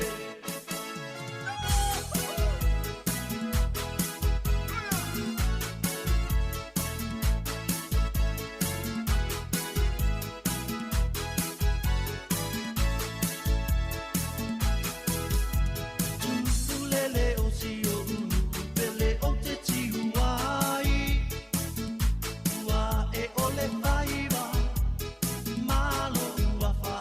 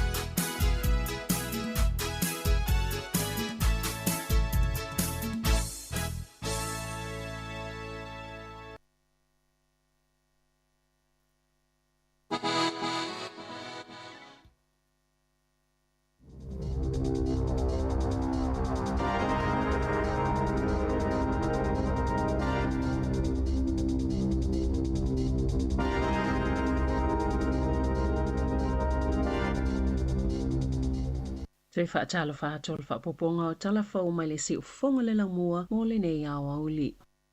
E whaita wafe sa a waisa uninga whaamanatu le atunuu, mai lava i le waweawa na leila, mo le aso whaapitoa e manatua i fita ni usila ma Australia sa maali liu matautua i taua, ma le tausingo le file mo i le lalolangi. Sa tutu whaatasi i la tolo o soifua pea o ainga o suyo militeli ma le atunu o lau tele e manatua i la tau na maali liu ma ena tautua i ngalwenga wha militeli i le lalolangi o le ense le ua wha mamaluina i le so lua se fulu lima o aperila o lo whailonga ina i fita ni usila ma au se talia sa tu lau ele le penisula o Kalipoli i le tasiva tasilima le ua avea neima vaenga o take e lata i le lua afe vale se lau fita ni usila sa mali liwai ma le to lima afe lua se lau se fulu lua na manunua o le matanga luenga le puipuinga ma se au malanga wha apitoa ni usila o le a wai wha mamalunga i Kalipoli i se taimio le so i le sauninga le waweawa na leila le puke aho National War Memorial Park i Wellington sa wha whiloa i ai le afionga le kovana silio ni usila Dame Cindy Giro malo ese na o fie inisio a me pasa o malo mai fafo wha ape ni suyo le palemene ai mai seo nisio wha ululunga le militele ni usila ma au se talia sa sauno le kovana sili o le autua le ANZAC ua wha alau tele ina iamana i ai le tautua i lato umalava sa au ona mo ni usila i taua ma whewaiwaya inga ai mai seo le tau singo le file mo i le lalolangi o le tau alona lua le lalolangi sa lata ina afiai ainga taitasi umai ni usila e lata le sifululua afe tangata ni usila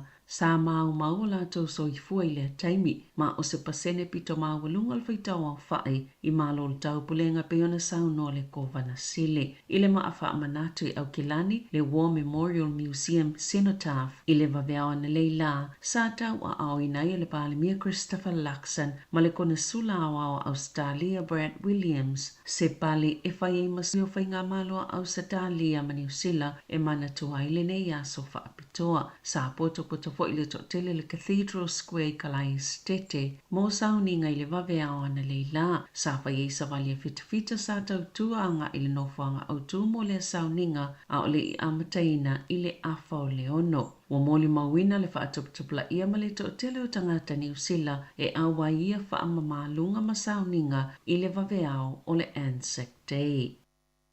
O lo lipo tia le whaioni sauninga mani whaatasinga le Pasifika e whailonga inai le nei aso le ANZAC i tonga o le ata ita ina le tupo le ono le tau a aunga o pale i le maafa amanatu i Bangilahi. Iniwe o lo ota ita ia le whongfitalai o le palemene Jerry Brownlee se o malanga New Zealand e awai solo le waweao le National War Memorial i le Central La Lofi. O lo whaifo i se solo ia pianga i atu le watitele le tau langa i pe ona lipo tia ai. Ta ua fo ile ia le palemio Australia Anthony Albanese ma le palemio Papua New Guinea James Marape e whailonga le aso le ANZAC i le Isu Rava Memorial i Papua New Guinea.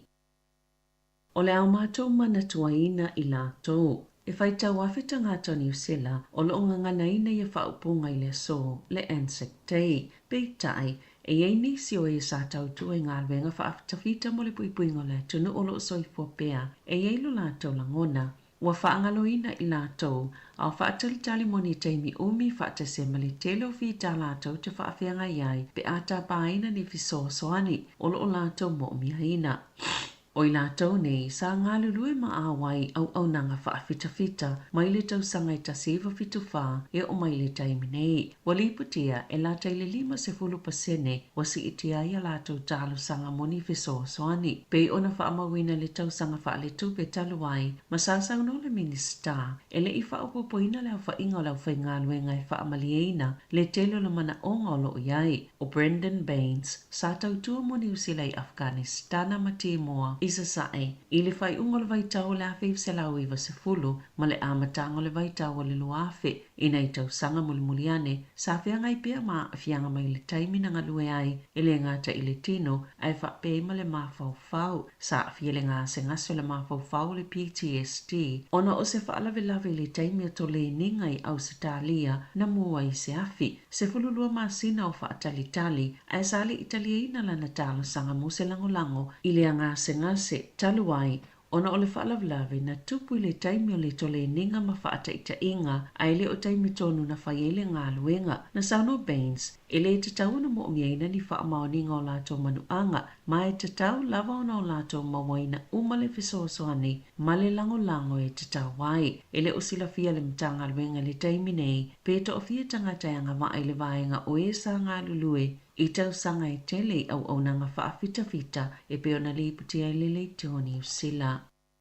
Inisio tala, na whaasilasila I le awaulia na nafil palmia Christopher Laxon, le ave isenga o ni matafa yoisa ngā liluaine ana minister se to alua, le tamaitai o Melissa Lee, le sa tau aveina whaasala launga ma fisota inga, whape Benny Simmons mo le matanga alwenga o mta tau I tangata iemana o ngā whaapitoa, wa whaase ese li mai le kāpeneta, a o Simmons o se minister I whafo o le kāpeneta, o lo tau aveina pe minister to alua isi ala matafa yoi, ai o Paul Goldsmith, le wei whaasala launga mawhisota inga a Louise Upston I mata o putau I tangata imana o ngā whaapitoa. Sawhia ngai pia lima le tele o whaaseata al mai le whaalau loanga le tapuning o le News Hub. Ona o lana tali atu lea mata upo a o Simmons sawhisilingia ona whaasilisilanga I suinga I tupe o le matanga alwenga mo e iei mana o ngā whaapitoa.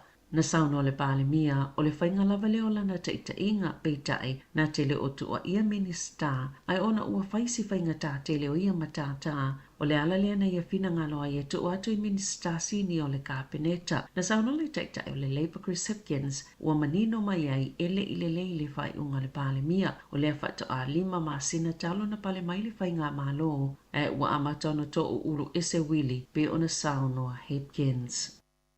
O fautoina le matanga alwenga mo whamatalanga I ele New Zealand le vai o ngā alwenga I 5 ina ia whaamaliaina le mana onga le malo I whaititi I tupe whaalu e 5 ngā alwenga o solo ia au whini ngā alwenga I tūlanga taitai I le matanga alwenga o lo vaaya ele na tā uele so upu talo mai o ke tōpalu a whelua tolu ua whaititia le numero I lato e ngā lulue whaakone karate mai tua ma le au kone sale e o mai le aso ana nafi ua o atu le tolu a whiwhase lau tolu sifuluono le au whainga o ngā luenga ua vaea pe whaamalo lo mai mata ngā luenga ese le malo. Ua whaaleo ngā ina le whaamasinonga mawalunga se samania mo le minister mo tamaitai Karen Chow e tula I le whaamasinonga le waitangi na whaalia le whaamasino Andrew Isaac e leo whaaleo ngā ina I le mana o le whaamasinonga po le komiti su e waitangi ma le tāua o lana ngā luenga I lea whaai unga sa whaatonuina pe samania le tamaitai minister e tula I luma le whaamasinonga I le awaule le asfareile ma na whaalia e Chow lona talieina ma le fiafio le whaai unga a le whaamasinonga mawalunga ona taluai e yeile a ia te tau waitu e toi apili ai le whaai unga o le ala lele o tele nisi whaamatalanga mai le minister mo le taimi nei. O lo funga I nei luma le whaamasinonga se lui I le fufuanga le whainga malo so whaatasi e toi sui ai le vaenga fitu a. O le tu la fono mo le matanga alwenga mo tamaiti o le vaenga le tu la fono o lo whaamalo se le oranga tamariki e whaalau ilo le lipoti le tu langa o lo whaanga solo inga alwenga le matanga alwenga I le whaalile o fufuanga mo tamaiti Māori o lo I le tausinga le malo e le pao le tribunal e samani ai moli mau ese lona tulanga o se komisi suesue.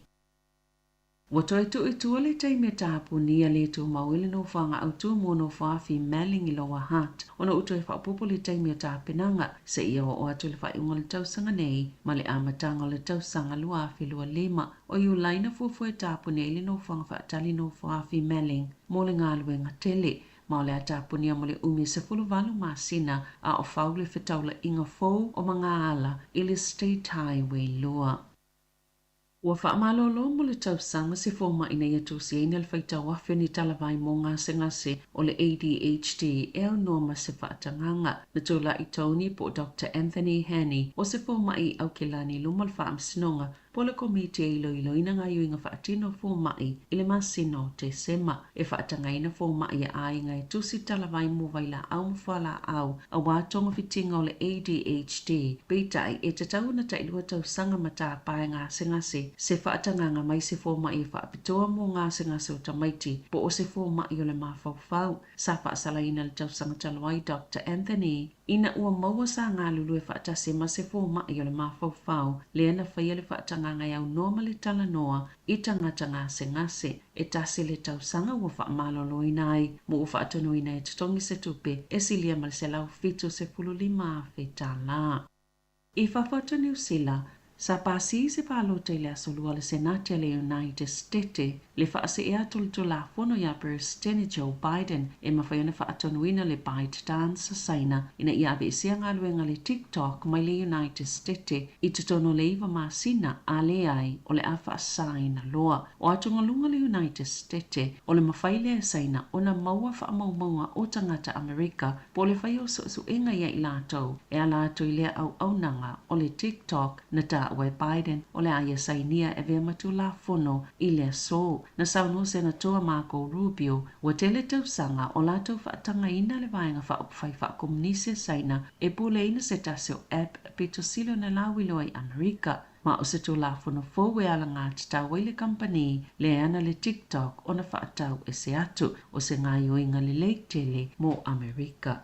Ta'alonga o le asasfulu ono ma le sfulfito a perila, sa whaataunu ina le taamilusanga o taalonga tāpolo le Martin Quartz, pa sa filifili e te isamani a vaka o le aonga tāpolo Sāmoa Wellington. E a vea makapetene o le awa i lātou i lalo le taisfulu iwa tausanga le mātutua o Wellington, mo le taimi mua. E to o lima tama, to o lima teine o le awa Wellington.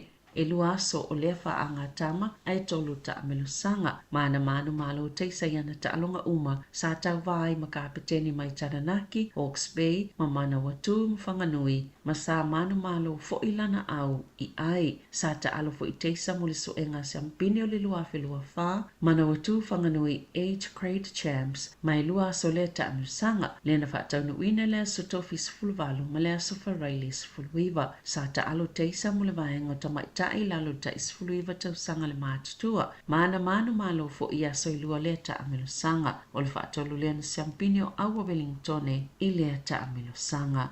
Tala vauia mo le si ufonga le lau mua mo le nei vaenga o le awa uli.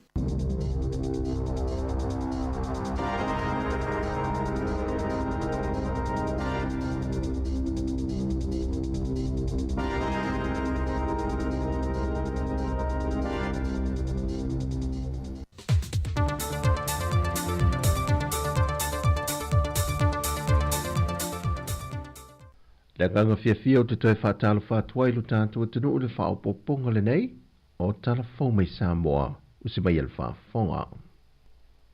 E au whaatasi Sāmoa ma le larolangi ato le whaatawa ino le aso whaapitoa, e manatua ele tāua tangata whaingaruenga uma, le o le a whaamanatu e Sāmoa, i le aso lua se fun ma le valu o le masina nei.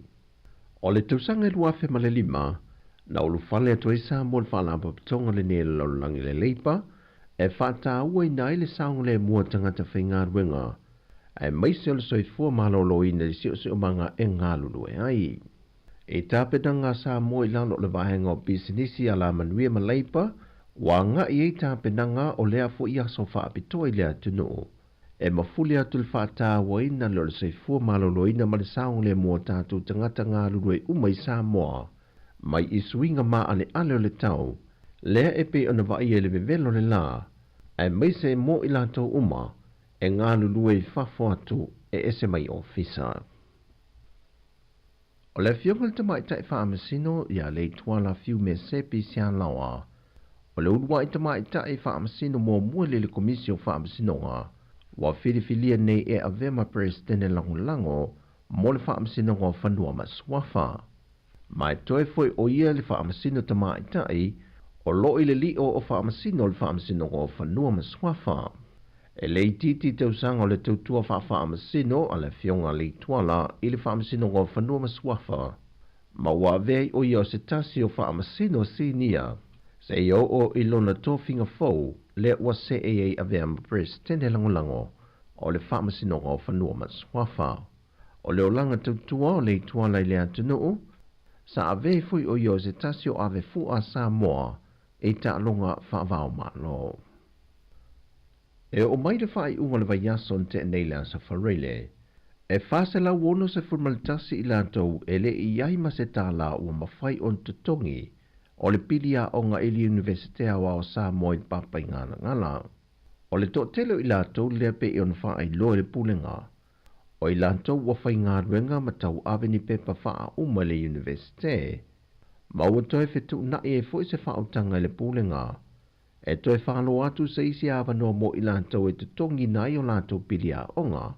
Pea whai ai mai ale kuatale nei o le mea lawai tasi. O le ale toi mau se awa no mo le kuatalo na lua. Ma le ma whai fwoi o na wha amatu i ei unga o lātou tau mawhinga. Mo le kuata mua le nei. O le whase la wono se formalitasio i lātou i ele te tongi ina se pilia onga. Na whai loe pulenga e tusa leo se formale lua pesene, mai i lea whai ato i lātou o loa o onga li universite. Pea whātu pe ato pilia onga i lātou i e whase la wono se formalitasi, tusa e fitu se lau se formale li mawhe, vadu se lau tolu se formale tolu tā la. Pe o na sila fia sa whasa la lawina le silie le vadu se lau o tamam teine a onga, e leite tongi no lātou pili i le amatanga o le masina nei. A lea watu i titia le fwai numera, e na wafa amama avenga fo i le pulenga o le universite, e ave ese nisio pili ni watu wai un tatongi, mai yalo mawhana wa onga i wha amama avenga ai i mātua, i le vaenga muli o lo tatoe tatongi. O le a whaaso umatangata whainga ruenga le malo i le asa whareilo le whai unga le vai aso nei, e langolango i se mana o ngā tele ma le tā wal soi fua malo loina. O le whaama mai na whaatasi leo te whaamaota ma no whanga i tautu fua i le namu. E mai se lawa i no whanga i o whaama wina i lato e to tele mai e wā a fia e le siama o le fever rheumatica po o le fever o pōna iwi. Na wha e loa e Dr. Fatupaito. E le o tele se waila au olo i le soi fua malo loina le teimi le nei. E whaasua i no whanga le tinei o le namu. Ai o le amata whaasu mai e lo tua o a onga, whaasola tuai i le no whanga o ta mamatina mā te tua i mapui whanga lele, ma le telo no whanga o lo i ele mana onga. Pei ta i o lo ta o tua tu le tau sanga soi fua malo loina i le malo mo se feso swani, i se leni pe a ma le todu se la wafeta la, mo le wha au popo ina mai leo nisi waila au ina ia ato toa i le wha ati nongo le ngā ruenga i lo tato watu no. E vadu se fulma le lua i lato no ripoti le lua vai aso taruai, wa wha au popo atu le isi fwoi numero i lato wa fia le dengue fever.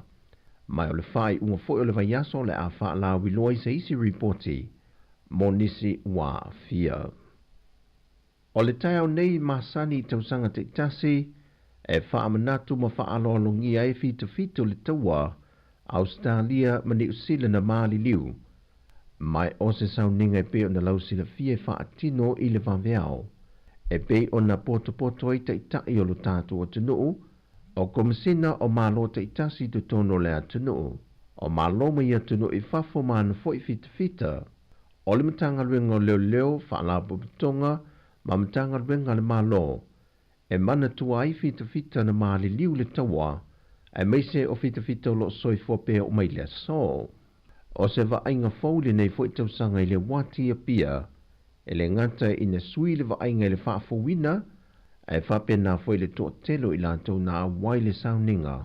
Whate se manisi fo i o whana wa o ngono lantou whata waina le nei aso, pei ona vaia i le tai au nei. O tala fowia mai Sāmoa, manuia la sanga o le awhenga i le nei aso, whasoi foia.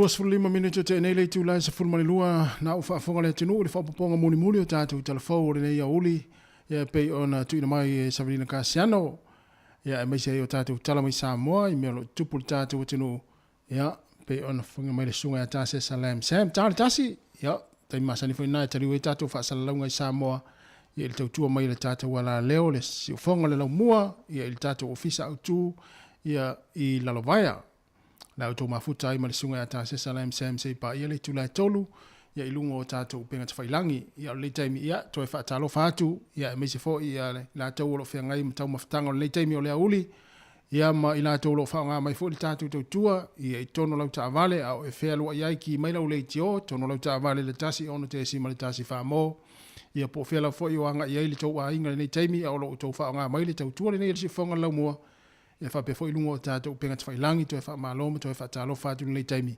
ia malo fo le foi malo fo le tau atai ia malo fo le malanga manuia pe fa pe ona wa to i tau nu fo i vaenga o lo to wa fio ai ia mai fai ngā malanga fo le nei taimi o le auli ia me se fo i la tau lo o whiangai mga luenga le nei taimi malo lava le ngā lue malo le tau atai ia i tiu te mawhai wa o lo whiangai ai ia i le nei aso malo lo ia o lo whanga solo pea ia i New Zealand nei ia o polokalame foi ia le whamna tuina o le tangata maari liu le taua ia e pei ona i foi ia sauninga i le taona li la lea na anga ia tueli tātou nisi o le tātou whainga luenga ia e mori mawina foi ia nisi o sauninga lea sa whatanuina ia i mātou nei porirua ia e pei la ona tā ue ana ia o nei le sifururua ia o le sauninga muli leo la whatanuina i le whanua tanu lea i mātou i porurua ia i le sifururua i le au li neilo na winga lau whanga solo ia sauninga ia meisi fo i so se vaenga la fo i o New Zealand ia o lo o whanga solo ai ia whamna tuina ia ma sauninga le wha tauina fo i ia o i la tau ia mamana ia fo i la tau ia na mau la tau soifua ia i le tau e pei ona ia i fo i whaafonga i fo i nei fo i tai au meisi o le nei aso le aso malo lo i mātou New Zealand me se fo i Australia ia o Sāmoa ia ele o se aso malo lo ne tātou i Sāmoa talo fatu le fionga ia mo tia Simon Bartley malo lava Simon ia lo fatu mani fo i ale au mo wai na i Australia Brisbane ia fa pe fo i Silulu Bolton ia ma nisi o lo mai mo mai lungo le Facebook mani tu por se fonga lo mo ni taimi wa luas fu 20 minuta te ele tu la fu mani lua ele la tātou wo le musika mfa afia fianga ia a fianga i foi o tau tau mafta foi o nei taimi ia fai mali ia fa pe na ve vela tau maftanga ma na ia fa mali li te wa mu seis ia ona ele usu foi le o ta nga luenga ia awa a e mu a lo de pule o to fa nga luenga na e mu na nei ona o tau maftanga wa ele fa nga luenga i ta ia ele si tu le na tu ole o le fa no ia tu fa mel pule ala me ole fa nga luenga ai alo fa mai ino mu le papaki o le mato ai ngana fai te vai lai mo me na ta o le mu me ai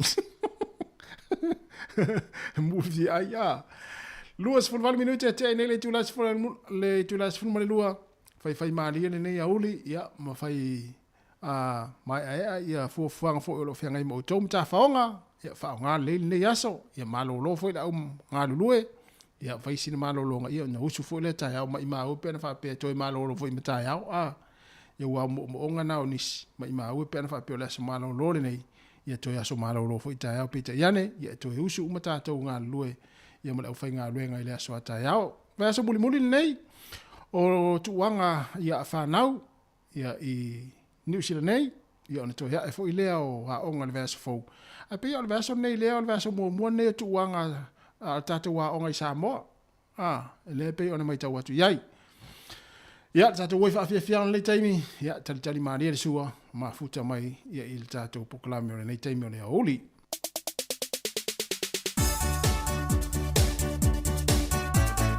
oi ai le vatua la le tatu pesele na mai le Nato Brothers ia ai se tato watu mo la vai le fasisilanga nei to watu fasisilanga nei maftanga sale longa i Wellington e ato ile ava ma le fa lo tele e fa ia ilo fa tau va ma fonga tau moli o tau langa tangata sale longa i so se kalesia fa pe ali ma fai pule ma le malu o sui le nei afio anga e to e fa amna tuatu le tato maftanga o le fa tanuina le mota o le fa kasa i keno skriki porirua tuatu si se lau se fulmatasi casta cresen i porirua ile asto nai aso fao o me ile itulai se fulu le tai au no winga o le ia po le vai fo ia o le famole mole mana tua mai le stala ale mata fale pe o na malia ia ile maftanga taluai e fa amna tu atu fo le nei maftanga e mo tangata uma e ia ile toto sale longa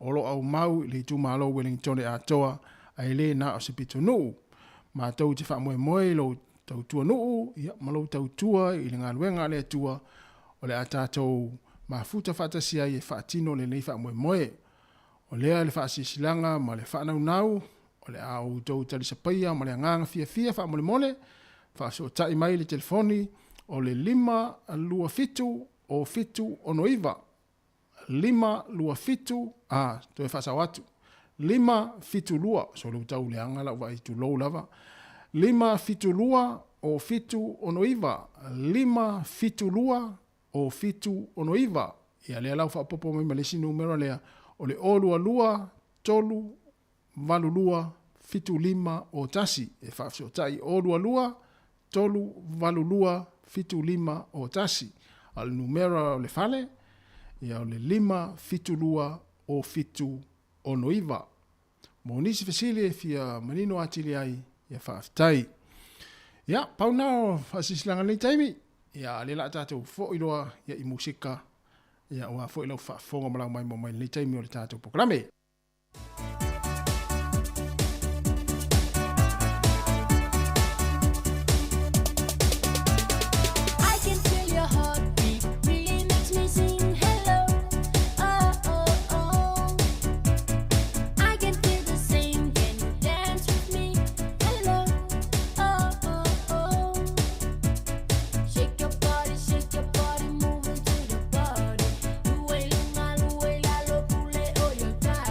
Show me what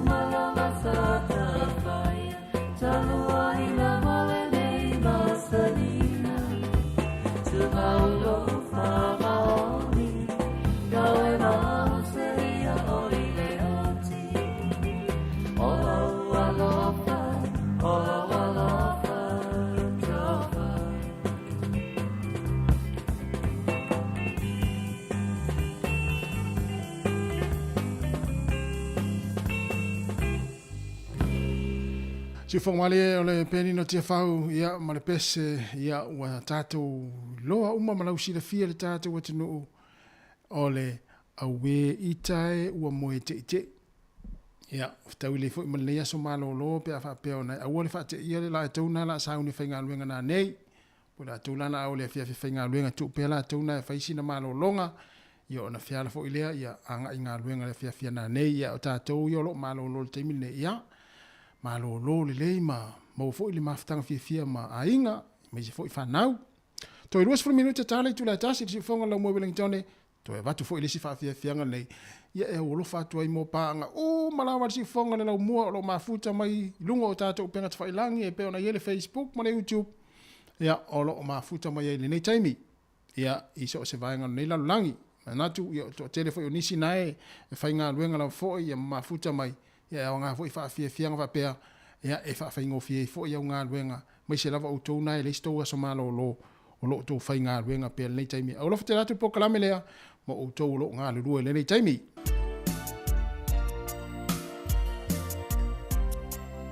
O whaasola mai oi New Zealand aise a?